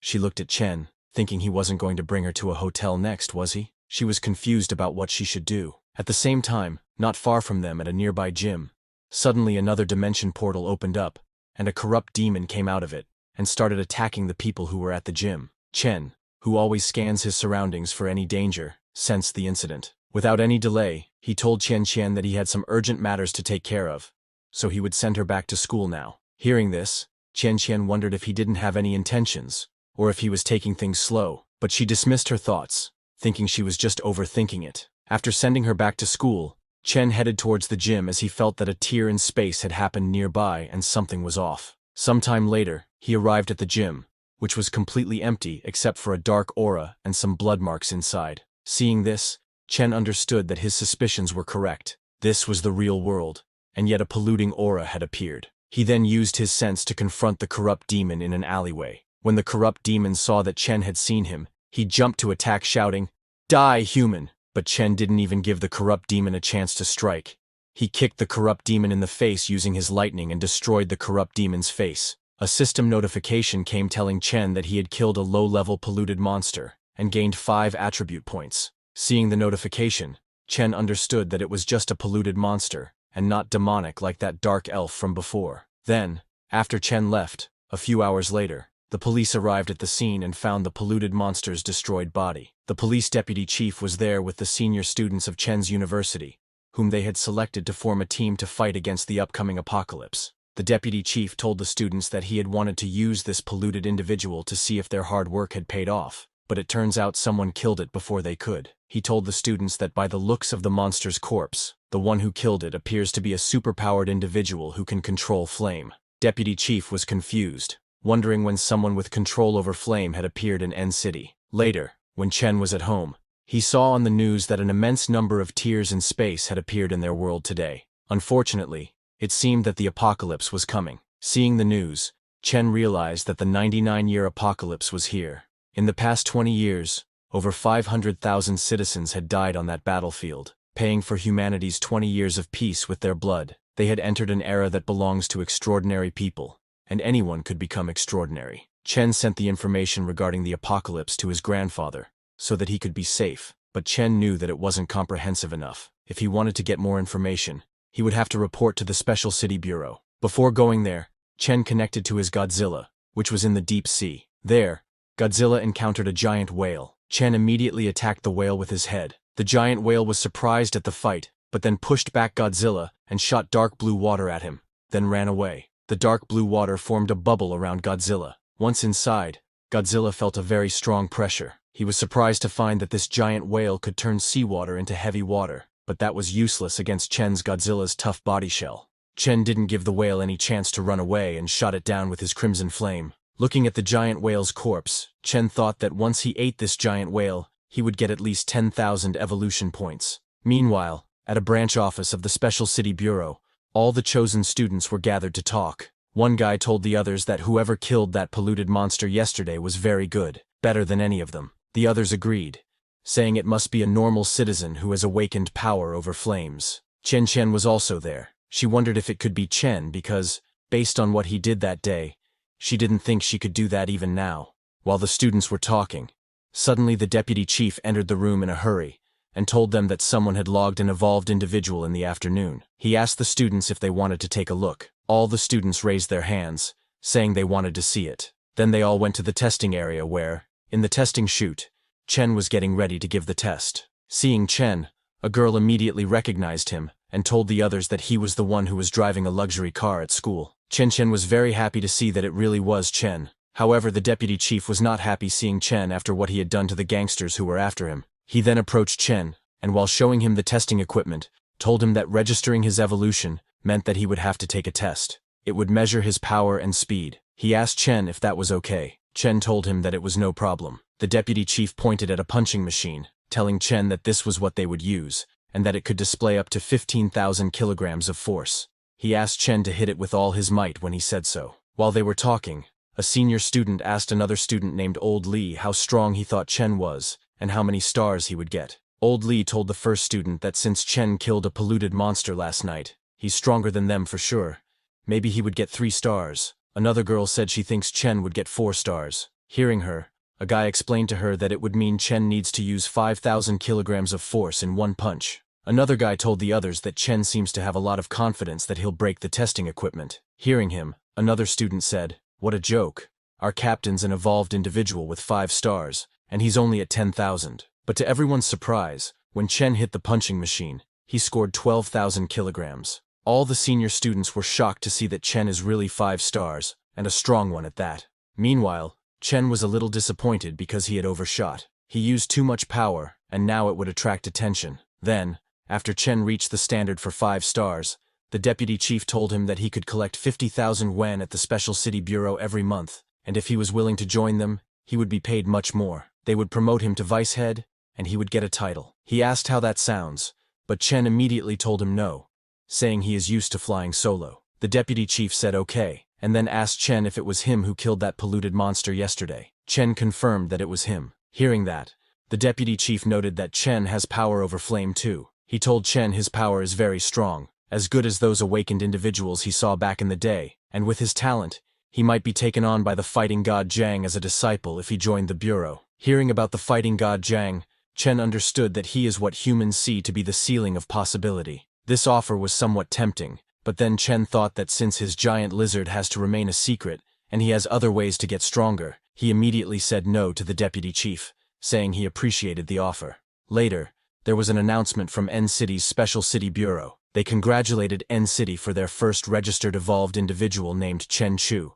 Male, 21 years old, evolution level 5, and an extraordinary strength and blood-colored flame user. His current ranking among all evolved civilians is first. Seeing the announcement, people started commenting. In shock, a guy commented that a 5-star evolved individual is too OP.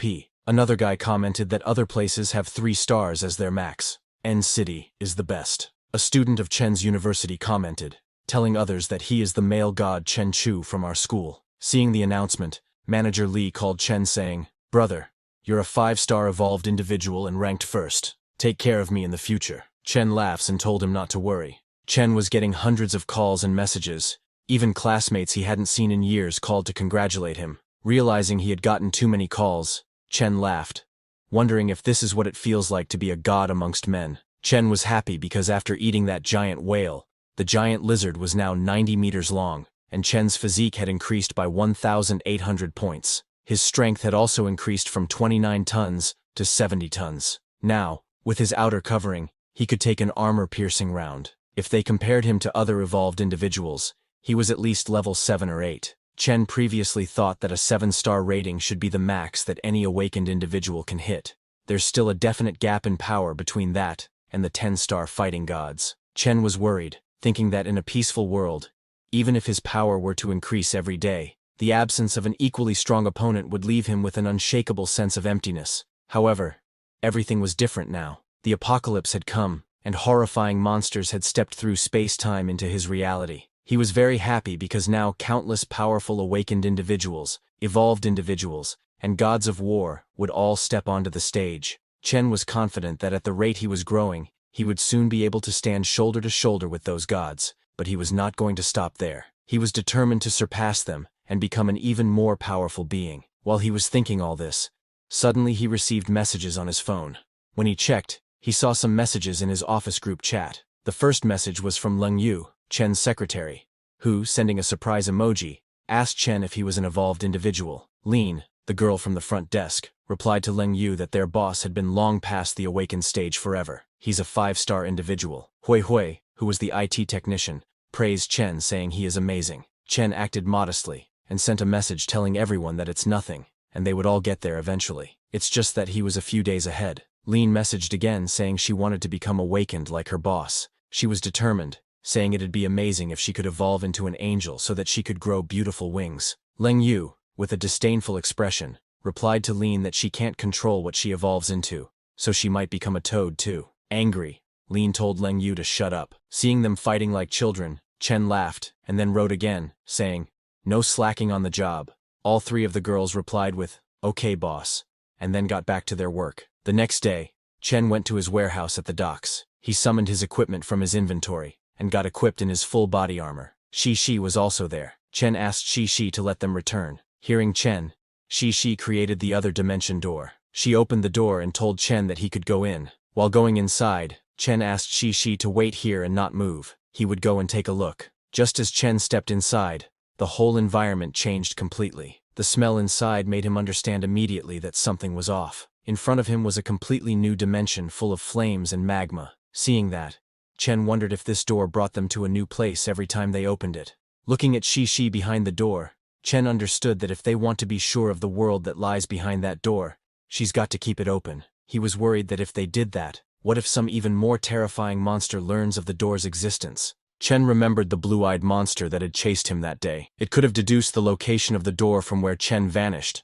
and sent the sausage monster over to chase him. But once the door closes, it brings Chen to another location when he opens it again, so he would have to explore that location anew. Chen smiled, knowing that it is a completely randomly generated world. With excitement, Chen declared that it's not bad either. But while he was thinking all this, suddenly a system notification came, telling Chen that the extremely high temperatures here would kill most living beings in seconds. Suddenly a very warm wind flowed towards him. Chen's crimson flames could offset the burning effect of the high temperatures. Seeing the wind, Chen smiled because this warm wind even felt kind of refreshing to him. But suddenly, a system notification came telling Chen that his body was being affected by the polluting substances here. His body's immunity had succeeded in temporarily blocking the effect of the polluted substances, but his resistance would last for 15 hours. Chen was surprised to see the notification. He understood that no matter how resilient his body is, it seems that it can't completely resist the effects of this pollution. Chen was a little jealous, because after feeling the heat, he now knew that those awakened individuals and war gods would be completely unaffected, as they really are insanely powerful. Chen was a little sad, but didn't dwell on it for long because he had no time to lose, as he needed to explore what this world had to offer. He activated his senses and began scanning the area around him. He could scan a kilometer of the area in one go, and did so for quite a while. However, to his surprise, he didn't find a single trace of life or any monsters. The place was completely barren. Disappointed, Chen said, "It's no surprise because such a hellish environment wouldn't be conducive to life in the first place." He was about to ask Shi to open another door when, unbeknownst to him, a monster covered in flames emerged from behind him. When the monster got near, Chen sensed its presence and immediately turned around. He turned with super speed and swung his sword at the fire monster. Chen's sword cut the monster's body in two, but the monster didn't die and rejoined its body. The monster then looked at Chen and smiled. This monster was a poisonous smoke monster with a difficulty level of 3. Chen was a little surprised to see that monster because he hadn't even noticed it was behind him just moments ago. He realized that this world had something to it. The fire monster immediately charged at Chen with full speed, but when it tried to hit him, its attack was blocked by Chen's crimson flames, which formed a protective barrier around him. The monster immediately backed off. Seeing that, Chen realized it wasn't his senses that failed to pick up on this monster. It was because this monster was not alive at all. After understanding that this monster was just a spirit, Chen got ready to use his thunder attack, saying, "Since this is a filthy monster, I'll have to use the evil spirit repelling thunder to disperse it." Chen activated his evil spirit repelling thunder just as he saw the fire monster approaching. The monster was confused to see Chen using thunder. Chen collected thunder in his hands and created an electric arrow. Then with full power, he shot it at the fire monster. Before the monster could dodge or escape, Chen's electric arrow hit it and pierced its body, creating a huge hole in its stomach. The fire monster screamed in pain when it got hit, and its fire started to disappear, leaving only a skeleton behind. A skeleton head was all that remained of the fire monster as it fell to the ground. A system notification informed Chen that he had killed a third-tier strange monster and obtained 20 stat points. When Chen found out that it was a third-tier monster, he felt it was strange because it looked powerful, as it had the special ability to render physical attacks useless. Chen couldn't harm it at all just now. Plus, it might be because it was born in lava, but fire attacks were also useless. So, with all that, how could it be only third tier? Chen thought he might just be lucky that he happened to have the talents needed to counter it on hand. If not, this fight would have been extremely difficult. While he was thinking all this, suddenly Shi came there. Chen sensed her presence and turned around, only to be shocked to see her. He went to her asking, "Didn't I ask you to wait outside the door? Why did you come out? It's dangerous in here." As Shi couldn't talk properly, She just told Chen that she was worried as it's dangerous. Chen was at a loss for words when he heard that she came here because she was worried for him, but he knows that whatever the case may be, the place outside the door is not safe for her. He patted her head, telling her to stay far behind him and not move closer under any circumstances. But when his hand touched Shi's head, she disappeared like an illusion. Chen was surprised seeing that, but suddenly he heard some noise from the background. To check what it was, he activated his senses to scan the surroundings. But before he could find where the noise came from, suddenly the rock Chen was standing on broke into pieces, releasing magma from everywhere. Shocked, Chen immediately jumped from that rock to escape the magma, and then, while jumping from one rock to another, he checked his surroundings. When he found the highest point of that place, he went towards it. The highest point he found turned out to be a huge rock pillar. Surprised, when Chen looked behind, he saw many rock pillars, same as the one he was standing on, all chained together creating a circle. When Chen looked closely, he saw magic runes engraved on those rocks. Seeing that, Chen smiled because he could call it a building, but it looked more like a seal or a prison, and it could completely hide a huge monster's aura. Just as Chen thought, there was indeed a monster hiding, using that seal. Chen walked towards that monster and said, "So the real treasure hidden in this world was you all along." The sealed monster Chen was talking to was Vandenfeld Fiery Wings, a true dragon. Chen didn't even want to imagine the kind of stats that dragon had. Seeing that Chen had found it, the dragon stood up and shouted, "Foolish humans, challenging me without a care for your lives. How laughable." While trying to show himself strong in front of Chen, the dragon told him that this is his world, and Chen is an intruder. Since Chen had come before him, he would be merciful and give Chen two choices. He could bury Chen here, of course. Not even Chen's ashes would be left to bury. As for the other option, he would be delighted to have a new servant. So as long as Chen kneels and recognizes Vandenfeld's power. Hearing the dragon's words, Chen smiled and told the dragon that he didn't want anything to do with him, but was interested in the dragon's bones. Saying that, Chen walked towards the dragon. Hearing Chen's words, the dragon became furious, shouting, "How dare a mere human be so arrogant in front of me?" The dragon raised its wings in anger, and following its anger, the magma river's flow got stronger. Along with that, hundreds of fire monsters like before emerged from the magma and surrounded Chen. Seeing those monsters following the dragon's orders, Chen smiled because he thought poisonous smoke monsters were impressive. How silly of him to think that, as they all were just puppets. Suddenly, a thought came into Chen's mind. He asked the dragon if turning into those monsters could be a consequence of agreeing to be the dragon's servant. Hearing Chen, the dragon got even more angry, and ordered those fire monsters to kill him and pull his corpse into the river of lava. Following the dragon's orders, all those fire monsters charged at Chen from all directions. Seeing them coming from all directions, Chen smiled, and then moved. He moved with lightning speed towards all the monsters in the blink of an eye, and using his thunder punch, he destroyed all those fire monsters and their bodies. The dragon could not even follow Chen's movement, asking what just happened, and how his servants disappeared in an instant. After killing all those fire monsters, Chen arrogantly walked towards the dragon and said, "Now that I think about it, having a black dragon as a pet does sound interesting." Hearing his provocation, the black dragon got serious, and his eyes turned red as he looked at Chen. But Chen was not scared, and asked the dragon how about he be Chen's servant instead. Chen's words were enough to awaken the dragon's madness. It roared and smashed the ground, and the ground underneath Chen's feet broke and magma came out. But Chen was not going down that easily. He took out his flame sword to attack, and when the dragon tried to charge at him, Chen first balanced his footing and then smiled, telling the dragon that he would cut him. Saying that, Chen swung his sword with full power, aiming at the dragon. The dragon tried to dodge Chen's attack, but chains on the dragon's neck stopped him from moving out of the way fully. Chen's sword strike slightly touched the dragon's neck before passing. The dragon started bleeding yellow blood. This made the dragon too angry. Its eyes turned bright red as it stood on its two back legs, shouting, "Human, watch me send you to hell." The dragon inhaled air into its mouth, and then, with full power, used its Hell Dragon Flame skill, shooting flames at Chen. When Chen saw the dragon shooting flames, he immediately placed his sword in front and used his red flame body skill. Immediately, a protective barrier appeared around Chen, which blocked the dragon's fire breath from reaching Chen's body. After blocking the dragon's fire breath, Chen mocked the dragon,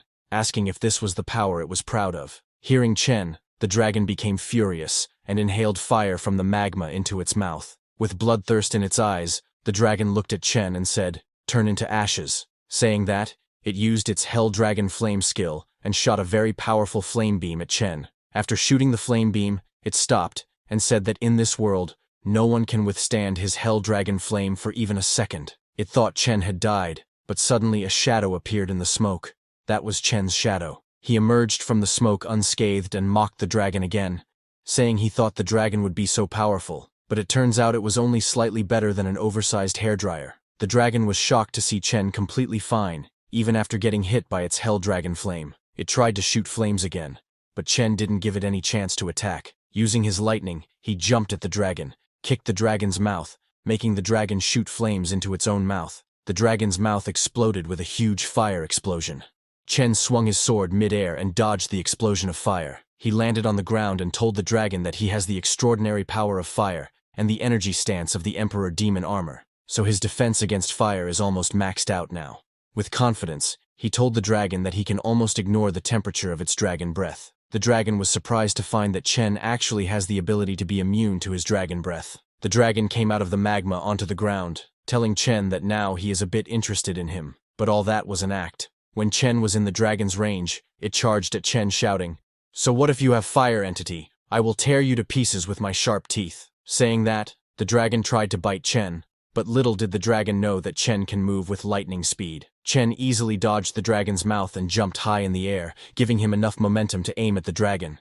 He landed on the dragon's neck and pierced his fire sword into the dragon's back, but he was not going to stop there. He smiled as he grabbed his sword with both hands, and then, using his lightning speed, he ran on the ground's back while cutting its back with his sword. But just as Chen was cutting, his sword hit something tough, which was inside the dragon's back. Chen was surprised and confused at the same time, but before he could think of anything, the dragon turned to attack, so Chen jumped off its back while releasing his sword. Just as Chen jumped off, the dragon's skin turned red. Seeing that, Chen said, "As expected of you, you are called Firewing, so you can actually turn red." Chen then activated his beast connection, telling the dragon that now it's his final moment of struggle. Chen's Godzilla's power started dominating Chen's blood. Chen's eyes turned red as fire marks started to appear on his face, and his whole body got covered in flames.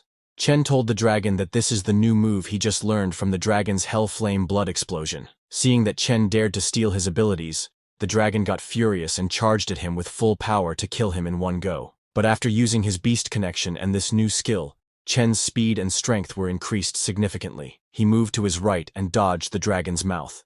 Now the dragon's neck was right in front of Chen, and he didn't give the dragon any chance to react. With full power, Chen swung his sword at the dragon's neck and sliced it into two. Chen's fire sword cut the dragon's neck as if it was cutting butter. The dragon's head rolled around on the ground, and a system notification informed Chen that he had killed a level 5 dragon monster and gained 1,000 attributes. With burning flames in his eyes, Chen called the dragon trash, saying it didn't stand a chance. Just as the dragon died, suddenly Shishi's illusion appeared there. She got near the dragon saying, "Brother Chen is awesome, and the fire dragon is dead." On the other hand, after killing the dragon, Chen's fire form faded away. Looking at his body, Chen said, "With the strengthening effect brought by my 4,000 points of physical strength, only 1/10 of the chi and blood was burned.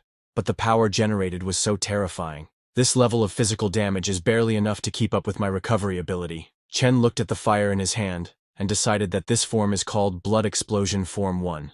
After naming this new technique, Chen went to check the dragon's dead body. Looking carefully, Chen realized that the dragon's scales, teeth, flesh, and even its lava-like blood were extraordinary materials. He looked at the dragon's sliced head and thought that this head alone would be worth at least 100 million to the government. But there was just one issue. How would he explain to the government where he got this 5th-tier dragon head from? If he said he killed it alone, that would expose that he is powerful enough to be 6th or even 7th tier, and Chen didn't want that. Chen then helped Shishi, who was riding the dragon, come down and decided to keep the dragon's head for now, thinking it might be tasty. Chen then exchanged his 200 attribute points for storage space to store the dragon. He placed his hand above the dragon head, and it vanished. A system notification told him that the dragon head had been stored. Chen then used 400 attribute points to strengthen his intuition, because he needed to be able to see between the lines. A system notification informed Chen that he had successfully strengthened his intuition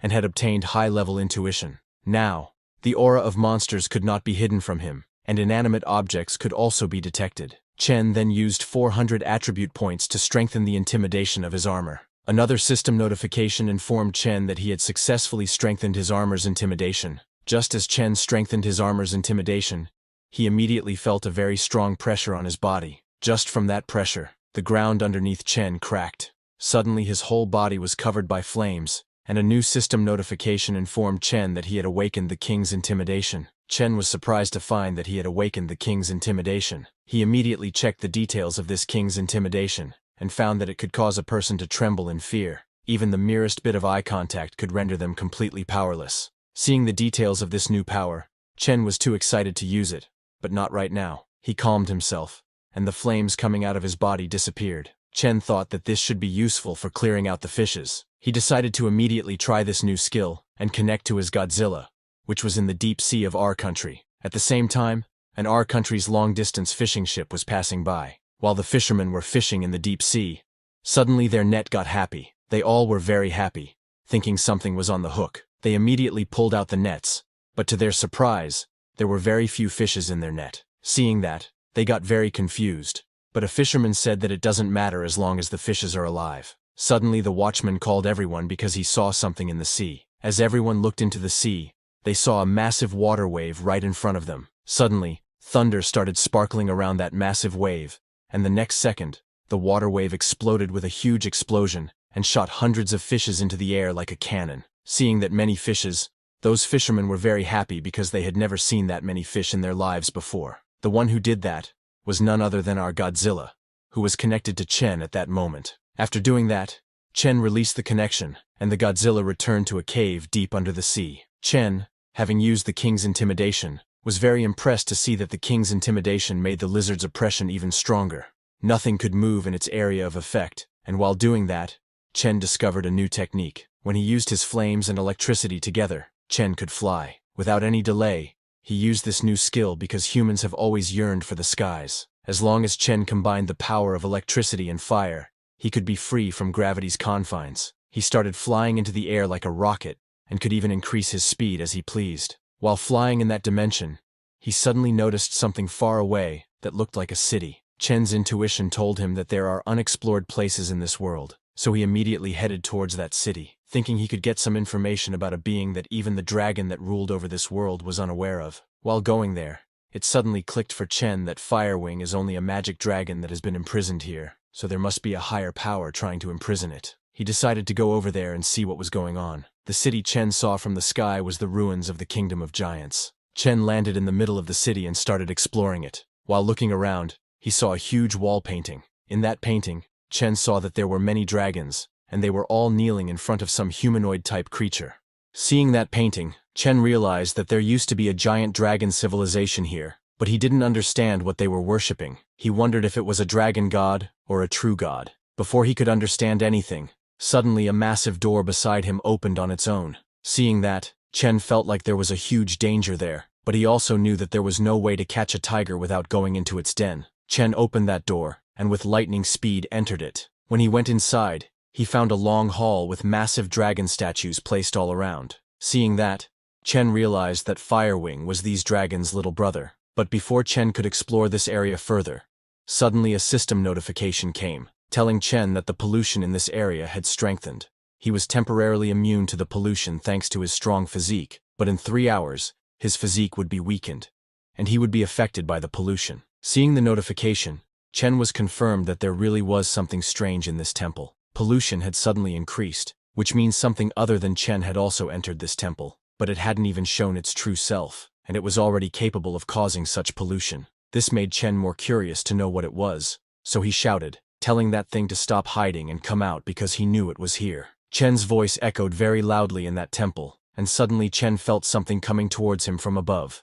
He immediately backed off, and a very bright light descended onto the ground right in front of him. Chen, with a serious expression, asked. From that bright light, a humanoid creature with no face and 4 arms emerged, saying, "The Venerable One has awakened." Suddenly, a red line appeared on that 4-armed faceless face, creating an eye. As that monster looked at Chen, the red line transformed into a mouth, and it smiled at Chen. Seeing that 4-armed creature flying and smiling, Chen could not understand what it was. The 4-armed creature made the first move and raised one of its hands towards Chen, and before Chen could react, The four-armed creature shot a dark lightning of eternity at Chen. Seeing the four-armed creature suddenly attack, Chen was shocked. He pulled out his long sword and stabbed the ground, creating a flame barrier around himself to block that dark lightning. Seeing the power of the dark lightning, Chen wondered if the four-armed creature he was fighting could be 6th tier. However, it didn't take long for Chen to realize that it must be a 7th tier demon, because its power was gradually pushing him back. The four arms were using just one of its hands to push Chen back while asking Chen to worship it and surrender. As it increased the power of the dark lightning, the ground beneath Chen cracked. Hearing it demand him to kneel made Chen very angry, and he asked if it wanted to die. Now serious about fighting back, Chen unleashed his crimson flames and entered his bloody explosion Type 1 state. He released so much internal flame chi from his body that the stone and ground around him got destroyed. After unlocking his bloody explosion state, Chen smiled. He looked at the four arms with dead eyes and told it that for asking him to kneel, it was going to die. Seeing Chen's bloody explosion form, the four arms used its second hand to fight. It employed telekinesis to turn all the nearby stones into spears and aimed them at Chen. It mocked Chen by laughing at his bloody explosion form 1, then shot all those stone spears at Chen with full speed. After unleashing his bloody explosion form, Chen's speed had significantly increased. He moved very fast and destroyed many of the stone spears coming towards him, but they seemed endless, and Chen continuously destroyed them. Seeing that he couldn't break free, Chen swung his sword with super speed, creating a barrier to block the stone spears from reaching him. Then, with super speed, he jumped from the ground towards the four arms, and with his long sword, he cut the four arms into 2 pieces. But just as Chen landed on the ground after cutting it down, the body of the four arms disappeared from mid-air and then appeared right behind Chen, pointing 2 fingers at the back of Chen's head. Chen was shocked, questioning how it was still alive after he had just cut it down. While activating the dark lightning of eternity, the four arms called Chen a disgusting ant and shot the dark lightning. There was a huge explosion that destroyed the walls of the temple. As the smoke started to clear, the four arms was the only one standing. But suddenly, the four arms saw something shocking that it hadn't expected. Even after getting hit by its dark lightning from that close, Chen was still completely fine but even more angry. The flames on Chen grew stronger as he got angrier and declared that he was going to end this. Seeing Chen still standing, the four arms immediately backed down and started collecting the dark energy. This made the four arms angry, and it used all 4 of its hands to fight. It collected the dark energy and smashed its hands together, trying to control the ground and smash Chen between 2 stone pillars. But Chen destroyed those stone pillars with just one swing of his sword, and then jumped towards the four arms. He struck and cut down the four arms along with the stone pillars it was controlling to attack with just one swing. But like before, that was just an afterimage of the four arms, and it used its super speed to dodge Chen's attack. Little did it know that Chen was not going to fall for the same trick twice. Suddenly, a sword pierced the four arms' chest. It was none other than Chen who also used his super speed to get behind the four arms again and stabbed him. Chen laughed and told the four arms that this is bloody explosion form 2. However, Chen's laughter didn't last long because the four arms suddenly grabbed Chen's hand. Chen was surprised to see that the four arms hadn't died and had turned around. It called Chen arrogant and used its dark lightning of eternity again. There was another huge explosion, and Chen was in the middle of this explosion. From the smoke, Chen's sword went flying. Then a shadow appeared in the smoke. It was Chen, who walked out of the smoke saying his weapon would only slow his attacks, so he would deal with the four arms with his own 2 hands. The fire on Chen's body had grown stronger. While laughing, he charged at the four arms again. Seeing Chen coming, the four arms created a dark energy barrier to block his attack, but Chen's attack was too powerful. With just a single punch, he destroyed the four arms barrier and sent it flying, crashing to the ground with solid impact. Chen's attack was so powerful that just from its impact, the ground underneath him exploded, destroying all the nearby walls. After getting hit by Chen's punch, the four arms lost its momentum, went flying, and continuously hit the ground, unable to stop its body. Just as the four arms regained control and stopped itself, it saw that its face had cracked like a mirror. This made it very angry, but Chen wasn't going to give it a chance to attack. He charged at the four arms with lightning speed, and in the blink of an eye, he reached the four arms and punched it again in the face using his internal fire. He smashed the four arms onto the ground so hard that the ground underneath was destroyed. He didn't let go of the four arms until it stopped moving, but just as Chen turned, thinking it was all over, the four arms flew into the sky again and aimed at Chen using its fingers. It used all 4 of its hands and attacked Chen using its entrap skill. Sensing the upcoming attack, Chen immediately turned around to defend, but before he could even reach it, the ground underneath his feet cracked, making Chen lose his balance. Suddenly, some aura chains came out of the ground and tied down Chen's legs. Chen tried to break free, but more and more chains came out of the ground and tied down his whole body. Chen tried using his internal flame to melt down those chains, but it didn't work. A system notification informed Chen that this was a dragon sealing formation, and it could absorb the energy of the item it had sealed and use it to strengthen itself. Realizing that the more he tried, the harder it would be to escape the forearms binds, Chen looked above and asked the forearms if this was how it trapped those ancient dragons. Chen then moved his hand using just his strength and told the forearms that it was a pity that it was not quite good enough to seal him. Saying that, Chen slowly moved those chains and got into position to gather his internal flame in his body. As he gathered energy, he laughed and told the forearms that he was different from those dumb dragons. Saying that, Chen snapped and broke those chains with his power. After breaking those chains, Chen released all the gathered internal flame from his body and told the forearms to listen up. He looked at the forearms and told him that his name was Chen Chu. The forearms was shocked to see that Chen had broken those chains. Seeing Chen looking at him, the forearms got scared and slowly started to back off. Seeing that, Chen started walking towards the forearms. The energy coming out of Chen's body was so strong that the ground started to vaporize slowly. Chen then took another step and suddenly disappeared from the ground. Even the forearms could not keep up with his speed. Chen appeared above the forearms, completely shocking him. With full power, Chen charged at the forearms, aimed at its head, not giving it any chance to react. He punched the forearms, sending it flying. Chen, using his speed, appeared where the forearms was heading, and then punched it with more power, sending it flying in different directions. Chen followed after the forearms and continued hitting it. He was so fast that the forearms could not even defend itself. With lightning speed, Chen punched the forearms in the face, breaking his face again. He again followed the forearms and with full power punched it in the stomach, smashing it onto the ground. When the forearms hit the ground, there was a huge explosion, and as the smoke from the explosion started to clear, a shadow appeared in it. It was Chen who was standing at last, and the forearms was on the ground with a huge hole in its chest as Chen took out its heart with his hands. Chen smiled devilishly, looking at the forearm's heart, and said he wanted its power. Chen then turned around to return to his world. A system notification then informed Chen that his crimson flame had ascended to become glass crimson flame. His lightning had become swift thunderstorm, and he had obtained a dragon sealing talisman, now capable of binding beings below the 6th tier. While walking back as Chen released his internal flames, his legs started to tremble. A system warning notified Chen that he had overexerted himself and had been 99% polluted by strange pollution. Exhausted and unable to continue walking, suddenly Shi appeared and warned Chen about the pollution. Realizing he had fought for too long, making the pollution worse, Chen knew he couldn't stay there any longer. He used his internal flame and lightning skill to fly back to the dimensional door that Shi had created. Without the forearms' protection, the world of dragons and giants began to fall apart, and slowly everything started to destroy. With his exhausted body, Chen somehow managed to enter the dimensional door and return to the original worlds.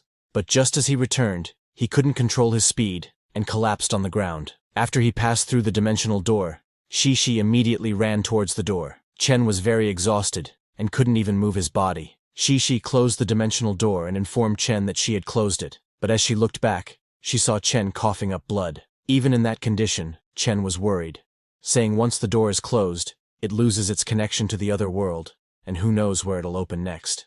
Shi immediately went to check on Chen. Chen patted her head and told her that he was fine, explaining there's always a price to pay for power. After this fight with forearms, Chen realized that although the blood explosion seems like just an explosion of pure power, only someone with insanely powerful endurance would be able to withstand it. If a normal person used even type 1 of it, their blood would be vaporized instantly, leaving behind a withered corpse. So if he wanted to break through to type 3, he would need to further increase his physique. Thinking all this, Chen slowly stood up and told Shi that since the teleportation door was closed, they should get some rest. But Shi didn't say anything and just looked at Chen, very worried about him.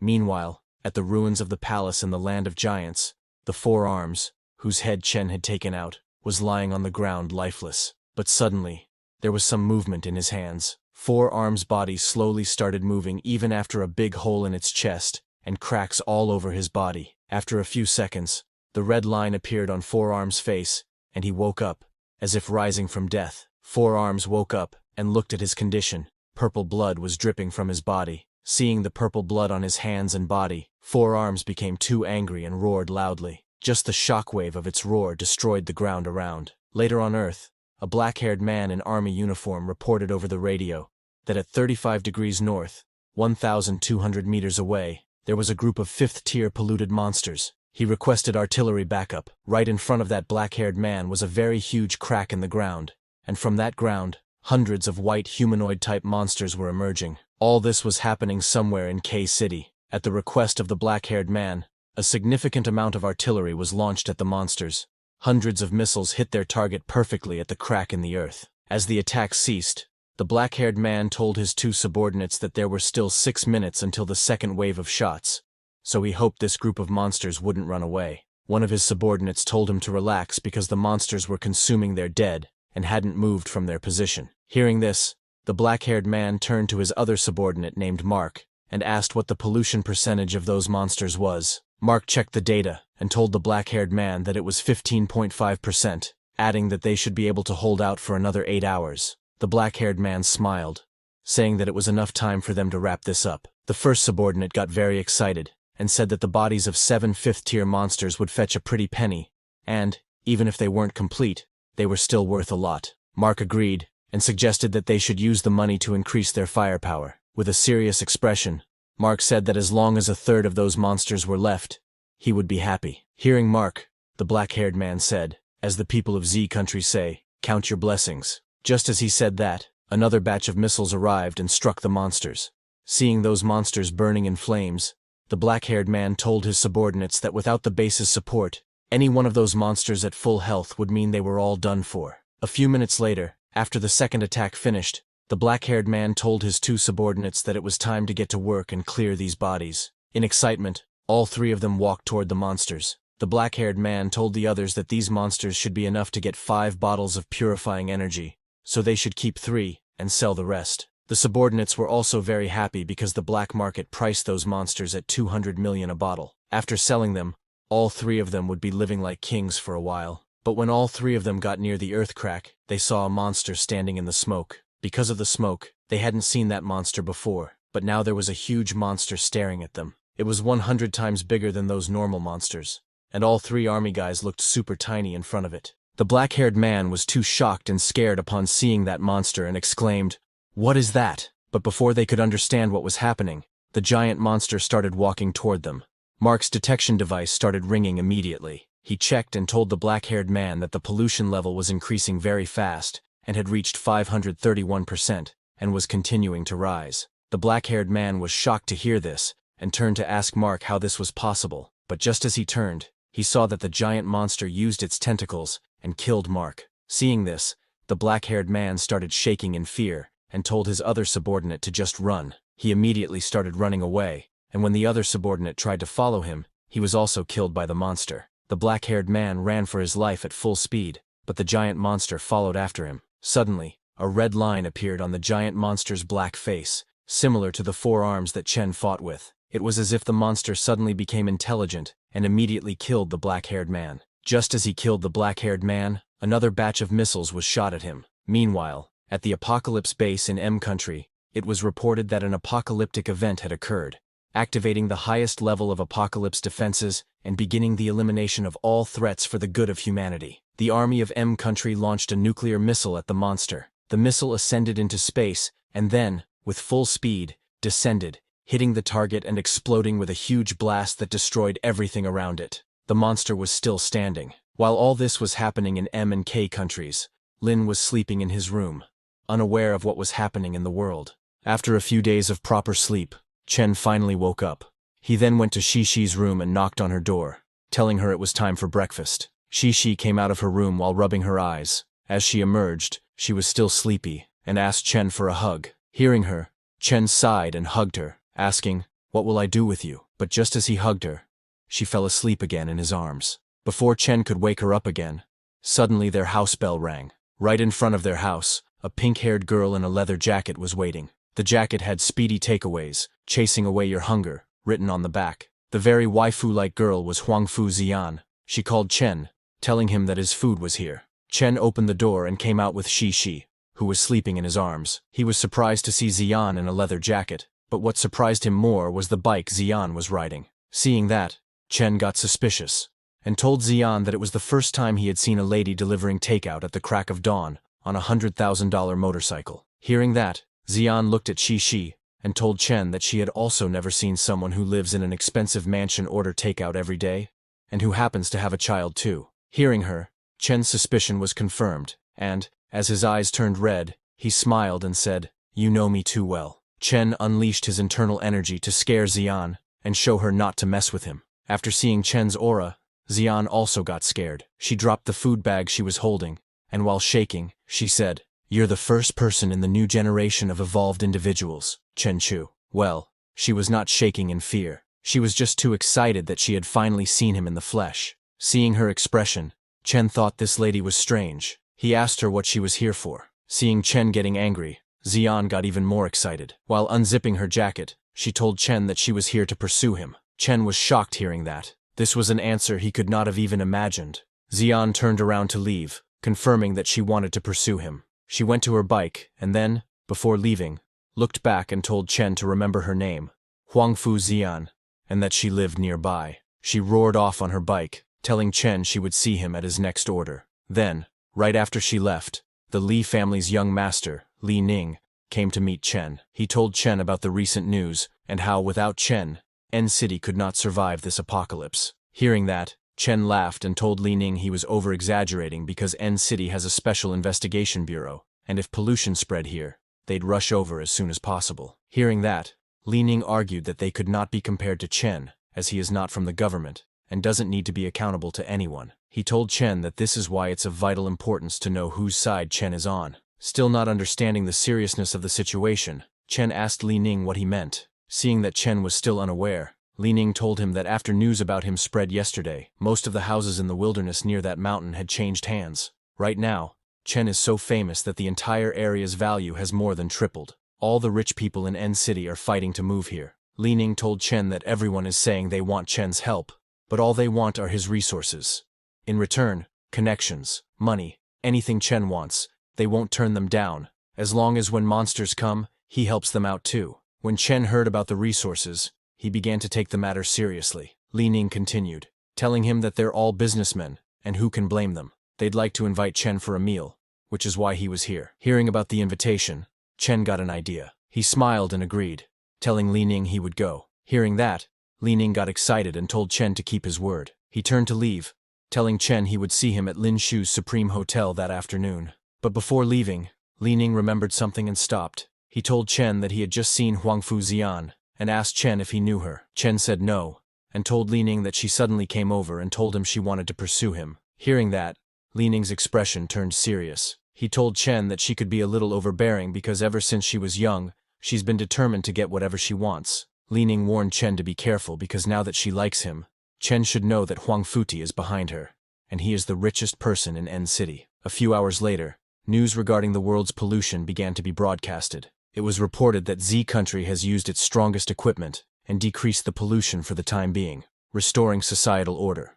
The next piece of news was about Y Village, which had been invaded by polluted monsters, and hundreds of people had been killed. Then, in our country, a temple was polluted by a female corpse that was buried alive by its monks, creating a vengeful monster that killed 20 people. The most important news was that Z country announced its plans to deal with an apocalypse 20 years ago, and has created a perfect defense system and resource storage, becoming the world's safest city. Tensions have been worsening around the world. Various wealthy individuals have been flooding into Z country, and many have been afflicted at its borders. A black market has even sprung up regarding calamity-avoiding contracts. At the same time, at Ningcheng University, Chen, the girl who was with Chen on a date a few days ago, was in her class practicing some language. A purple-haired girl who was sitting ahead asked Chen that since the apocalypse is coming, why are they still spending so much energy on studying? She wondered if she should work for a multinational company once she graduates or be a translator. But she added that the situation is bad enough that that's not even a problem anymore. Who knows if people will still be alive soon enough?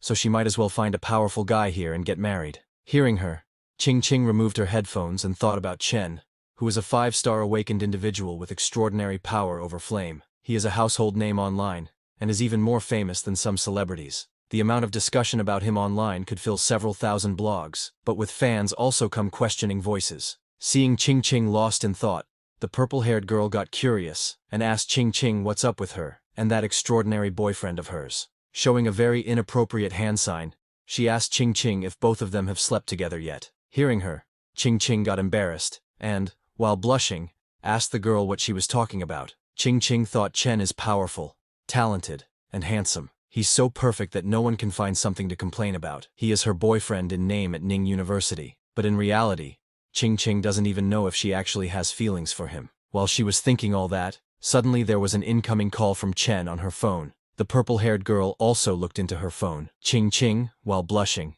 tried to hide her phone and leave to pick up Chen's call. The purple-haired girl saw that it was Chen's call and told her to go get it. Ching Ching went outside and picked up the call. She asked Chen if he was looking for her. Chen, who was at the gym, asked Ching Ching if she had time to come over for a while that afternoon, saying he got a reservation for lunch. Hearing that, Ching Ching became very happy and said of course she would love to come. On the other hand, at the Huang's villa, Xian's bike was parked outside. Inside, there was a brown-haired guy sitting. He asked Xian if she had seen him. Xian, while removing her helmet, said yes. This brown-haired man is N City's richest person, Huang Futai, and also Xian's father. He asked Xian how he is, referring to Chen. Xian told her father that Chen knows she is investigating him, and that he can be very intimidating when he's focused on something. Remembering Chen's terrifying aura, she told her father that Chen is a guy who's capable of being a king. Hearing that, her father laughed and told Xian that it looks like his old investment was right.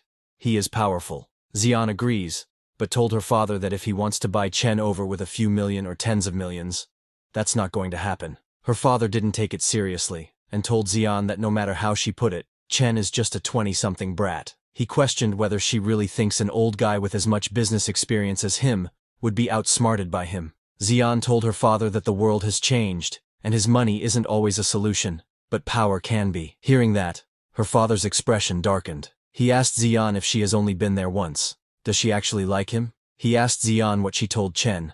Xian told her father that she is chasing Chen not because of him, and not because she wants something from Chen. She blushed, and told her father that she is chasing Chen because she just likes him. Seeing her like that, her father became very confused, and asked her if she is being serious. Xian said of course, and told her father that Chen is the first man who has made her feel something in years. Hearing that, her father became furious, and told Xian that all the powerful families from N City, and even H and S City have their eye on Chen, and Futai knows exactly how they manipulate others with money, women, and power. As long as one has human emotions and wants something, they can be used. Everyone just wants to bring Chen down, and make him kneel to them and join their forces. Futai told Xian she is too naive to fight with them, but Xian was very confident, saying her aunt told her that the way to a man's heart is through his stomach. Her father agrees with her, but after a few seconds, he understands what she means, and asks her if she is planning to learn cooking. This made Futai think, because he knows that his daughter is famous for being slightly crazy, and now she's been touched by a man, and even decided to change herself for him. But he was also confident because she's pretty, so she might be able to actually get Chen. Xian told her father that she has sworn off learning cooking since she nearly burned down her old house several times over, so that's not happening. Hearing that, her father became curious, and asked her what she plans to do then. To his surprise, Xian turned around and showed him the Speedy Food Takeaways logo on the back of her jacket. She told her father that she is delivering takeout to Chen and him alone, as she used her father's name to start a takeout company. Hearing that, her father became more confused, and couldn't process that the Huang's money was being used to start a takeout business. Proudly, she told her father that the little space Chen had rented before, the warehouse at the docks, or even the villa here, Chen always relies on delivery for his food, even breakfast. So, she found someone to take Chen's phone and download the delivery app. Now, as long as he places an order, she will be the first to know, and can then send it over to him personally. Hearing all that nonsense, her father almost had a heart attack. While grabbing his chest, he asked Xian what she was doing. With full confidence, Xian told her father that Chen would be touched by her sincerity soon enough. The next day, Chen took his luxury car and went to pick up Ching Ching.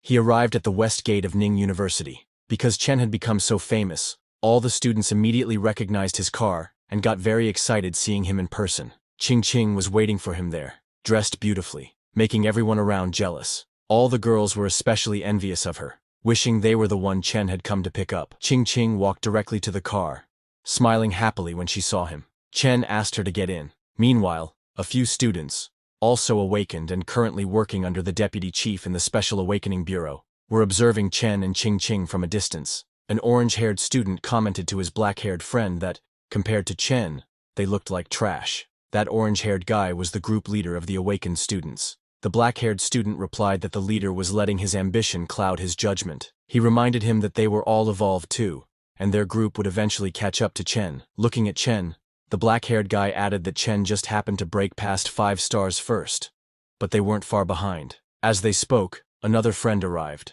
Trying to motivate the leader, the black-haired guy told him that, according to what the department head said, the 3 of them were the cream of the crop, selected from among millions in N City. He claimed that an outsider like Chen had just gotten lucky. He asked the third guy to confirm it. The third student, who was distracted watching the crowd of girls gathered around Chen, agreed, and said that they were just as talented as Chen. But once again, he got distracted by a girl in a green dress, commenting that she was really pretty. Hearing that, the black-haired guy got irritated and hit him on the shoulder, telling him not to get distracted. Frustrated, he told the third friend that as long as Chen kept being this arrogant, he would continue to be the only one girls paid attention to. But right now, the most important thing was getting stronger. Hearing that, the third guy asked if that meant they shouldn't tell Lin Roya what they just saw, implying that Chen seemed to be with someone else now. The black-haired guy patted his friend on the shoulder and said, "I know you like Lin Roya, but she likes Chen. If you're going to fight for her, then do it fairly. Even if you don't win,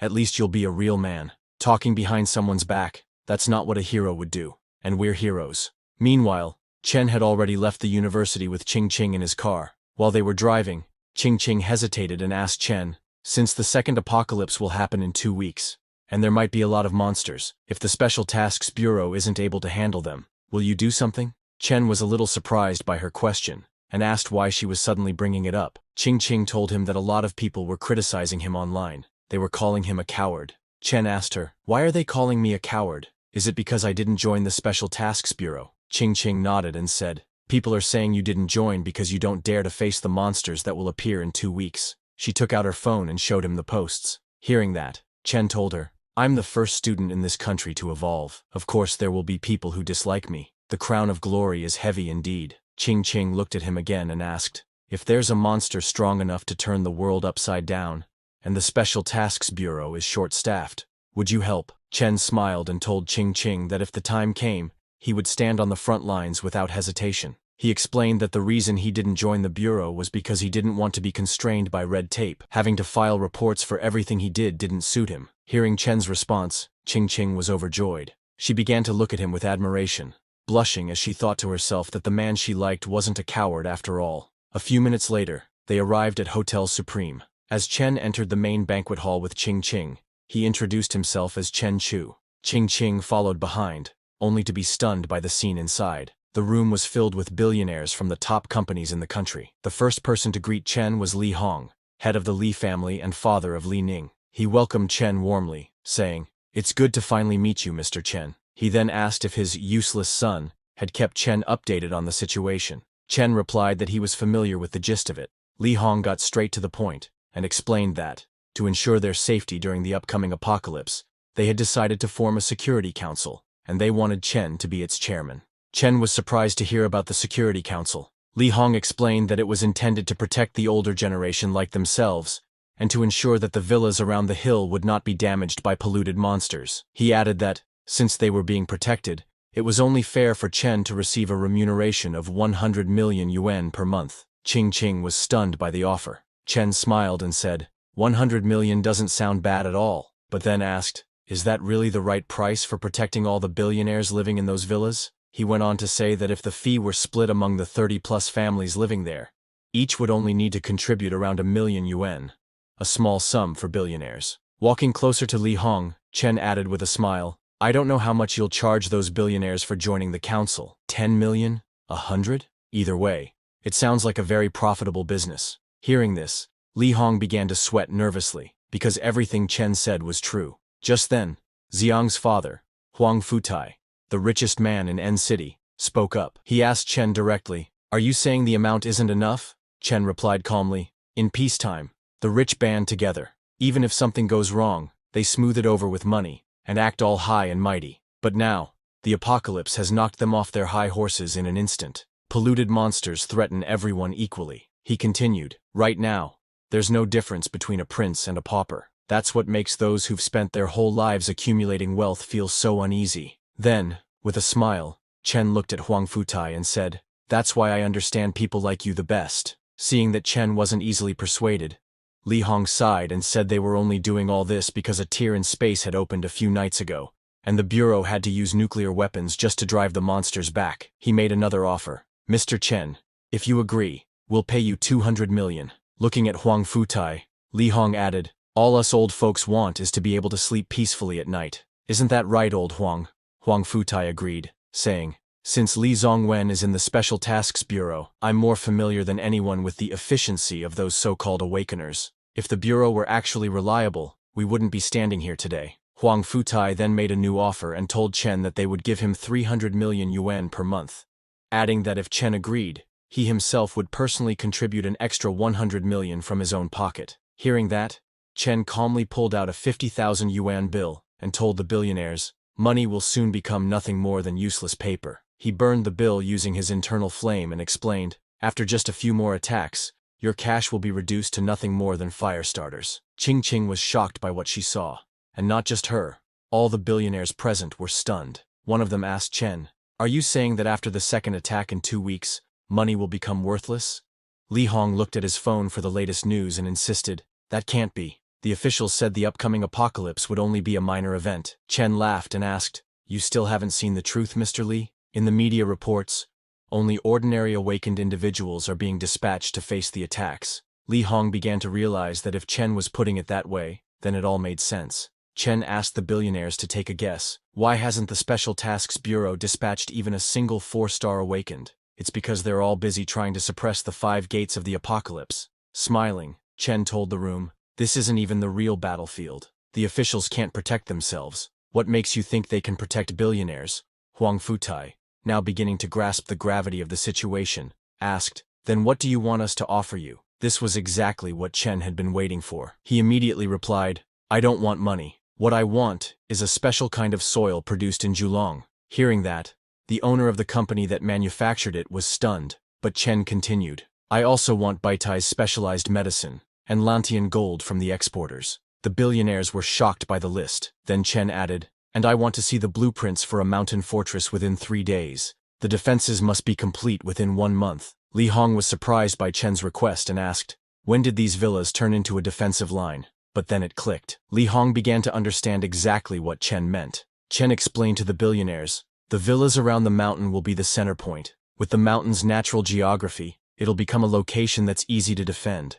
Even if the whole world collapses into an apocalyptic event, the people here will be able to live for years, with airflow, electricity, ample space, clean water, food, and medicine. With full confidence, Chen told Li Hong, once you fulfill my requests, I will chair your safety committee, and I swear, I'll protect all of you. After hearing Chen's plan, all the billionaires stood up and applauded. Huang Futai smiled and said, Mr. Chen, no wonder you're the strongest person in this country. You're formidable in power, planning, and foresight. Seeing the billionaires praising Chen, Qing was amazed. After the party, all the billionaires left the venue. Only Chen, Qing, and Li Ning remained. Li Ning walked over and praised Chen, saying, that was amazing, the way you handled all of them. Everyone wins here. Noticing that Chen was with a girl, Li Ning smiled, took out a golden card, and handed it to him. My dad owns shares in this hotel. Feel free to enjoy yourself. Don't let me get in your way, he said, leaving the two alone. Chen held the golden card, turned to Qing, smiled and said, Dear Junior, I'd like to discuss something with you. After all, we can't waste Brother Li's kindness, can we? Hearing Chen, Qing was shocked, happy, and embarrassed all at the same time, but she still said yes to him. Using the golden card, Chen and Qing booked a large private room in the hotel. Chen first checked into a luxury executive suite, then used his internal energy to seal the room, turning it into a space that blocked all sound, signal, and outside interference. No one could spy on them now. Seeing Chen prepare all that, Qing grew even more embarrassed. She told Chen, this is moving a little fast. In the blink of an eye, Chen moved closer to Qing and asked her to become his girlfriend. 1.5 hours later, Chen activated a very small amount of his internal energy, keeping in mind that Qing was a normal person. He had to be extremely careful while channeling energy into her body. After all, He was an extraordinary human with a physique rating of 4 or 5,000.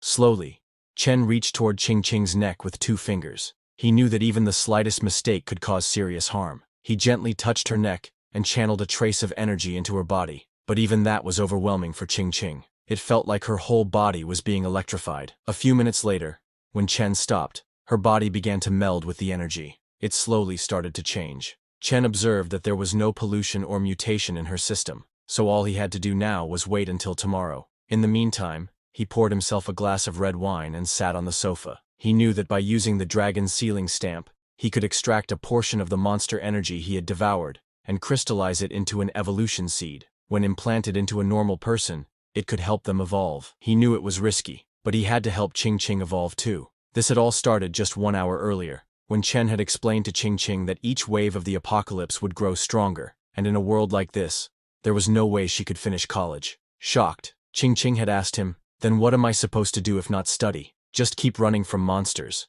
Chen had replied, "Look at yourself for the answer." Seeing her still worried, he had asked, "Would you like to become an evolved individual?" Surprised, Qingqing asked, "I can evolve too." She had immediately told Chen that she wanted to evolve, that it had always been her dream. Chen explained that he could use the dragon sealing stamp to crystallize a portion of monster energy, and once her body absorbed that crystal, it would be as if she had evolved. But he warned her, if she couldn't control the power, not only would she fail to evolve, she could become a monster herself. With a serious expression, Chen asked, "Are you willing to take that risk?" Qingqing paused to think, then said, "If you've done it, then I'm not scared." She told Chen that she wanted to be strong and independent too, so she could protect her mother, and not always rely on others. With determination in her eyes, Qingqing told Chen, "I want to evolve so I can fight by your side, ever be a burden again." Hearing her heartfelt reply, Chen was impressed. He told her to lie on the bed and not move, since it was his first time doing this, and he didn't want to get the location wrong. Blushing, Qingqing whispered, "Be careful, it's my first time too." A few days later, a video went viral on the internet featuring a guy in a white suit. In the background, it was playing, "When the dust has settled, a superhero will take the stage. He is the embodiment of strength itself, the fearless protector of this city. The 4-star evolved Tian Long. With his shining body of metal, he will rend the darkness and destroy all danger. Each strike of his is a step toward freedom. Each appearance of his strikes fear into the heart of evil. A true man never turns to look at the explosion behind him because he knows that his true battle lies ahead. Cheer for him. Applaud for him. Each of your voices gives him the strength to forge onward. Let us witness the legend of Tian Long." A lady showed the video to Chen, telling him that this was the short video they filmed for Shenshui City's Special Tasks Bureau, and now they had several 100,000 followers on their app. She showed another video of a swordsman cutting a bus with his sword, telling Chen that this was Jinghai City's bureau's 5-star captain, asking, "Doesn't this look cool?" She told Chen that these viral videos could make a few million without batting an eye, and they were easy to make too. But Chen became very nervous watching those videos, and asked the woman if they were made using special effects. The black-haired woman said, "Not entirely," and told Chen that their app can turn on filters with a single tap, automatically making his moves look even more powerful. She explained that all apps like these need to help evolved individuals advertise themselves, so they can gain the public's trust. That's why they've signed contracts with many special tasks bureaus and evolved individuals recently. However, Chen still hesitated. Seeing him still hesitant, the black-haired woman told him, "You're a celebrity they would especially like to sign a contract with. After all, the government has recognized you as the first person of the new generation of evolved individuals." She added that they just need him to display his power, and they will use their package to advertise him. With that, his popularity will explode, and he'll have no problem finding sponsors. She took out her phone and asked Chen to take a look at a few of these sponsored videos. The first video was for an instant noodles advertisement, with the slogan, "Once you eat superhuman instant noodles, you'll become our hope in the fight against the apocalypse. Turn from 9966 into 007 in just 3 minutes. Our noodles contain gene enhancer, containing 5' ribonucleotide, potassium sorbate, and 58 other high-quality food additives. So you'll remain energetic even under the double pressures of the apocalypse and capitalism. You aren't a superhuman, you're just a worker who's been kidnapped by instant noodles." The second video was for a sneakers advertisement, where a guy was jumping off a building wearing their sneakers. Their slogan was, "Put on these explosively bouncy sneakers, and you'll outrun the rising rental costs of the apocalypse." They contain energy beads, made of recycled materials, allowing you to leap past the monotony of everyday life and your boss's KP is. Please remember, while our shoe soles may fall off under excessive force, your dreams won't. The third video was for a protection advertisement, with the slogan, Absolute Defense, specially designed for use during the apocalypse. We use materials impenetrable on the nano level, so you'll stay strong even under the dual attack of emotions and sickness. Regardless of if it's a date or a casual thing, it'll let you fulfill your wishes before the apocalypse comes. While showing many videos like this, the woman told Chen that as long as he was willing to start a live stream on their app and become a famous live streamer with millions of fans, they would meet whatever terms he wanted. But Chen stood up, telling her that he wasn't a celebrity. So what fans was she talking about? Surprised, the woman asked Chen if he didn't know how popular he was now. She told Chen that just based on his perfectly handsome face, there would be millions of female fans clamoring to become his followers. She pointed at her phone and told Chen that as long as he showed his face in a fan group chat, he would be able to get any girl he wanted. Chen, who had walked away from there, stopped for a second to think about what she just said. He is also a man, but remembering Ching, he told the black-haired woman that he wasn't interested. He asked his secretary to please send her away. Immediately, Chen's secretary from his office showed the black-haired woman the way out. But the black-haired woman still didn't give up, and told Chen that they would give him 100 million a year, just for shooting an advertisement video. Hearing this, Chen started to get annoyed, and asked his secretary to send the woman away. But before Chen's secretary could push her out of the room, the black-haired woman shouted, telling Chen that they needed a true hero, and that was something only he could do. Hearing that, Chen asked his secretary to hold on. Immediately, the black-haired woman took out her phone and showed Chen a video, telling him that M-City's superhuman Hulk could become a 5-meter-tall giant green ape in an instant. Once he's transformed, he's unstoppably powerful and immune to weapons. He can run 100 meters in a second and easily destroy tanks. She told Chen that to the people of M-City, he's their god. She showed another video, telling Chen that, similar to this, there's a superhuman in Y country's army called Yali Shanda. His left hand can turn into a king's sword, and a single video of him has been played 500 million times. People call him the Human Blade, and he's Y City's legendary general. She continuously showed Chen many videos, telling him that there's a person who can turn themselves into flames in F City, and someone who can freeze the air itself in D City. There's a transformer in J City, who can stretch themselves like rubber and jump between buildings, and someone who can turn invisible. After showing all those videos, the black-haired woman told Chen that it was only normal for ordinary people to be filled with fear and uncertainty in the face of the apocalypse, and so they needed a true hero. A hero who could make them feel safe and give them hope. She told Chen that, just like M-City's Hulk and Y-City's Yali Shanda, who had become symbols of their countries, they needed a symbol like that too. Hearing all that, Chen understood what she meant to say, and thought that increasing his sphere of control wouldn't be a bad thing, especially now that there were people criticizing him online. Chen told the black-haired woman that as for live streams, that was a no, but he could consider filming a video. Hearing that, the black-haired woman became very excited. Then, the next day, a video of Chen was uploaded on the internet. In that video, Chen was standing on top of a building holding his long sword. He then jumped off that building, and as he jumped, some drones followed him to film him. A slogan played in the background saying, "In the darkness, he is the light. In despair, he is hope itself. His blade strikes with precision and grace, and he moves through the air in a deadly dance." While it was playing, Chen landed on the ground and swung his sword to cut down hundreds of mutated monsters. Suddenly, a hobgoblin jumped behind him, but Chen moved swiftly and cut down the hobgoblin with his long sword. Not only did he cut down the hobgoblin, but he also cut down the building behind it. The slogan continued, "A true hero fights not for glory, but for every last life on this earth." As the video ended, they introduced Chen as the first evolved individual of the new generation, a fearless, legendary, beneficent protector. Seeing that video, the N-City Special Tasks Bureau Hunter team, formed by the deputy chief, was shocked. They asked, "Is this some kind of apocalypse game, meant for the evolved individuals to play?" A guy wearing glasses complained, saying there were so many special effects that it didn't even look real anymore. But another person told them that there weren't any special effects, it just looked that exaggerated. Everyone was shocked. The deputy chief and the N-City Special Tasks team leader told everyone that Chen must be more powerful than 5 stars. He's gone beyond evolved to awakened. He's getting further and further away from all of us. At the same time, at a shrine somewhere, many people wearing similar clothes gathered in front of a Japanese torii. Suddenly, A portal appeared right in that torii, and something came out of it. The leader of those people stepped forward and greeted the great Tengu. The one they were all greeting was the Tengu, an entity with large wings and a red face like a monster. But it was not alone. Just as the Tengu emerged, it stopped and looked behind. Along with it came Izanami, a very beautiful entity wearing a Japanese kimono. Seeing her, all the men got down on their knees and greeted the great Izanami. As Izanami stepped out, she asked the men if they were sure they had discovered the cubs of the ancient beast. The men told Izanami that the giant beast had appeared near our city's sea space, but M City was the one that discovered it first. They told Izanami that, according to international law, the resources from such a beast should belong to all humankind, but the one who discovered it had priority. In the end, they could only get 30% of the resources. Hearing that, Izanami became very angry, asking, "What international law?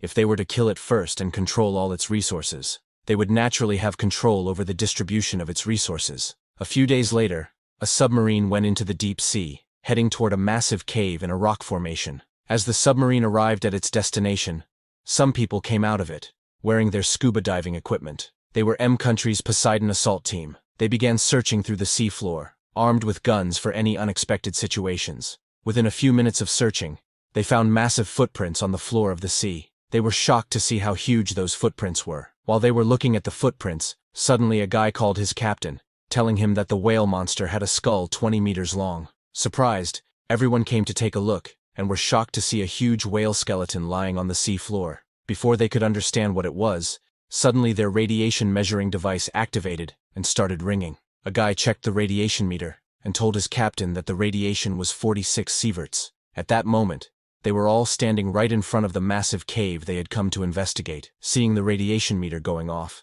their captain confirmed that this cave was the source of the radiation. Suddenly, there was some movement in the cave, and the shadow of a huge beast was visible for a second. The guy near the cave entrance heard the movement sounds and became alert. He asked his teammates if they heard that. "Heard what?" the guy behind him asked. None of his teammates had heard anything, but before he could say anything, his radiation measuring device suddenly started beeping like crazy. Surprised, the guy told his teammates that something was up.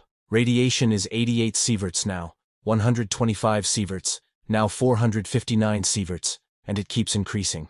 After a few seconds, it reached 1,000 sieverts. Hearing that it had crossed 1,000 sieverts, their captain got shocked, telling them, "There's no way it would go so high unless we're near a nuclear waste site." While he was telling his teammates that, suddenly, a Godzilla emerged from the cave where it had been resting. As it came out, the radiation surged to 1,500 sieverts. Everyone was shocked, but when they noticed the Godzilla, they were even more shocked, asking, "What is that?" A few hours later, at Seafun City's haunted house, the deputy chief was called by the Seafun City's haunted house manager, where someone had disappeared the day before. The deputy chief asked the manager why he hadn't immediately lodged a police report. With a straight face, the manager lied, saying he thought a tourist had just gotten lost, and it hadn't been 24 hours. So he sent some people to search nearby. But before he could finish his words, the deputy chief slammed the case file shut so hard that the haunted house manager got scared. The deputy chief asked the manager if he was afraid this would affect his business and his bottom line. Hearing that, the manager started sweating because the deputy chief had hit the bullseye. The deputy chief told the manager that the 3 people who disappeared this evening, plus the one yesterday and the day before that, meant that their haunted house had swallowed up 5 people, which could be a sign of the coming apocalypse. He called his team and told the haunted house manager that the Special Tasks Bureau would handle this. As all 6 of the awakened members of the Special Tasks Bureau went inside the haunted house, they felt something strange. A black-haired boy asked his team, "The sensor detected pollution before, so why is the pollution gone now that we've entered the haunted house?" A red-haired boy told him, "It's likely we're dealing with a strange monster, so of course, it would absorb all the polluted energy within its domain." As they continued, they entered a new room. Looking around, the black-haired boy saw that this was the themed room on the map the director had given them. As they started searching the room, a girl on their team threw several talismans and activated them. The same black-haired boy went ahead to check, but suddenly something appeared. It was a girl hanging upside down with red glowing eyes. Seeing her, the black-haired boy got scared and hit her with his spear. But to his surprise, it was just a doll, which fell to the ground and broke into pieces. A girl standing behind told him that it was just a prop and asked if the theatrics were necessary. The boy took a sigh of relief and told her that he thought it was an actual ghost. Suddenly, a guy with glasses looked at his watch and told everyone that the source of the pollution was getting closer. Just as he said that, with a huge explosion, something jumped between them, shocking them all. The guy with the shield stepped forward, warning everyone to watch out. The thing that appeared was a humanoid monster, holding a long sword in its hand.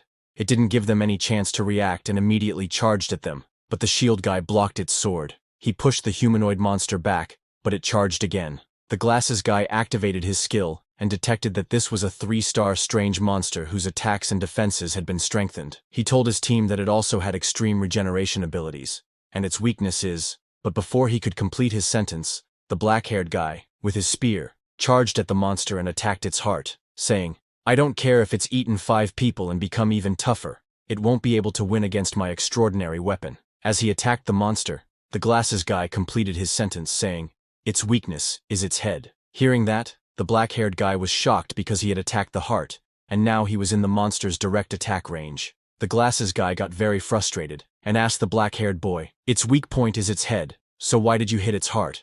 But suddenly, someone shot with a gun. The gun was aimed at the monster's head, and it was a headshot. This was the same girl whom Chen had helped before. After shooting the monster, she smiled and with attitude said, "It's disappointing for a 3-star strange monster. It was killed by a single shot." Hearing her, the black-haired boy became very angry. He shouted and told the girl that it was because his spear had restricted the monster's movements, or else how would she have gotten a chance to shoot? The glasses guy stepped forward to calm them down, saying, "We're a team, and everyone worked together." Then the shield guy asked the talisman's girl to check the perimeter. If there were no other sources of pollution, they should head back and report to the captain. The talisman's girl checked the perimeter and found nothing else, so all of them went to report to their captain, thinking he would praise them.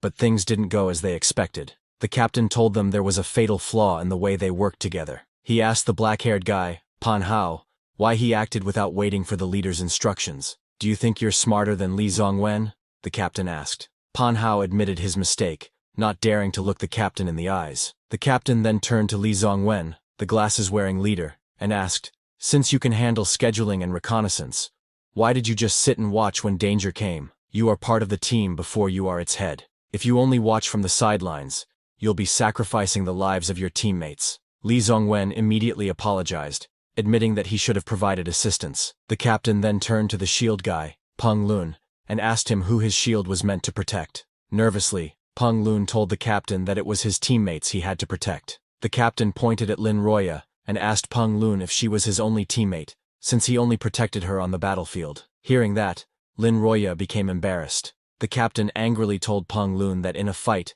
no one cares about his personal opinions. He must protect every teammate. The captain then turned to the girls on the team. "One of you is so careless you have no sense of danger, and the other fires without thinking, even when your teammate is in close combat with a monster. Where did that courage come from?" With a serious expression, the captain told them, "This isn't a game. One small mistake, and you will die." He told them that everyone must take responsibility for their teammates, so that they all leave alive. They all replied that they understood. The captain then calmed down and ended his scolding there, telling them that for their second-ever mission, it could have been worse. He lit a cigarette and told them that with their current strength, they were capable of handling ordinary 4-star monsters. But what he was about to say next was a military secret.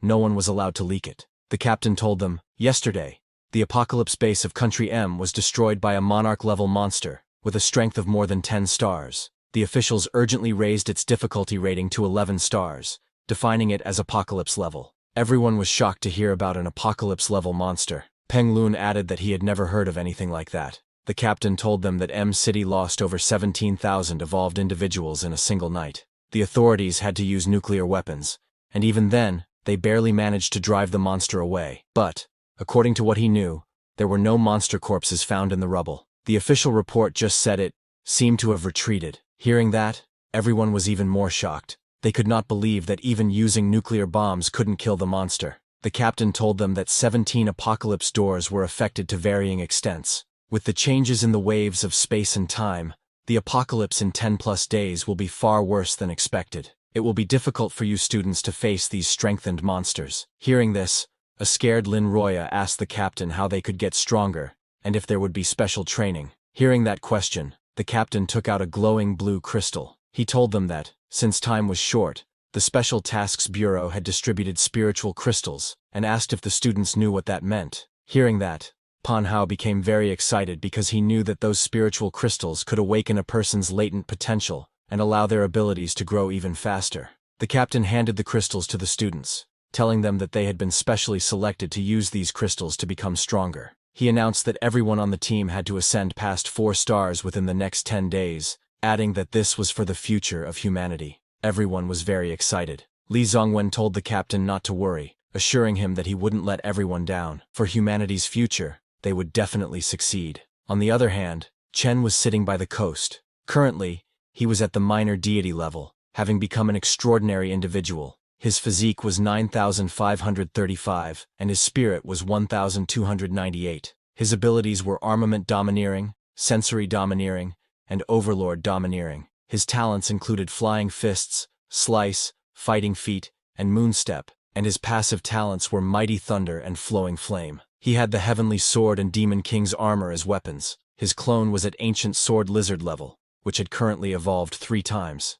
Looking at his Godzilla's collected evolution points, Chen thought that at the rate his Godzilla was hunting for food in the North Sea's fish farms, it would be able to evolve a 4th time in a few days. He looked at the sky and sighed with relief, knowing that after that, he would only need to worry about Chen Chen's evolution progress. Meanwhile, Chen Chen was terrified by the scene in front of her, asking where she was. She was actually in her dreamscape world, though she didn't know it. A huge tornado of dark energy started to form right in front of her, and within seconds, that dark energy turned into a black dragon that stared at Chen Chen with its glowing red eyes. It opened its huge mouth and moved towards her. Seeing that, Chen Chen became extremely scared and tried to escape, shouting at the dragon to stay away and not come closer. Just then, she woke up from her dreamscape, still panicking. After seeing herself sitting on a bed and not in front of the dark dragon, she calmed down a little. However, she wasn't alone in the room. Chen was also there, sitting on a chair a little distance away from Chen Chen. He asked her how she was feeling. Chen Chen, still confused, asked Chen what he meant. Chen didn't explain anything and just threw a teacup at her at full speed. Seeing the teacup flying toward her, Chen Chen's body moved instinctively and she blocked it with her hands. But as soon as she touched the cup, it shattered into tiny pieces. Chen walked over to Chen Chen and asked her how it felt to have evolved. Chen Chen was surprised that she had stopped the teacup and broken it into pieces. She asked Chen what had happened. Chen explained that 1-star evolved individuals could strike with 500 kilograms of force and move at 15 meters per second. He congratulated her, telling her that her evolution had succeeded. Upon hearing that, Chen Chen focused on her body and started to feel stronger. She became very happy, asking if she had really evolved. This was extremely exciting for her because, in this world, becoming an evolver had become the dream of countless people. Because of that, even a low-grade evolution inducer had become a coveted item on the black market, with its price soaring to over $50 million. However, using such a low-quality inducer came with tremendous risk. The slightest mistake could turn the user into a terrifying mutated creature. Many ordinary people eager to evolve were forced to be bound in chains. In extreme conditions, family members stand by with guns during artificial evolution procedures, because once the body destabilizes, the resulting death is gruesome beyond words. Even so, countless people willingly take the risk of mutating and step onto the path of evolution without hesitation. As doomsday approaches, the era of universal evolution has arrived. At the same time, in the open sea near Iocho Island, Izanami arrived, but she was not alone. Tengu and 8 more people were with her, all flying through the air. Izanami asked one of them, named Ebisu, to open a path. Ebisu, a man wearing yellow clothes, replied, "Yes, great honored one," and then, with super speed, flew toward the sea while forming a magic bubble around himself. As soon as he touched the surface, the seawater around the bubble deflected,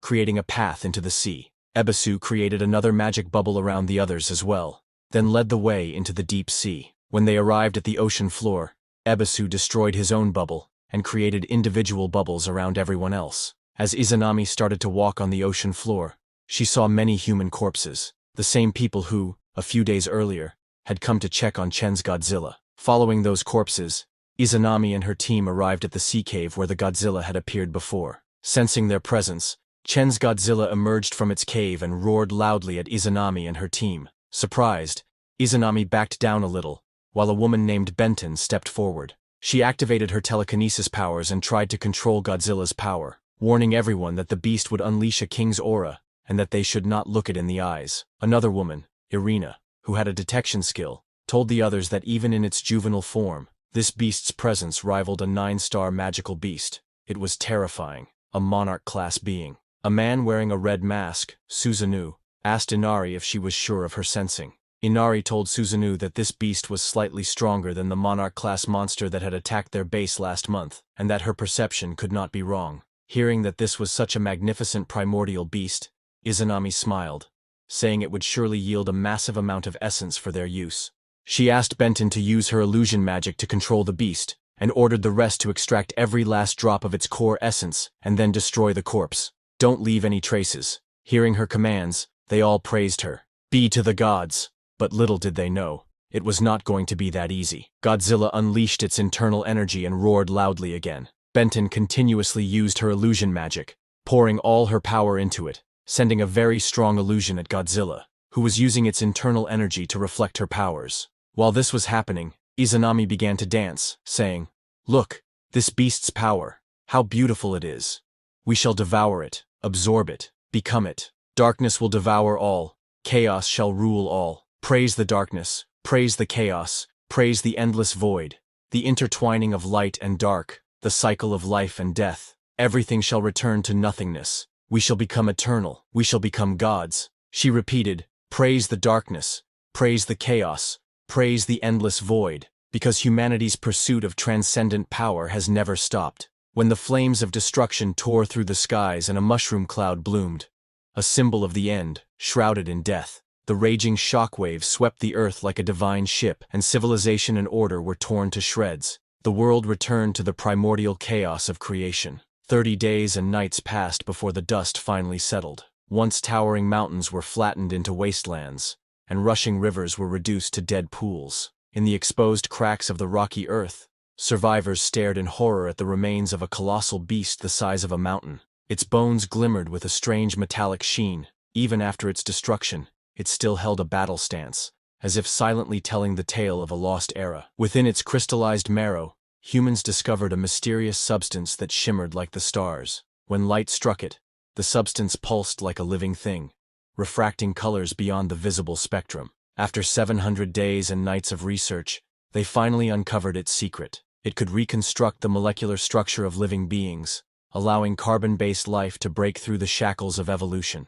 This was Prometheus's flame, the forbidden fruit of wisdom. During a press conference, the Prime Minister raised a culture dish containing the glowing blue material and declared, "We shall crown ourselves as gods," naming the substance divine origin. But fate soon revealed its terrifying face. The first batch of volunteers turned into crystalline statues in the holy blue light. Their final expressions were forever frozen in a blend of agony and ecstasy. Their mortal flesh was like tissue paper trying to contain a raging fire. Humanity finally understood. It wasn't that the origin lacked power, but that the human body, made of mere clay, was unworthy and completely incompatible with the god's divine gift. Yet fate always has a plan. After the apocalypse descended, monsters began to roam the earth. Humans were surprised to find that survivors who had previously come into contact with the origin substance, and some who discovered they could evolve by absorbing the monster's corruption, began to change. Only then did humans realize that mythology hadn't abandoned them. It was accelerating toward them. In this era, they are the inheritors of myth. They continue to evolve, becoming stronger, until one day, they may reach the realm of gods. Izanami unleashed her power, declaring they would become gods. The others praised her, referring to her as one of the gods. But while they were all praising her, suddenly an unknown voice rang out, "Praise the gods." Izanami was shocked to hear the voice and asked, "Who's there?" She looked ahead and saw a human standing on Godzilla's head. The Godzilla, which had been enraged until now, had calmed down. That human standing atop Godzilla's head was none other than our protagonist, Chen. He looked at Izanami and said, "If you want to praise the gods, praise me. My name is Chen Chu." Izanami was surprised, and immediately asked Inari to analyze Chen's information. Inari replied yes, and began checking Chen's information. She used a white cat mask as a tool for her technique. Placing the mask on her face, she activated Koju Divide Sight to see through Chen. Seeing her approach, Chen jumped down from Godzilla's head and came face to face with her.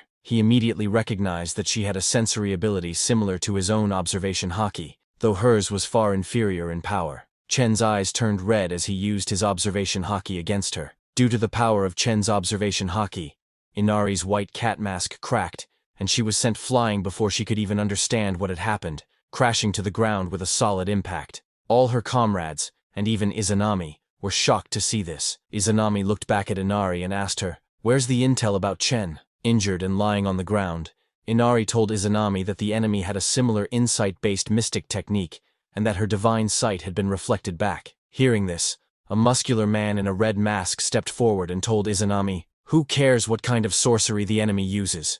I'll crush him with one punch." He immediately charged at Chen, shouting, "Die, mortal!" But before he could even touch Chen, Chen moved with lightning speed and got behind him, asking, "How dare you attack first?" Before the red mask guy could react, Chen kicked him in the face. Chen's attack was so powerful that the red mask guy went flying toward the ocean floor, where there were sharp spikes. But before he could hit those spikes, a man in blue named Daikokuten stepped in and used his reflect power. With his ability, he manipulated the red mask guy's body, reflecting the ground's force and slowing his speed, stopping him just before he hit the spikes. Seeing this, Chen realized it was gravitational manipulation, and commented, "That's a pretty fancy power." After being saved, the red mask guy became angry and told Daikokuten to stay out of it. Hearing that, Daikokuten also got angry and stopped using his reflect power. As soon as he stopped, the red mask guy's body returned to normal, and gravity pulled him down at full speed, making him hit the ground with a solid impact. Daikokuten then turned to Chen, telling him it was his turn to feel what it's like to be pierced through. He placed his hand on the ground and increased the gravity around Chen. As the gravity intensified, powerful pressure pushed Chen toward the ground, and the earth beneath him cracked. Suddenly, the ground exploded with a huge blast, destroying everything around him. But when Daikokuten looked ahead, he was shocked to see that even gravity couldn't suppress Chen. The reason for his shock was that Chen had activated his internal energy, awakened his first form, and started flying underwater. Inari was stunned and told the others that Chen was completely neutralizing the force. However, Daikokuten couldn't accept it and used even more gravity on Chen, but it was no use. Daikokuten couldn't believe his eyes. Chen was surpassing even divine power. On the other hand, the red mask guy also stood up, very angry at Chen for insulting him, saying that Chen would have to pay in blood. Saying this, he charged at Chen, using his Nura Erod Kadad technique to punch. By now, Chen had disabled his external energy form. Seeing the red mask guy's technique, Chen recognized that it was a physical-type technique, so he decided to take it head-on to test his own strength. He blocked the red mask guy's punch with his bare hands. The punch was so powerful that the ground behind Chen was completely destroyed, but it couldn't push Chen back even an inch. The red mask guy was shocked, calling Chen a monster. After blocking the punch, Chen smiled like a devil, twisted the red mask guy's hand, broke his bones, and sent him flying. The red mask guy hit the ground with a solid impact. Chen didn't stop there. He charged toward the red mask guy, using energy palm. Seeing Chen's energy palm, the red mask guy got very scared, realizing he couldn't block the attack and was about to die. Immediately, Daikokuten came to the red mask guy's rescue again. Using his gravity power, Daikokuten pulled the red mask guy out of Chen's attack range. The red mask guy barely dodged Chen's energy palm, but the attack was so powerful that when it hit the ground, it exploded with a huge blast. As the smoke started to clear, the red mask guy saw red lightning striking inside the smoke. That red lightning was coming from Chen. Red marks appeared on Chen's face as he activated his red flame's blood explosion body. Seeing that Daikokuten and the red mask guy could not defeat Chen, Izanami ordered her gods of Takamagahara to combine their powers to defeat their enemy. All of them responded, "Yes, Great One," and charged at Chen together. Immediately, Ebisu stepped forward and activated his skill. As he used it, dozens of stone hands erupted from the ocean floor, surrounding Chen as he flew. Seeing those hands, Chen didn't make a move, and decided to see what would happen next. As the stone hands appeared around him, Ebisu smiled, placed his hand on the ground again, and used God-forged rock iron fetter. Immediately, all those stone hands turned into rock iron spikes that covered Chen's body. Even as the spikes trapped him, Chen didn't react, and let Ebisu continue. Ebisu created a rock barrier to trap Chen inside, and even succeeded in trapping him. Ebisu proudly declared, "Rocks fortified by divine power are even sturdier than iron. Even if Chen's abilities are extraordinary, he will suffocate to death in this stone prison once the air runs out." After Chen was trapped, Inari used her detection skill and was shocked. She told Ebisu that Chen was melting the rocks with intense heat. Just as she said that, the walls of Ebisu's rock barrier turned red from the extreme heat, and the next second, a hand burst out of it. Chen had easily melted Ebisu's rock barrier and created a large hole. Seeing that, the red mask guy taunted Ebisu, saying, "This stone shell of yours is as soft as natto strings. Are you even any good?" This made Ebisu very angry. He placed his hand on the ground again and used his technique, saying, "If one layer isn't enough, I'll add another." Ebisu used Godforge Mass Silver Pivot. As he did, hundreds of silver pillars popped up from the ground all around Chen. Still thinking 2 layers weren't enough, Ebisu decided to add a third one on top of the silver pillars. He placed his hand on the ground again, and using his full power, cast Godforge Celestial Golden Palace. Suddenly, hundreds of golden pillars rose from the ground, covering the entire 10-meter area around Chen. Ebisu used iron spikes, silver pillars, and golden pillars to create a 3-layer prison, trapping Chen inside. Doing this completely exhausted Ebisu's energy, and he collapsed to his knees, his face turning pale. The triple bind had drained all his divine power. Seeing Ebisu's condition, even the red mask guy felt bad. He told Ebisu that he really didn't have to go all out and use his strongest ability right away. He was just kidding earlier. On the other hand, a guy whose entire body was covered in flames proudly declared that no one could survive Ebisu's celestial golden palace, and that the battle was already over. Hearing that, the red mask guy spit toward Chen and said, "And here I thought he was some big shot. Didn't he just get crushed by my Takamagahara Pantheon?" He said that, but was secretly supporting his broken hand with the other. Seeing Chen trapped, Izanami stepped forward and said that since the obstacle had been removed, she now wanted everyone to kill the lizard, Chen's Godzilla, and seize its origin essence. Just as she gave the order, everyone except Inari charged at Chen's Godzilla. Inari didn't move.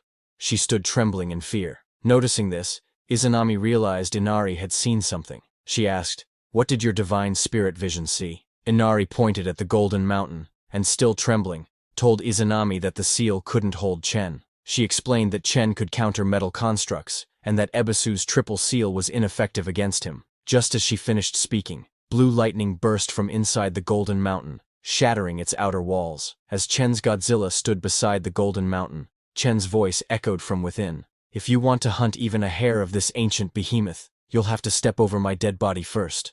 Otherwise, don't blame me for trampling over your corpses." Right after Chen finished speaking, there was a huge explosion. He destroyed the golden mountain, along with the silver pillars and iron spikes, and emerged unscathed. Seeing this, Ebisu was shocked. He couldn't believe his eyes, certain he had sealed Chen completely. But Ebisu was completely exhausted and unable to move. When a huge golden rock flew his way, he couldn't dodge and was crushed beneath it. Everything happened so fast that no one had a chance to react or save him. Meanwhile, red marks appeared all over Chen's body as he activated his Red Flame's blood explosion's second phase. He smiled and challenged them all to come at him, declaring he would take their corpses one by one and grind them into the dirt.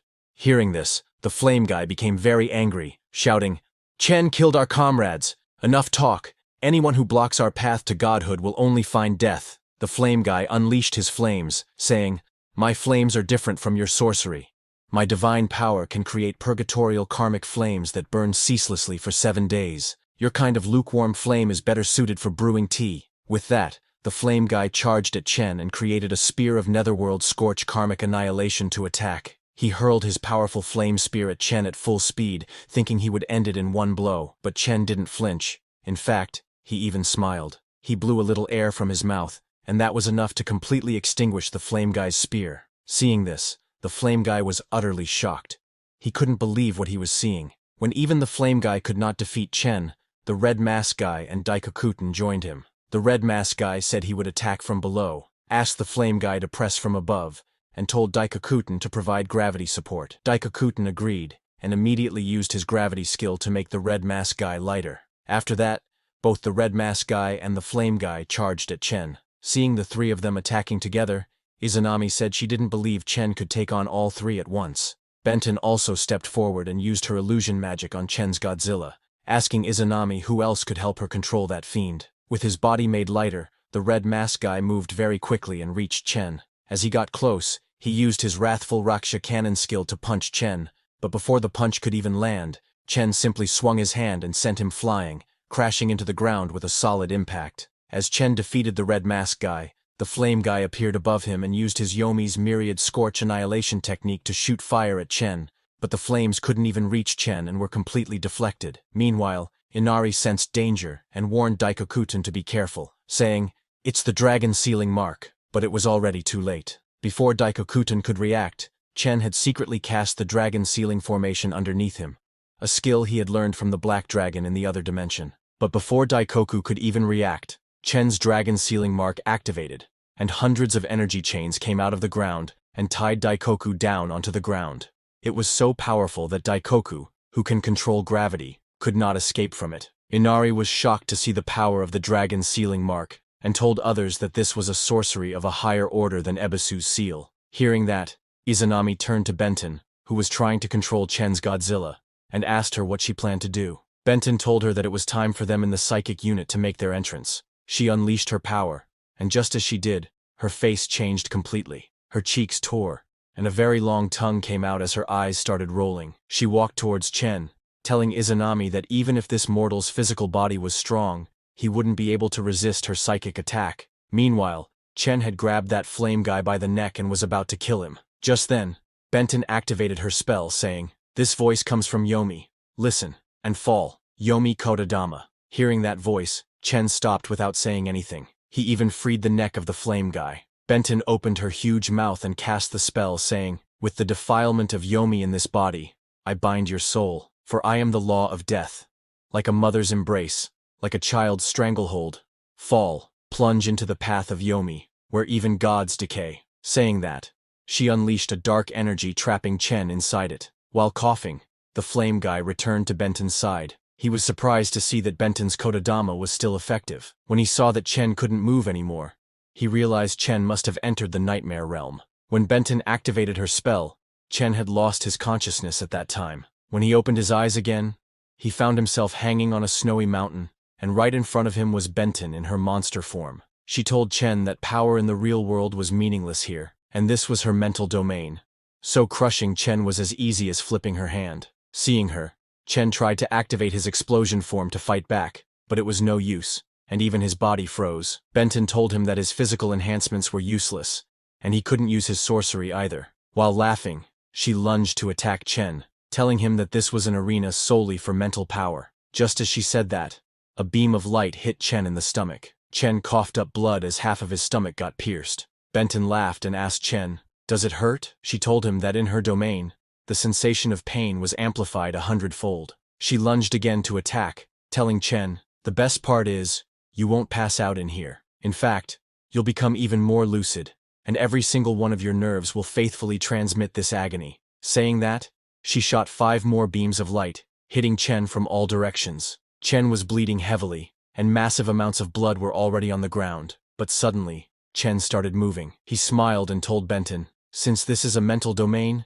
this kind of imaginary damage can't be fatal, can it?" Benton told him, "It's enough to make you wish you were dead. My Kodadama will have you on your knees, begging me to end you." Saying that, she unleashed more power to completely dominate Chen's body. She laughed and asked Chen, "Don't you feel right now that suicide is the only escape?" Hearing that, Chen started smiling. He told Benton, "What I mean is that if I don't even feel pain, your Kodadama is just noise." Seeing Chen completely fine, Benton got shocked, saying, "This is absolutely impossible." She lunged and attacked Chen with her sharp nails, piercing his stomach again. She then looked at Chen and, with a smile, asked him if he really didn't feel any pain. Chen looked straight into her eyes and told her, "If this feeling of pain counts as 100 points, then when I activate Crimson Flame Bloodburst, the pain of my blood boiling is probably around 1,000,000 points." Hearing that, Benton got stunned. Chen then unleashed his own mental power, and sparks returned in his eyes. He analyzed Benton's power, and told her that her imagination was certainly interesting,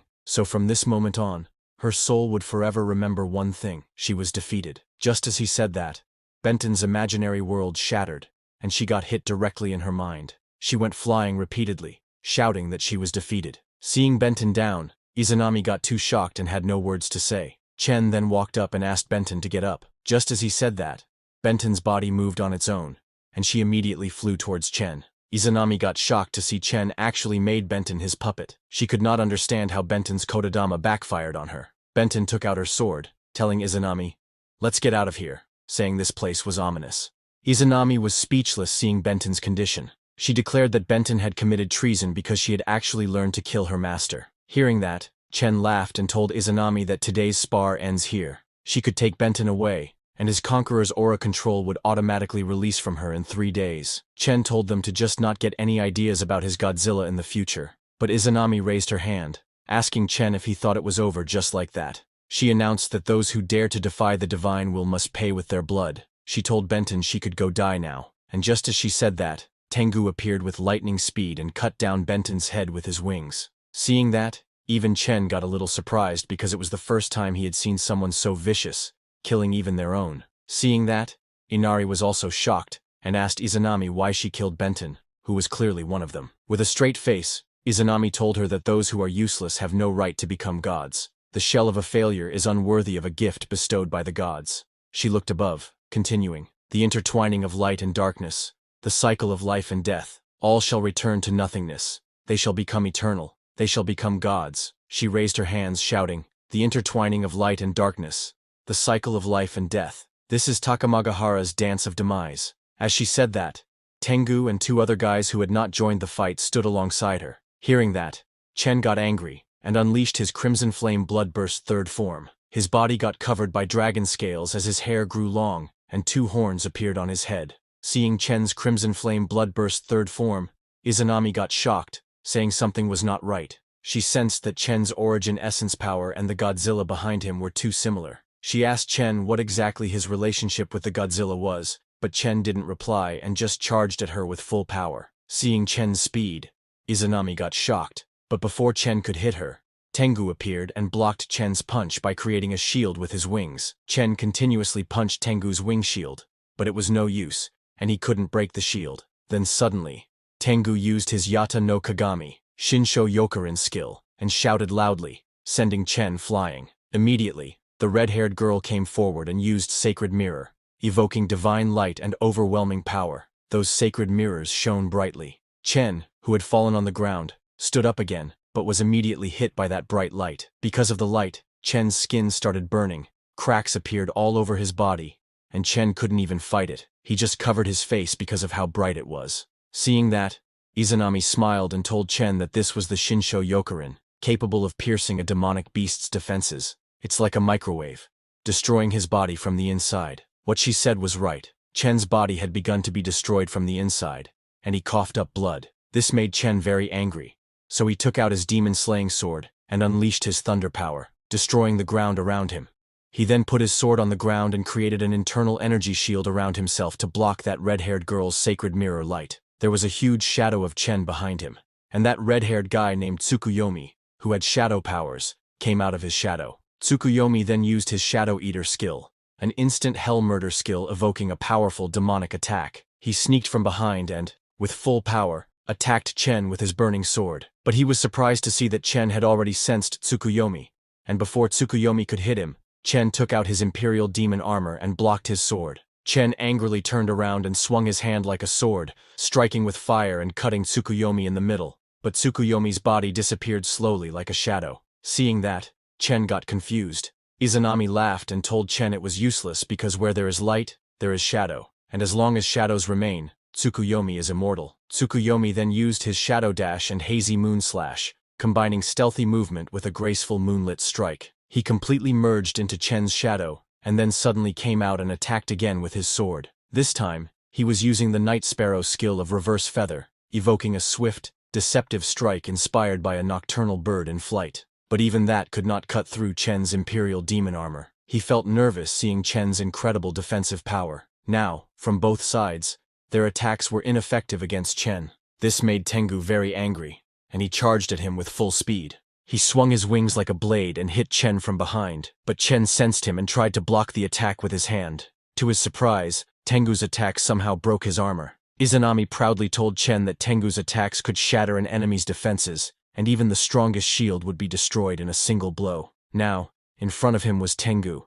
and behind him was Tsukuyomi, ready to attack at any time. Seeing them, Chen smiled and said, "It's a fine attempt, but it's not enough to stop me." He immediately threw his long sword at Tengu, who barely dodged it. Meanwhile, Tsukuyomi came out of the shadow and used his Hell Serpent Fang, evoking a deadly, hellish strike resembling a snake's lethal bite. But Chen jumped and dodged his attack. He also called back his sword, and then blocked Tsukuyomi's next attack, Chaotic Blossom, symbolizing swift illusionary evasion, followed by a flurry of elegant but destructive attacks. But Tsukuyomi didn't stop there, and immediately lunged another attack named Avachi Hell Shadow Stitch, suggesting an inescapable binding technique from the deepest level of torment. Chen turned with lightning speed and dodged the attack, then attacked from below, slashing Tsukuyomi along with his sword while calling him trash. But the next second, Tsukuyomi turned into shadow again, and all his injuries healed. Seeing that, Chen said, "So, Tsukuyomi, you can't be killed as long as shadows exist, is that it?" He then shouted, "Then I'll just vaporize the shadows along with you." Saying that, Chen unleashed his explosive power, releasing so much heat and light that all the shadows around him disappeared, forcing Tsukuyomi out. Because of the extreme heat, Tsukuyomi's body burned, and he fell on the ground, unable to escape. Chen then jumped high into the air, and with full force, thrust his sword into Tsukuyomi's body, killing him instantly. Chen's attack was so powerful that Tsukuyomi died without being able to say anything. After killing Tsukuyomi, Chen turned and asked those self-proclaimed gods, who else dares take another step forward? Tsukuyomi was that red-haired girl's little brother. Seeing her little brother die like that, she ran to check on him, but Tengu stopped her from going. He shook his head, telling the girl that it was no use, her brother was already dead. Hearing that, the red-haired girl started crying. Izanami also got furious and turned to the flame guy and Inari, asking them what they were all standing around for. She ordered all of them to attack at once, but after seeing Chen's power, both the flame guy and Inari were too scared to do or say anything. They were just shaking in fear. Seeing Chen's power, the red-haired girl started crying helplessly, asking why such a sacrifice was made. She screamed, saying she could not forgive herself because to obtain origin essence, she let all of her little brothers die here. Izanami came from behind, and instead of calming her, she told the red-haired girl that she was a god candidate. Pointing at Chen, Izanami ordered the red-haired girl to kill him, saying that by doing so, they would gain enough origin essence to become even stronger. But the red-haired girl told Izanami that she didn't want to get stronger. She just wanted to be a normal person, a good big sister. Hearing this, Izanami got angry and grabbed the red-haired girl by the neck. She called her a coward, accusing her of betraying the oath of the Yaki Kong, which was a capital offense. Izanami told the red-haired girl that they were the inheritors of myth, constantly evolving and growing stronger until one day they could touch the divine domain. While struggling to break free from Izanami's grip, the red-haired girl told her to go kill herself. Hearing that, Izanami became furious and ordered Tengu to kill the traitor, saying her heart was wavering and she was unworthy of being a divine vessel. But Tengu didn't follow the order and just looked away. Izanami then looked at Inari and the fire guy, but both also looked away, which made her even angrier. Seeing that none of them were obeying Izanami, Chen put down his sword and, in a relaxed posture, told Izanami that he had no intention of fighting them to the death. He asked her to renounce her hostility so they could leave now. This made Izanami furious. Her eyes turned red with anger as she shouted, "You want me to surrender? Impossible. Absolutely impossible." She then used her gigantification skill, growing her body 5 times bigger, and her hair turned into snakes. With one hand, she snapped the red-haired girl's neck, killing her instantly. Then one of the snakes from Izanami's head opened its huge mouth and attacked the red-haired girl, beginning to swallow her. Izanami looked at Chen and laughed, saying, "Every drop of origin essence will be my nourishment." When the snake completely swallowed the red-haired girl, its color changed to green, the same as the red-haired girl's powers. As Izanami absorbed the red-haired girl's power, she released all her snakes, telling her teammates that all their powers would belong to her. First, Izanami's snakes ate Abesu, gaining his powers. Then she consumed the shadow guy's body, taking his powers, and finally she ate Benton's body, gaining her powers. Seeing that Izanami was fusing with the abilities of their Yaki Kong, Inari was shocked and asked the others if that meant Izanami only saw them as supplies. Izanami laughed and confirmed that she was right. There was nothing like Yaki Kong. They were nothing more than vessels for cultivating origin essence. As Izanami fully absorbed their powers, her own power increased significantly. She looked down on all of them and told them that only she herself was worthy of becoming a god. Hearing this, Chen said, "This is an unexpected plot twist." He taunted them, saying the trouble was in their own backyard. Hearing this, the Marks guy warned Chen, saying, "Even though I can't stand the sight of you, this is a private matter for the Yaki Kong. If you don't want to die, then get lost." Saying that, the Marks guy took off his armor to unleash his full power. He then grabbed a huge rock from the ground and threw it at Izanami, shouting, "This fight is for the sake of survival. But Izanami used the snake that absorbed Abesu's power to create a barrier around herself. The rock hit the barrier and exploded. This made Izanami angry, and she looked at the Marks guy, saying, "So you're another dog that would kill its own master." But suddenly, the pieces of rock that were falling started flying again and surrounded Izanami, which shocked her. The one controlling those rocks was the gravity user guy. He was very angry and asked if they were orphans or test subjects. All those people were survivors of a disaster. When they were children, their parents died, and they were all left in an orphanage. Then Izanami came with blue awakening crystals, telling them that by becoming gods, they could escape the suffering of mortals. The little children believed her, and used those crystals to awaken powers, but not all the children awakened. Most of them died, only 9 survived. Izanami then told the 9 survivors that from this day forward, they were the Yaki Kong. The gravity user guy angrily said that they had gathered here and become the Yaki Kong for one reason from the very beginning, to live on. Saying that, he shot all those rocks toward Izanami like bullets. But Izanami used Benton's telekinesis power and destroyed the rocks, releasing huge amounts of light. The gravity user guy covered his eyes with his hands. At that moment, Izanami used the shadow guy's power and appeared behind the gravity user guy saying, "I have already obtained the powers of light and dark. Don't think you're qualified to defy me." She merged with Benton's powers, and 3 more fingers appeared on her hands. Then she used her own Kagakui Yari A Goku skill and released dark snakes at the gravity guy, tying him down. Those dark snakes slowly coiled around the gravity user guy, squeezing his whole body. His face started swelling, but he still told Izanami that he would never submit. Hearing that, Izanami got angry and completely squeezed the gravity user guy's body, killing him instantly. Looking at his blood, Izanami laughed. Then one of the black snakes from Izanami's head went and ate the power crystal from the gravity user guy's body. After absorbing him, Izanami gained the gravity control power. She laughed like a demon and raised her hand, using her gravity power to lift those rocks into the air. Not just the rocks, she also lifted the Marks guy, the fire guy, and Inari into the air. She then pulled everyone toward herself and opened her snake's mouth, asking them to surrender their powers. But before Inari went toward Izanami, Chen grabbed her leg and pulled her back. Seeing that, Inari was shocked and asked Chen why he helped her. On the other hand, while the fire guy was going toward Izanami, he activated his firepower and told Izanami he would fight her to the death. The Marks guy also used his full power to punch Izanami, saying, "Even if it means we both perish, I won't let you succeed today." But seeing them coming with full power, Izanami didn't get scared. Instead, she laughed. Just as they got near her, 2 giant snake heads emerged from the ground and attacked both the fire guy and the Marks guy. One snake bit the Marks guy's lower body completely before he could even react. Seeing that, the fire guy got furious and told Izanami that even if he couldn't fight back, he would take that snake down with him. Saying that, he charged at the giant snake with full firepower. The giant snake opened its huge mouth and swallowed the fire guy whole. After swallowing him, the snake's body started swelling like a balloon and then exploded with a huge blast, killing the giant snake instantly. But even after the fire guy died, his power crystal remained and fell to the ground. Izanami walked toward the power crystal, laughing that the fire guy would rather self-destruct than let her devour him. Then one of her snakes grabbed the power crystal from the ground and gave it to Izanami. Izanami took the power crystal and laughed, saying, "You're too naive, Kagutsuchi." She then fed the crystal to another snake that didn't have powers, telling the fire guy's corpse that his body was merely a vessel for the origin essence.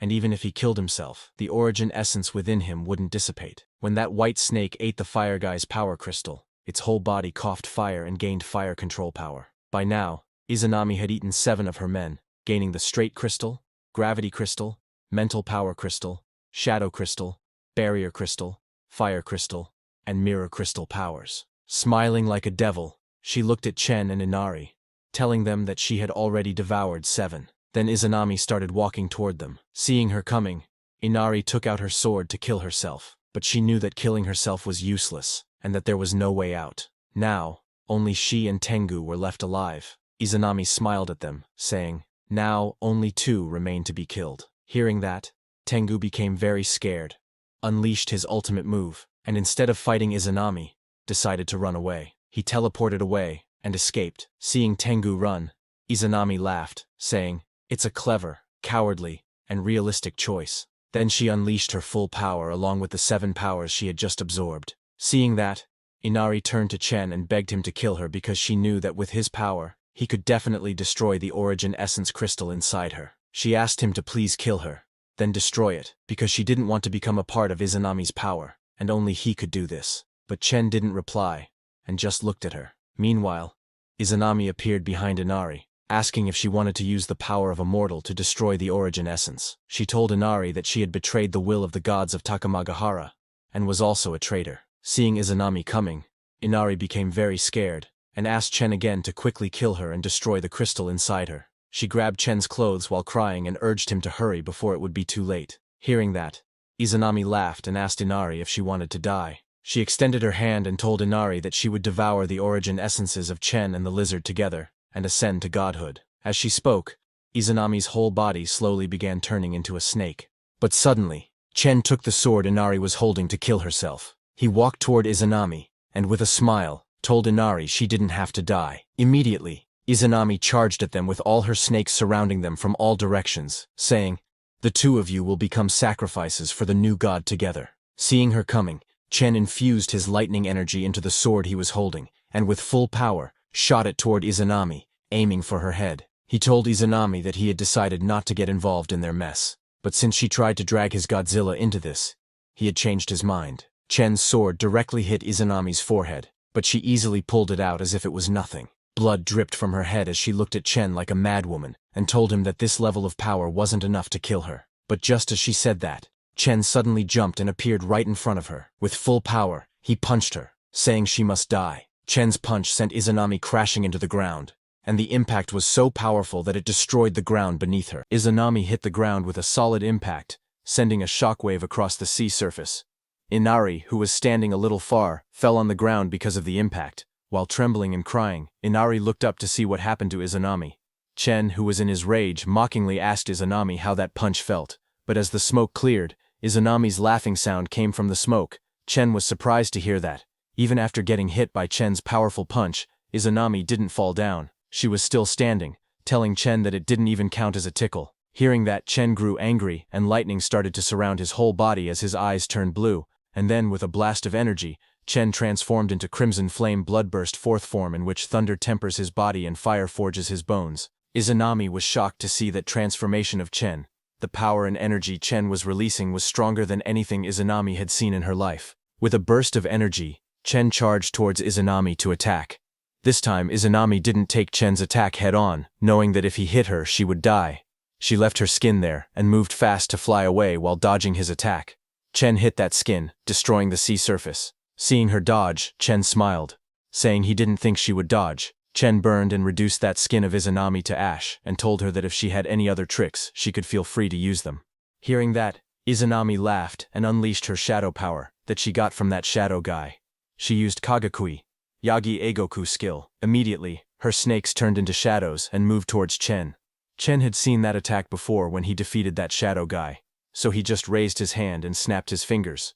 A very powerful lightning fire came out of Chen's body, forming a fire circle around him. Just as those shadow snakes got near that fire circle, they immediately burned and disappeared. As her shadow snakes burned, one of her snake heads disappeared. Izanami was shocked to see that her Yagi Eigoku was useless. While lightning fire was bursting from his body, Chen slowly walked towards Izanami. As Chen was walking, lightning fire was striking everywhere, destroying everything it touched. Seeing the way Chen walked, Izanami felt that it carried a pressure more terrifying than a god's. Izanami then decided to use that ceiling guy's power. She released 3 of her snake heads, commanding the copper to rust Chen's body, silver to seal his soul, and gold to corrupt his station. Saying that she released them, with a powerful burst, the ground behind Chen exploded, and a huge green snake came out of it, ready to attack Chen. But even after seeing that snake so close, Chen didn't take it seriously. Without looking back, he raised his hand and threw his lightning fire at that green snake, burning it to ashes. But suddenly, with another explosion, a blue snake popped out of the ground to attack Chen. Now Chen was irritated and collected fire energy in his hands. And just as that blue snake came to attack, Chen used his Cinder Mirage technique and grabbed its body with his fire hand. But before Chen could finish off that blue snake, suddenly the ground underneath his feet cracked, and the next second, a huge golden snake popped out of the ground with its massive mouth opened. But even after seeing that snake coming to devour him, Chen didn't flinch. The next second, that golden snake devoured Chen in its mouth and rose high. Seeing that, Izanami smiled and sighed that Chen's fire had been extinguished. Immediately, that golden snake started metallizing into a seal to completely seal off Chen. But even after being devoured by that snake, Chen didn't show any fear in his eyes. He even thought that this was ridiculous, and he had enough. While that snake was metallizing itself, suddenly lightning struck from its stomach. Seeing that lightning, Izanami was shocked, and the next second, that golden snake's body was cut in half and fell on the ground in 2 pieces.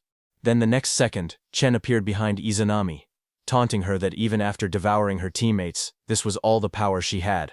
Izanami was shocked to see Chen's speed, and before she could even react, Chen swung his long sword and cut down her neck in the blink of an eye and walked away. Izanami grabbed her neck and saw blood dripping down. She regretted her decision, saying she should have become a god above all others. She should have ascended to the Hall of the Gods. She sat down on the ground, saying she should have looked down upon all living things as a god. Chen looked at Izanami, and with a serious face told her that her sins end here. Izanami couldn't accept that this was her end. She couldn't die like this, but nothing was in her hand. She fell on the sea surface and died. Meanwhile, Inari was crying while hiding in a cave behind a rock in fear of Izanami. The whole cave was collapsing, and she thought this was her end. But just then, Chen appeared right in front of her. He was still in his bloodfire form, and with a smile asked Inari to let's go. He carried Inari in his arms and with full speed swam back to the water surface. He was swimming so fast that with a burst he jumped out of the sea, shocking nearby fishermen on a boat. Chen landed on that boat along with Inari.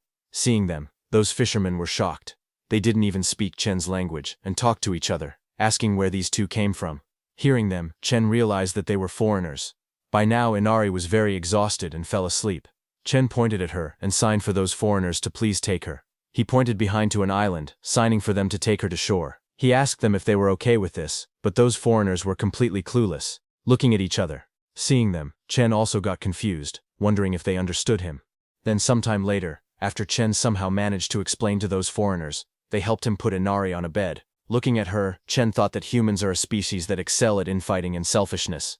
Throughout history, the number of their own kind who have died at human hands is tens of thousands of times greater than those who have died in disasters or at the hands of monsters. Thinking about Izanami, he understood that after gaining power, most people don't think of championing the weak and upholding justice, but rather they draw their blades against those even weaker. After leaving Inari, Chen came out and said goodbye to those foreigners, and then using his lightning skill he flew into the sky. Both of the foreigners were shocked to see that.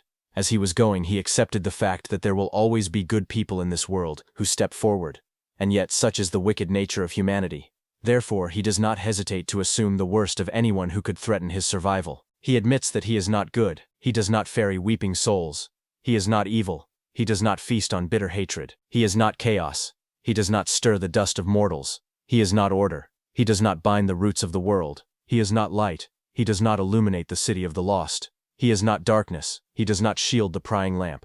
He is not substance, he does not forge an eternal form. He is not void, and he does not leave a fading shadow, because he is the blade suspended between good and evil, and he alone shall slice through the dusk and dawn of chaos.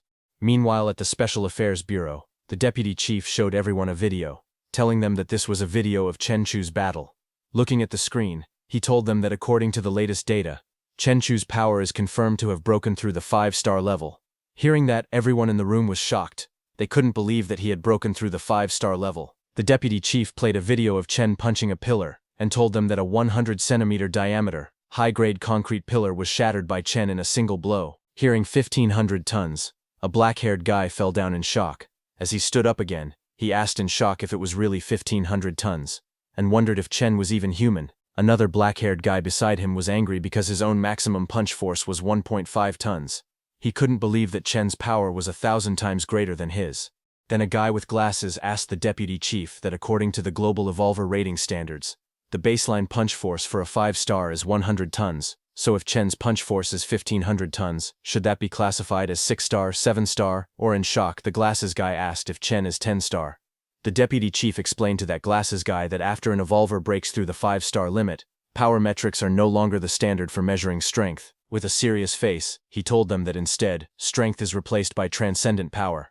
Hearing about the transcendent power, that black-haired guy got curious and asked the deputy chief what transcendent power is, and if he had it too. The deputy chief told him that evolvers in every nation have their own evolutionary system, and the ultimate goal of evolution is to awaken this transcendent power. He further explained that things like controlling gravity, unleashing hellfire from one's body, mind control, that sort of thing, are transcendent power. He told them that people will do anything to evolve beyond 5-star sooner. As far as the deputy chief knew, the neighboring R country had tried to use technology to accelerate an evolver's evolution. With little disappointment in his heart, the deputy chief told them that they, a bunch of noobs, haven't even reached 4-star, so they should stop daydreaming. It was harsh but true. They imagined themselves wearing children's clothes and said, "Yes, Captain Guan." At the same time, at Chen Chu's residence, Chen was holding a crystal in his hand that he got from Izanami's team. They called it Origin Essence, but in reality, it was just a higher-grade psionic energy crystal. He laughed, thinking that Izanami would never have dreamed that this thing would end up benefiting Chen. With just his brutal force, Chen destroyed that psionic energy crystal, and immediately a system notification came telling Chen that his constitution had been boosted. Chen then checked his status window and saw that it was stuck at 99900 as constitution points had maxed out. Seeing that, he started to wonder if this meant the 4th evolution was about to begin. While Chen was thinking all that, Shishi appeared there out of thin air. She was seated above the sofa and asked Chen if he was okay. Chen was happy to see her and told her that he was fine. Shishi then told Chen that she was very hungry. Chen told her that he had some energy crystals right there and asked if she wanted some. Hearing that, Shishi's face brightened and she said okay. She sat on Chen and slowly started eating energy crystals from Chen's hand. Chen told her to eat up because once she was able to restore the gate, they would go fight monsters together. Hearing that, Shishi got very happy and started licking Chen's fingers. That's all for today, everyone. Before we wrap up, I want to let you know that we've recently launched a membership program here, where you can enjoy perks like early access to videos and soon, exclusive content just for members. You'll also receive custom badges and emojis to enhance your interactions. If you're interested, consider joining our membership to enjoy these benefits. Check out the link in the description to join. See you all in the next video.